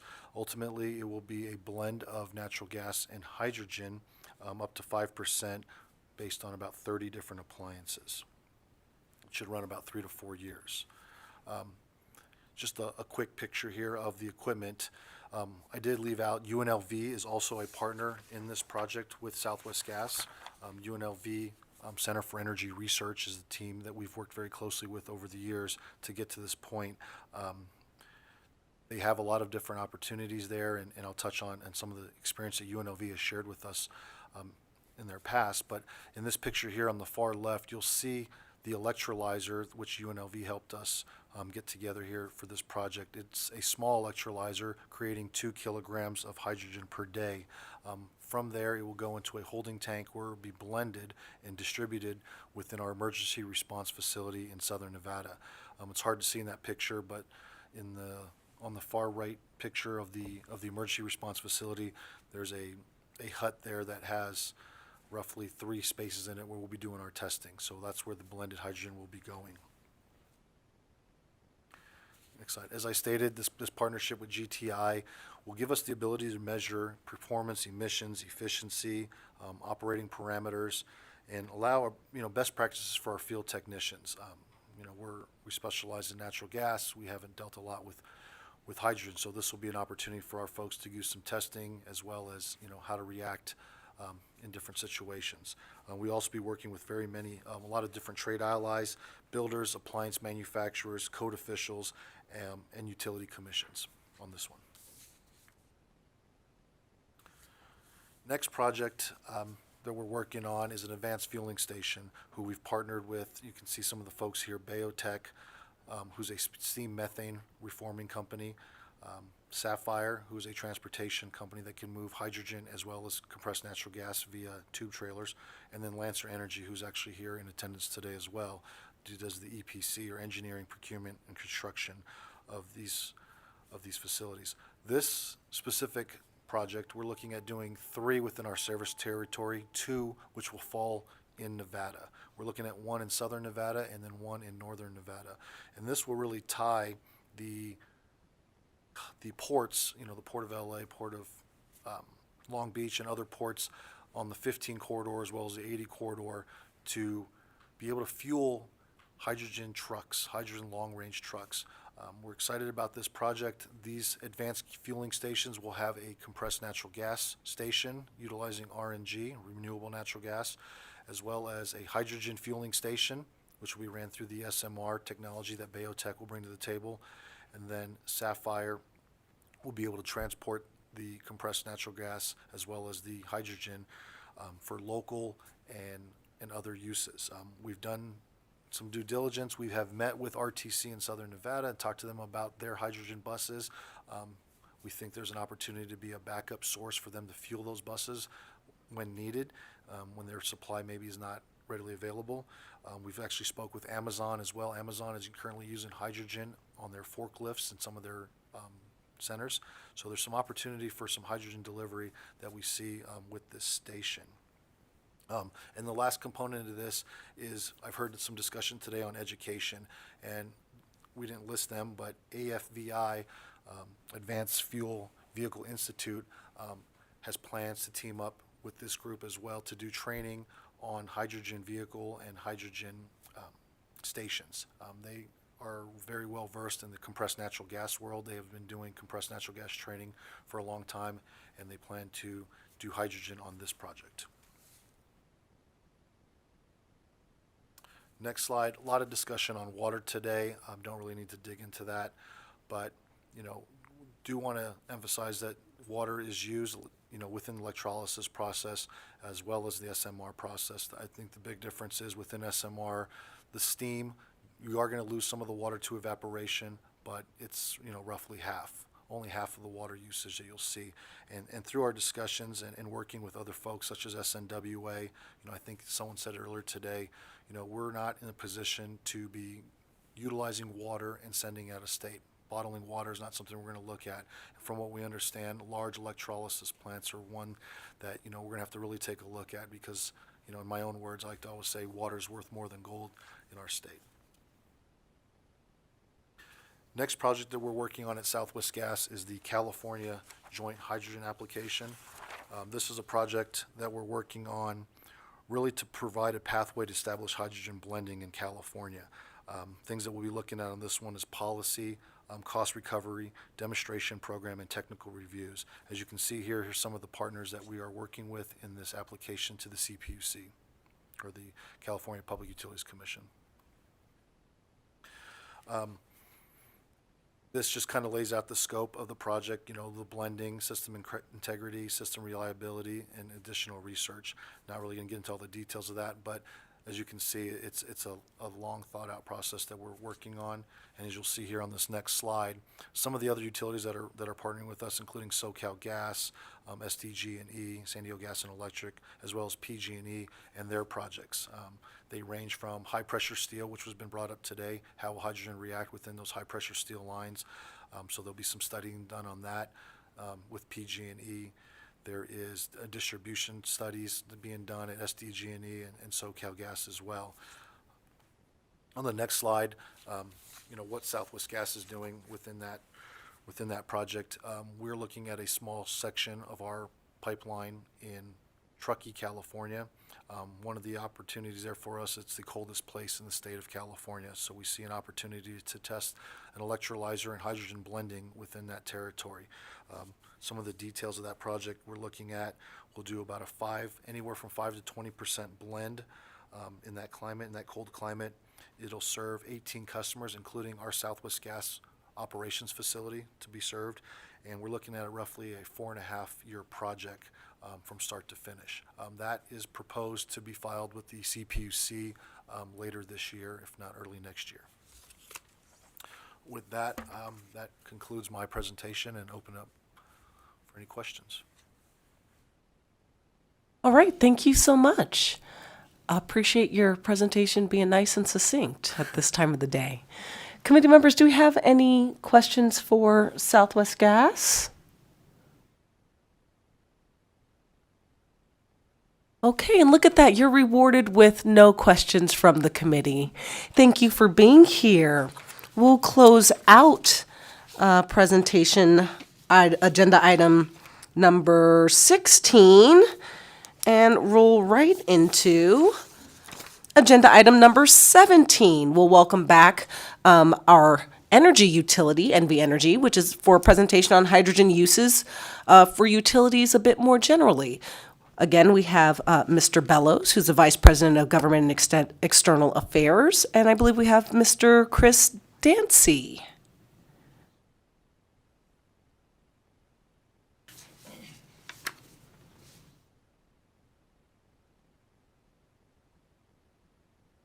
Or not. We have them, Chair. Oh, lovely. Oh, okay. Perfect. Thanks. You guys go ahead and begin when you're ready.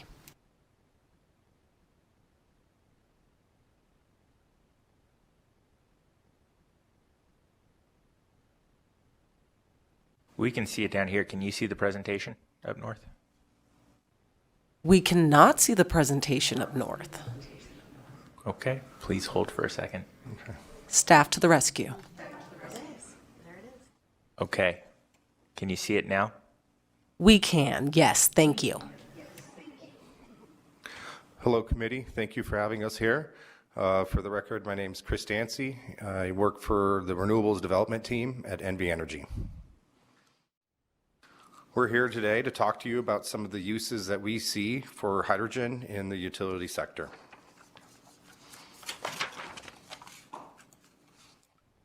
As a brief overview on NV Energy, of course, I imagine many of us are familiar with the company. We've operated in the state for over 100 years. We service around 46,000 square miles throughout the state and about 90% of the state's population. We also are proud to serve around 1.5 million customers and an annual tourist population of 54 million.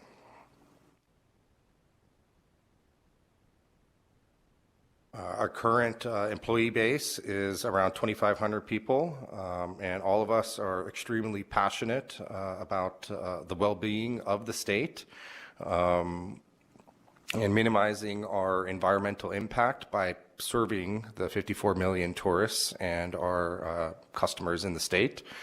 And hydrogen is a great way to help mitigate some impacts.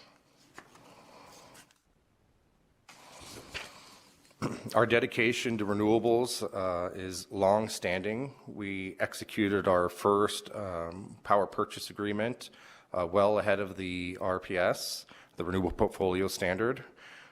We executed our first geothermal contract in 1987. In 2023, we achieved nearly 40% of our power produced through renewable sources. exceeding the renewable portfolio standard by 10%. We're well on our way to meeting the 50% requirement by 2030 and are targeting net zero carbon by 2050. Our current portfolio consists of 59 large-scale geothermal, solar and storage, hydroelectric, wind, and biomass power generation.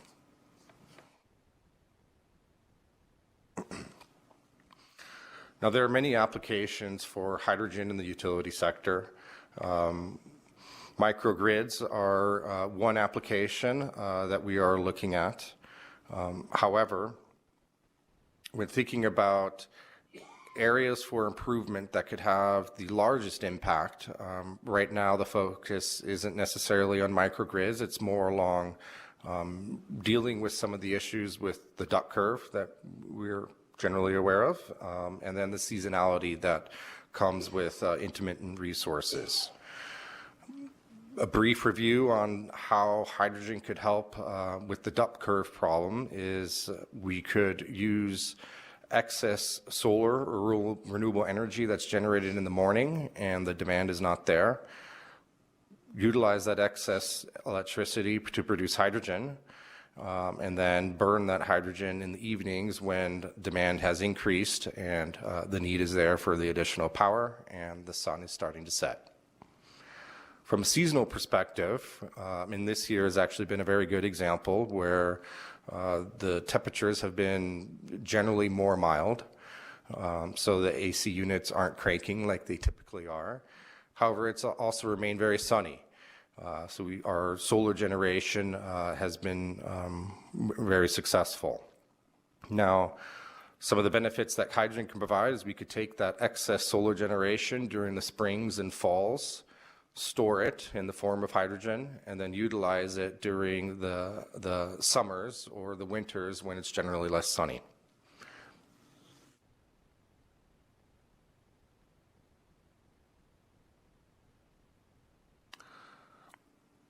Our units today are able to process hydrogen. We produce around 4.5 gigawatts of power from natural gas today. And in order to meet the 2050 carbon-free goal, we'll need to be able to supplement or completely eliminate natural gas with hydrogen fuel for our thermal units. Today, general combustion turbines can burn approximately 10 to 20% hydrogen by volume in its feedstock. And we're looking to improve the technology so that we can process 100% hydrogen by 2050. Our current F-class fleet of turbines are able to operate on a 10% mix of hydrogen, with some of the newer units that are coming online able to operate at 50% hydrogen.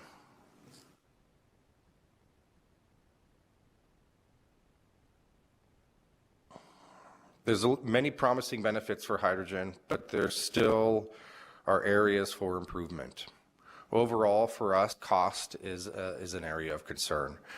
Natural gas is around $2 a kilogram, and hydrogen is $8 plus per kilogram. With the higher energy costs that we've been facing, we feel that it would be difficult under the current economics to supplement natural gas with hydrogen, because of course those additional costs would be pushed to ratepayers. Our goal is to continue to track the technology that would enable lower cost production of hydrogen. Electrolysis technology is constantly improving. Also, the hydrogen turbine technology is constantly improving. And material science is helping with the overall efficiency of the production of hydrogen through the cathodes and anodes that are utilized in the electrolysis process. Storage and distribution is also an area where improvement is required. The geology in Nevada is generally very fractured, making it difficult to store large volumes of hydrogen. Hydrogen is just a slippery little proton, so you wouldn't be able to inject it underground in Nevada like you can in other areas like Utah where there's salt domes.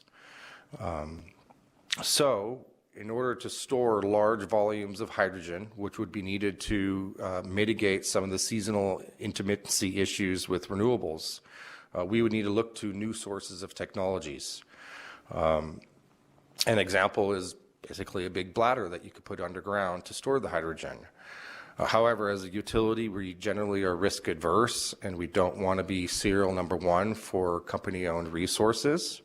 We're willing to support the development of new technologies and storage solutions. However, from an ownership perspective, we would like to see an example commercially operating. Also, generally, the overall development of the industry and the associated infrastructure with hydrogen is important. You need to have a certain amount of critical mass in terms of users and suppliers and ability to move the protons from A to B to have an overall economically beneficial industry. Now, having said that, there are some additional technological improvements needed. Hydrogen is a great solution for storage in the utility and power space, and we're excited to see how the industry progresses. Thank you very much. Okay, thank you. At this time, I'm going to invite, oh, they just left. Crap. Can you see if you can go catch Mr. Leadham? Thank you. Vice Chair Watts has a question. Thank you, Chair. Thank you for the presentation. So, we've heard some earlier presentations as well about the potential for fuel cells as a storage methodology. We also heard earlier about the energy lost through the process of, particularly with electrolysis, using that as a method to generate hydrogen and then using that in combustion. So could you just speak a little bit more from your company's perspective?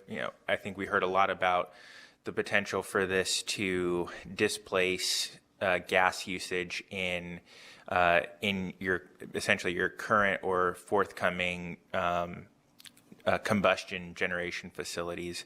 But could you talk a little bit about why you're looking at that versus potentially a fuel cell application, and if any considerations or concerns around particularly using local energy generation resources to produce hydrogen and then combust it, when we essentially would be kind of losing energy throughout that process.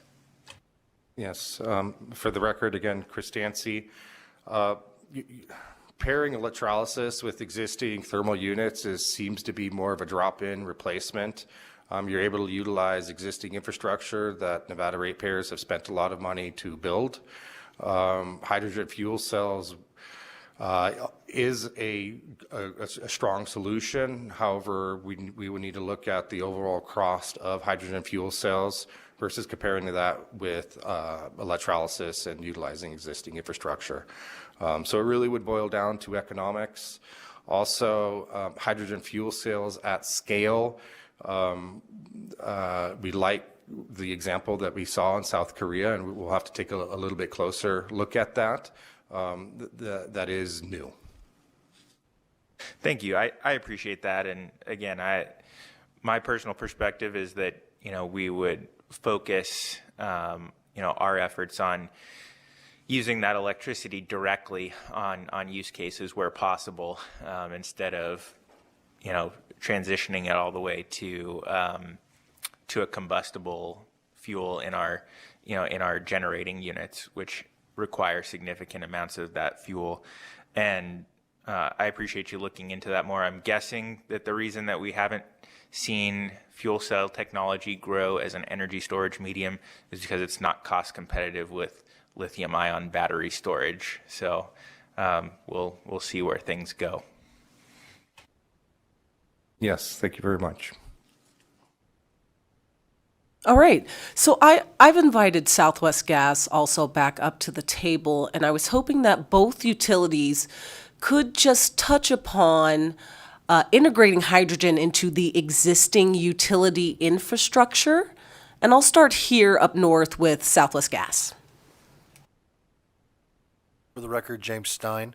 That was, kind of what was in our presentation. So we are looking and looking at the opportunity to blend natural gas within our system. So at our EMER facility, our emergency response facility in Southern Nevada, we'll take that blend, up to 5%, maybe even up to 20%. We'll mix hydrogen with natural gas and run it through our pipeline to see how it reacts. So that's what we're doing at Southwest Gas. We are monitoring other utilities across the country to see what they're doing. Dominion in Utah is doing something very similar. Northwest Natural, a lot of the other utilities across the country, at least natural gas utilities, are doing blending projects to test that. And that's kind of what the California Public Utility Commission filing that we're looking at doing will do for the state of California as well. And before I go down to NV Energy, I just want to make sure. So at this time, no one is looking at pumping, let's say, 100% of hydrogen fuel through existing gas infrastructure, right? For the record, James Stein. Not that we're seeing anywhere right now. There are some, tests that are being done on, very specific closed systems that aren't going out to the public at this point. Everything is very limited to small percentages to kind of learn and grow from that, and then take that up higher to further decarbonize our systems. Okay, one more question, just to follow up on that. Do you know what kind of changes would be needed to the existing infrastructure to be able to accommodate, let's say, a higher percentage of hydrogen and a lower percentage of natural gas in that mix? Or are we still trying to figure that out as we do this testing? So I think that's what we're working through as we go down this road, and that's not my expertise, so I don't want to speak on that. One thing I can say is, at least within the state of Nevada, our system is much newer than many natural gas systems across the country. So a lot of our pipe is up to date and is much newer and can handle, in our opinion, a higher percentage. But that's what these tests are being done across the country for us to learn from. Okay, thank you. Mr. Dancy, anything to add from the electric utility perspective? Thank you. For the record, Chris Dancy. I will echo Mr. Stein. We are also tracking the natural gas as utility in the blending of hydrogen. We agree that a crawl, walk, run approach should be taken. Hydrogen is colorless, odorless, highly flammable. Understanding how to deal with the safety of it once you integrate it in a natural gas pipeline will be crucial to being able to deploy it. So we, again, are looking at kind of the slower approach, but like the idea of blending up and determining how well it works. Okay, thank you. Committee members, any additional questions for either NB Energy or Southwest Gas? Okay, not seeing any. Thank you so much, Mr. Dancy, and thank you again to our representative from Southwest Gas for circling back. I appreciate that. We'll close out agenda item number 17 and move on to agenda item number 18, which is an update on the Nevada Clean Energy Fund, Solar for All, and other federal funds. We have Ms. Kirsten Stasio here, who is the CEO of NCEF. Welcome.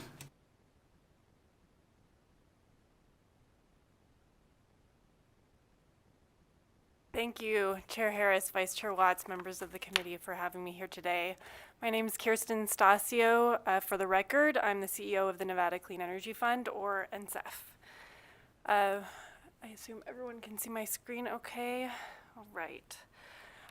So as you may recall, I presented in January to the committee about how NCEF is working to bring federal clean energy funds into the state to benefit Nevadans. I specifically talked about and highlighted a $7.7 million clean school bus grant that we were awarded from the Environmental Protection Agency to deploy over 25 electric school buses with Nevada school districts. And since then, I'm really excited to say we have secured another $156 million federal grant for the Nevada Solar for All program that I'm going to talk about today. So a little bit of a departure from the hydrogen theme, but I am going to talk about, given our focus on federal clean energy funds towards the end, give a little bit of an overview of the federal hydrogen funds that are available.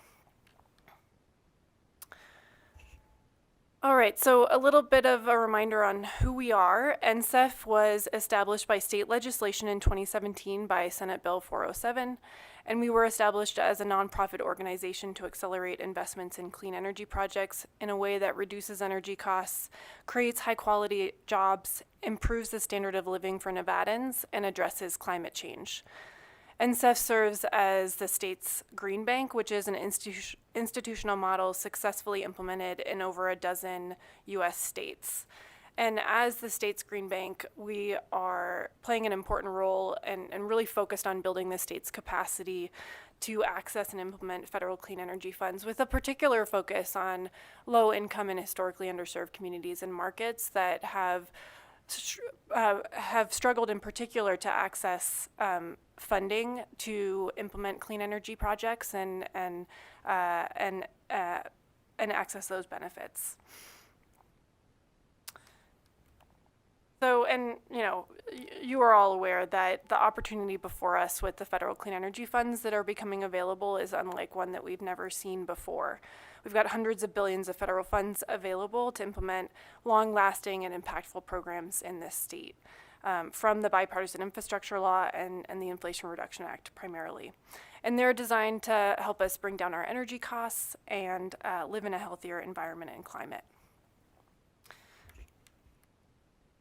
So with this in mind, NSEF is implementing programs that provide financial and technical assistance to a wide range of stakeholders in the state, including households directly, affordable housing stakeholders, local businesses, schools, contractors, tribes, local governments, and others, so that they can implement clean energy measures that can range from building energy efficiency, clean vehicles, and solar and energy storage projects. As an example and a reminder about our electric school bus program, we earlier this year were awarded a $7.7 million grant from EPA, the Environmental Protection Agency, under its Clean School Bus program. We're going to be passing through the vast majority of these funds directly to school districts. We're working with 9 school districts across the state to replace over 25 aging diesel buses with electric ones. And we partnered with NV Energy and the Nevada Division of Environmental Protection on this grant as well, so that we can stack additional sources of funds with the Clean School Bus grant, really to bring these school buses to the school districts at no cost. And we're also braiding in other sources of funds like federal tax credits as well, and in rural areas looking at USDA funding, so that we can, you know, achieve this goal of no cost for the school district. So not only are they getting a free bus, but these electric school buses are also reducing fuel and maintenance costs by about $15,000 annually per bus. And they, of course, make the air our children breathe safer and free of harmful diesel air pollution that can cause asthma and other respiratory illnesses. And a little bit more context on this grant opportunity. A couple years ago, when I first started at NSEF, one of the first programs I worked on was helping several school districts apply for the predecessor to this funding opportunity, the EPA Clean School Bus Rebate Program, where multiple school districts applied individually. And Clark County was successful in kind of winning the lottery for those rebate funds, but several of the school districts in the rural areas were unsuccessful. And so when this grant funding opportunity, the next round, came out,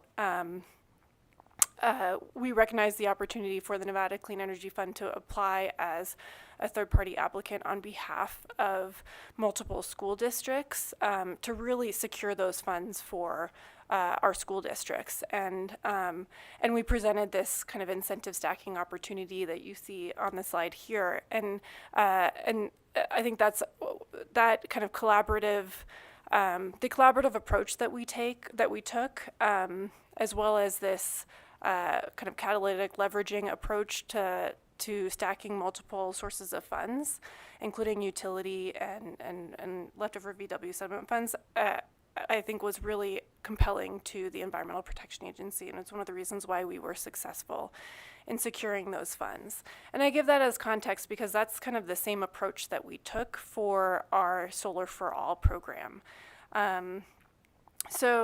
Last month, EPA announced a $156 million Solar for All award for the Nevada Clean Energy Fund to support solar projects that benefit low-income households. Low-income households in particular are often left behind in the clean energy transition due to a lack of funding and technical assistance to access these funds. Yet they are the ones that need these solar benefits the most, with typically experiencing the highest energy cost burdens. So we saw Solar for All as a really significant opportunity for Nevada and for our low-income households. So we worked with many stakeholders across Nevada on our application. We received letters of support from over 70 different entities and individuals. We worked with state and local governments, with tribes, with affordable housing developers, labor, community groups, members of Nevada's congressional delegation, just to name a few. Again, our application was very successful. Nevada's $156 million award was the highest per capita award of any state in terms of eligible population for these funds. So that's low-income and disadvantaged communities.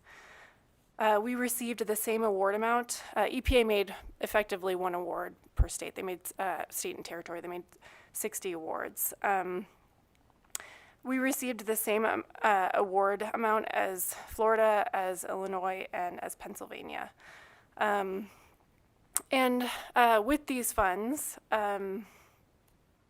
we're going to be launching low-income solar programs for single-family homes, for affordable multifamily housing, as well as for community solar projects.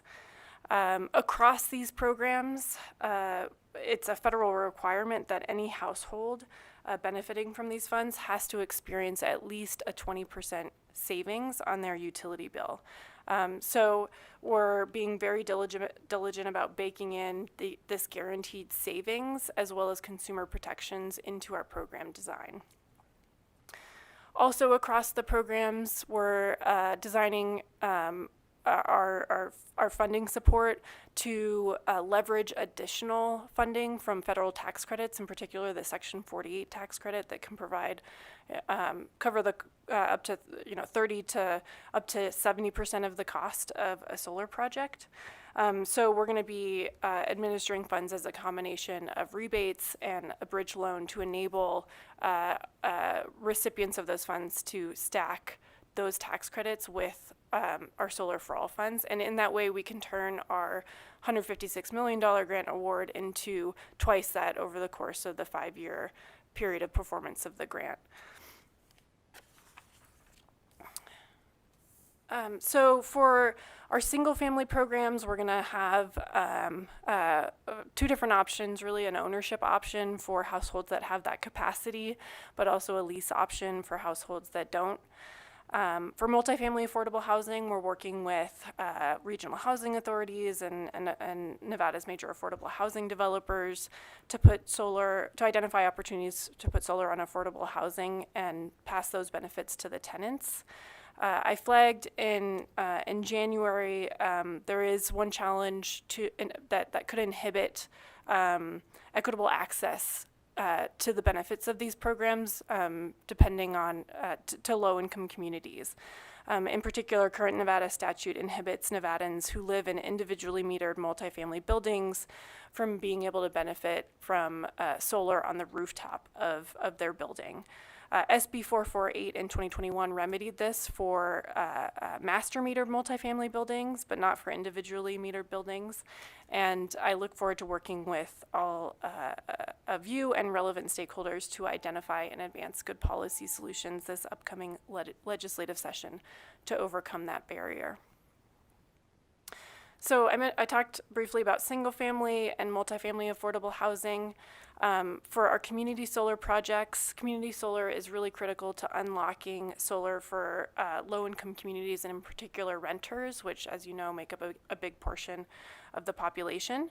And those renters, don't necessarily have control over their roof. So we plan to work with Nevada's utilities, including NV Energy and rural utilities, to build community solar projects. But given regulatory barriers to community solar in Nevada, and also the emphasis from the Environmental Protection Agency on community ownership of these assets, we're also taking an innovative approach where we work with local governments, with nonprofits, with tribes, and other commercial building owners who develop and host community solar projects that participate in traditional utility net metering programs, and then NSEF uses the proceeds from the project's financing to provide economic benefits directly to low-income households. All right. So just to give you a sense of timing for this grant, I mentioned there's a 5-year period of performance for our Solar for All grant.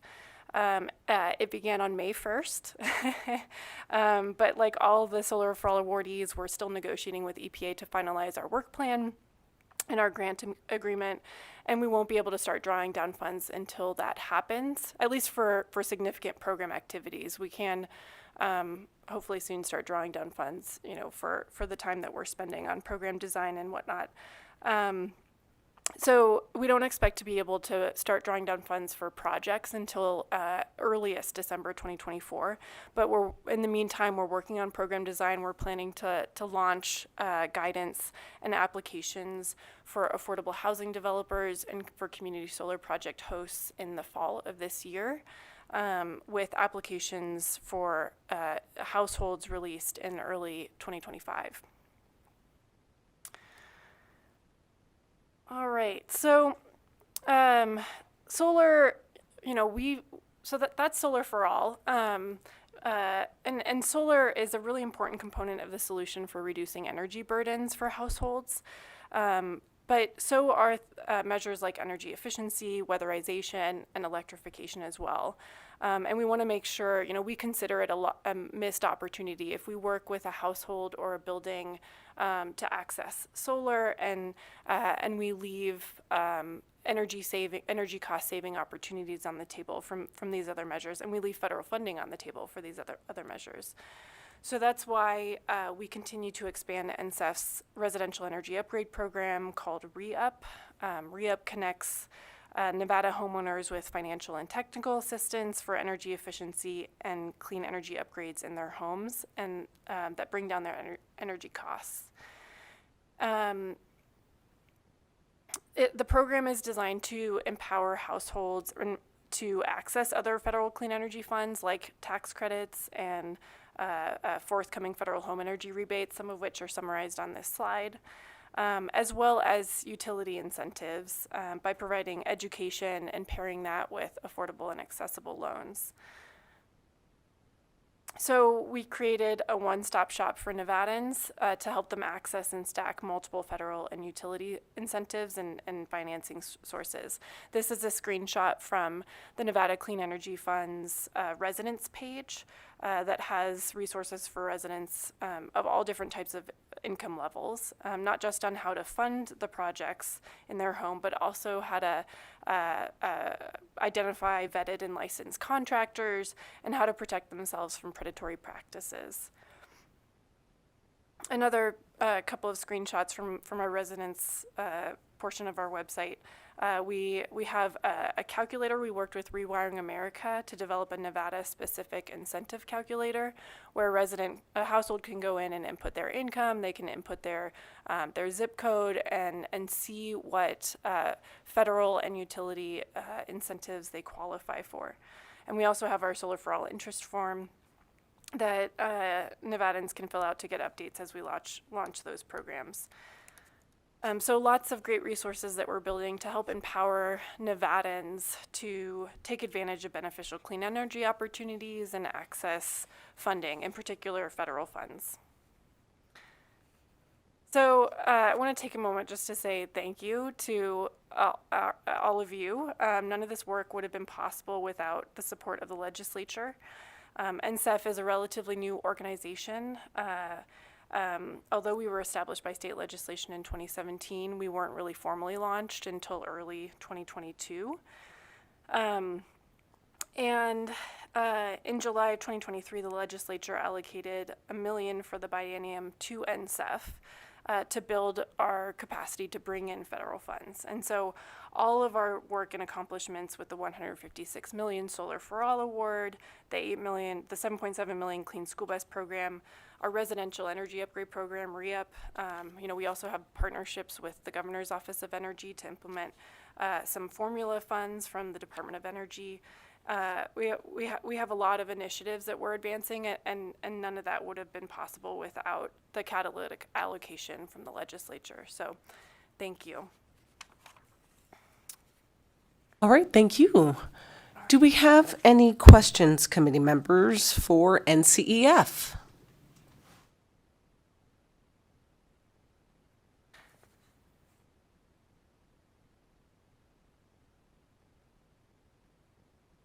If it would be helpful, I could talk a little bit about hydrogen, but it would be a departure. Give me just 1 second, see if we have any questions. It doesn't look like it. But since we're on a hydrogen day, feel free to give us any information you have about available hydrogen funding opportunities. Okay, great. Thank you, Madam Chair. Kirsten Stasio for the record. So just shifting gears a little bit, given today's focus on hydrogen and our focus on bringing federal clean energy funds into the state, I'll provide just a brief overview of federal hydrogen funding opportunities, some of which you've already heard about today, but hopefully this can give you some perspective on the overall landscape. Before I jump in, I just want to note that NSEF's founding statute allows NSEF to support hydrogen only that is sourced from renewable resources. So there are a lot of different federal funds available to support hydrogen between the Bipartisan Infrastructure Law and the Inflation Reduction Act. Some of the major funding sources are listed here, and I've organized them by kind of upstream production and manufacturing and more downstream consumption and end use. We do a lot of education around the end use in Nevada. And then also some cross-cutting funds as well. But this list is by no means comprehensive. So there are tax credits and grants available for the upstream production of hydrogen, and as well as the manufacturing of electrolyzers and fuel cells. You heard about the 45V tax credit in particular. That's pretty significant. There are also, in terms of end use, there are tax credits and grants for end uses of hydrogen, like hydrogen-powered, in particular hydrogen-powered vehicles. You heard from both RTCs in Nevada earlier about how the low and no emissions grant program from the Federal Transit Administration has been a big source of funding for them to roll out those hydrogen buses. But there are also tax credits. There's an open federal funding opportunity right now for from the Environmental Protection Agency for a clean and heavy duty vehicle program. Lots of investments on the upstream supply that, I think is going to help catalyze a significant amount of supply of hydrogen in the U.S. market, and, paired with lots of potential end uses as well. And then you've got the 7 billion clean hydrogen hubs. That's in the cross-cutting category from DOE that was already awarded. You can see the hydrogen hubs that were awarded across the U.S. Here, as well as a map of some of the awards from the Clean Hydrogen Electrolysis Manufacturing and Recycling Program. So again, these efforts and grants, they give us a sense of big investments that will in infrastructure that are going to increase the supply and general market for hydrogen across the U.S. Many of these funds have already been committed, so we know where they're going. But in the case of federal tax credits like the 45V and the end use ones, 45W, 30C, those are uncapped, right? And they're deployed based on how many projects we deploy or how much hydrogen we develop. So they're going to be a significant component of the federal funding that that is deployed and could ultimately dwarf the federal grant programs depending on how much is actually deployed.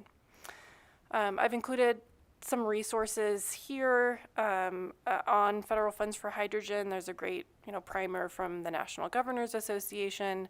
USDOE has their hydrogen program plan and their hydrogen shot program, so they've got a lot of great resources if you'd like to read more.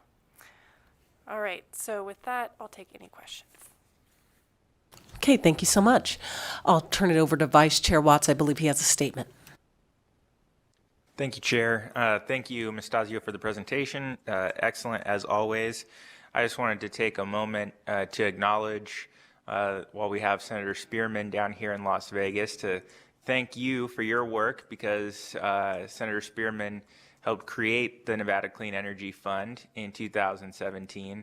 And looking at where it is now and the results that have come about is truly incredible. So I wanted to thank you for your work, Senator.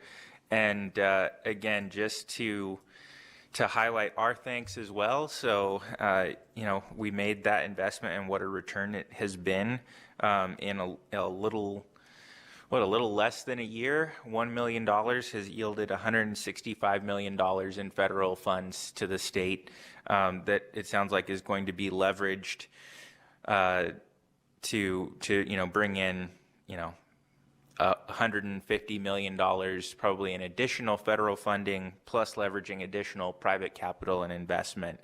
I think it's extremely exciting for those who are going to benefit from the Solar for All program to know that it's going to bring a guaranteed 20% reduction in their utility bills. So those are things that I think all of us are excited to spread the word to our constituents about, and we look forward to seeing what comes next and continuing to support and work together with you in any way possible.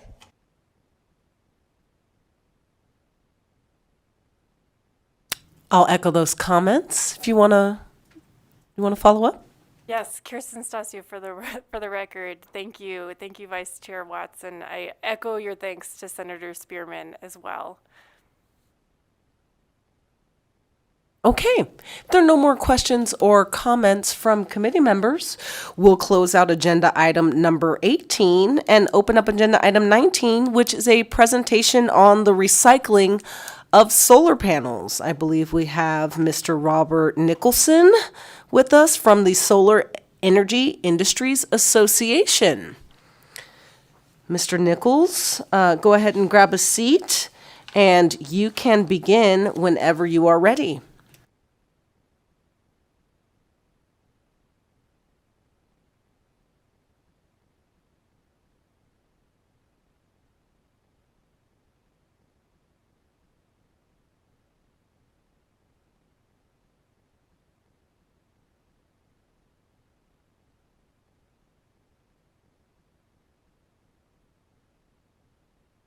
You'll need to turn on your mic, and also it looks like we need to get the presentation fixed.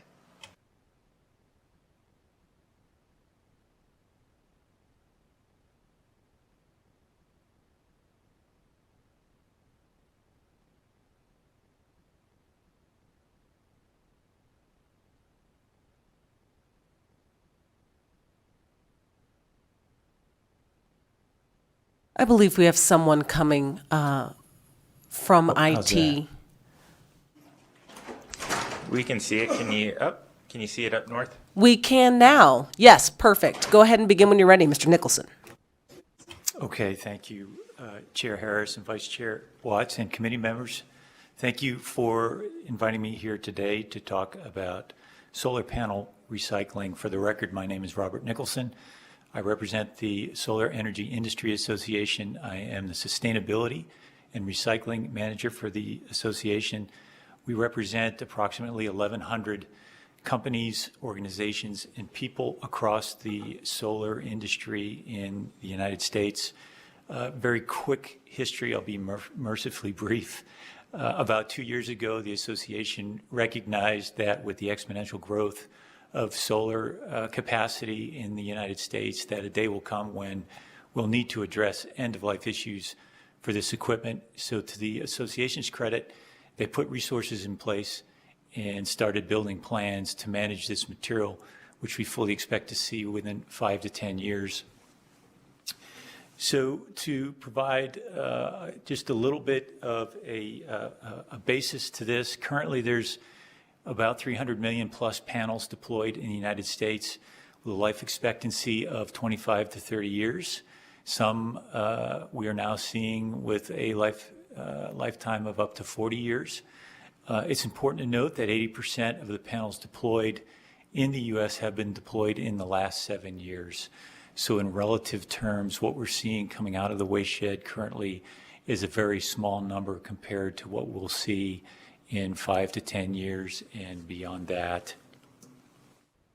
So very quickly, what we've seen from a regulatory perspective, right now, some of the panels that are at end of life, whether it's through use or breakage, could be considered hazardous waste under EPA's rules, the TCLP rule, if anybody's familiar with that.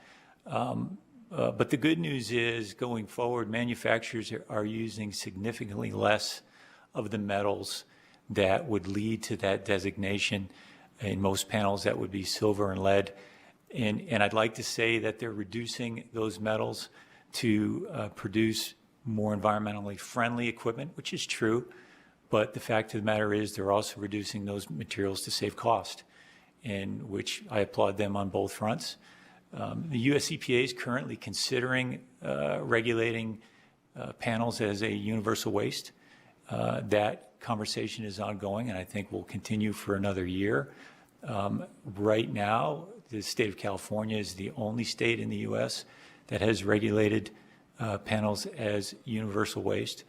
But other areas are either implementing rules around end-of-life panels or considering rules. California, Washington, and Niagara County in New York have implemented rules for recycling and managing of end-of-life panels. So very quickly around actually recycling of the panels, there is a lot of misinformation out there, and so we like to try and provide some background on how this happens.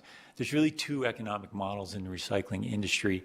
There's one, the first is what I call the high-value model. That's recycling of materials like copper, silver, steel, and aluminum, where simply the materials being recycled contain more value than the cost to process them. So, those materials are very easy to recycle, to get recycled through local markets. Again, the yield far exceeds the cost of recovery. And in that case, typically, the generator of that waste gets paid for their materials. So the second model is what I call the low-value model. That typically refers to materials like electronic displays, mixed plastics, glass, solar panels, tires. That's a situation where the cost to recycle that material exceeds the value, the yield from those materials. So that's at a recycling cost to the generator of the material. Again, that's where PV recycling falls. I've heard in different parts of the country a belief that the value of a end-of-life solar panel is very high, when in fact it is not. It contains a very small amount of materials that have value, and as I mentioned before, that amount of material is getting smaller and smaller as we go forward.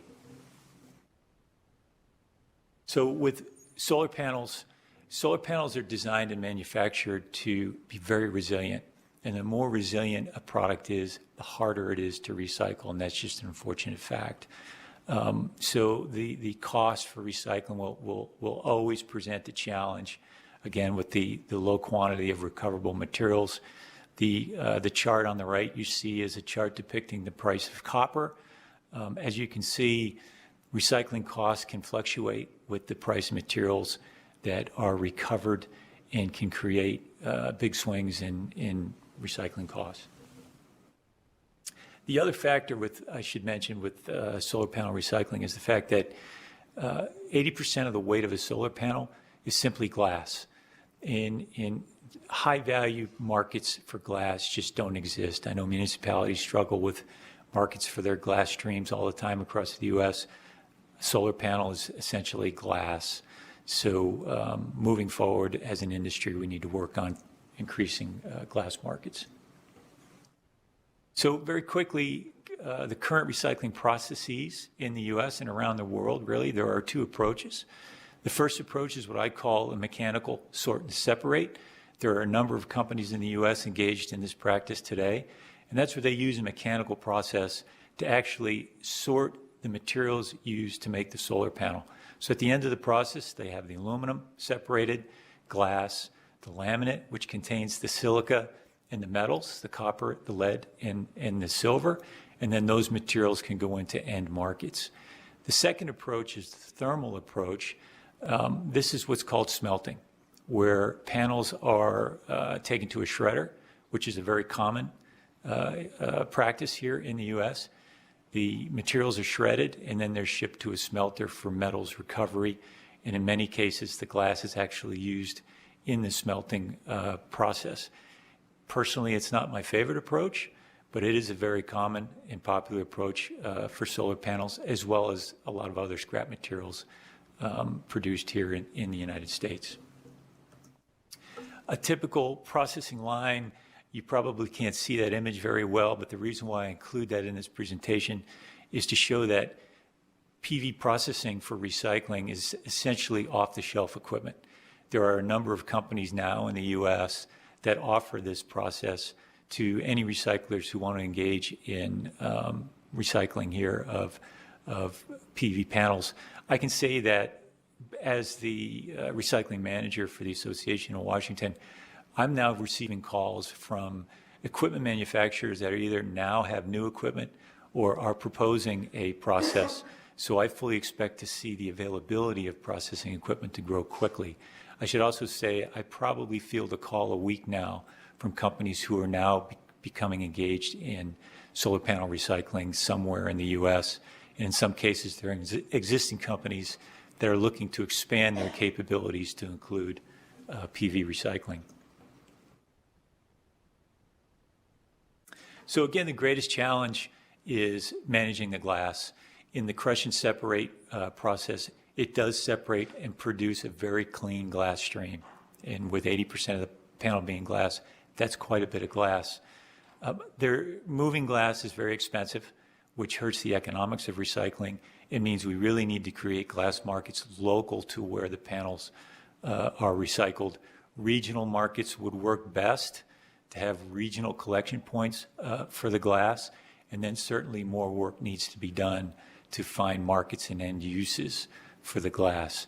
I mentioned here in the slide this think positive, Pozzolan. This is just one of many projects underway right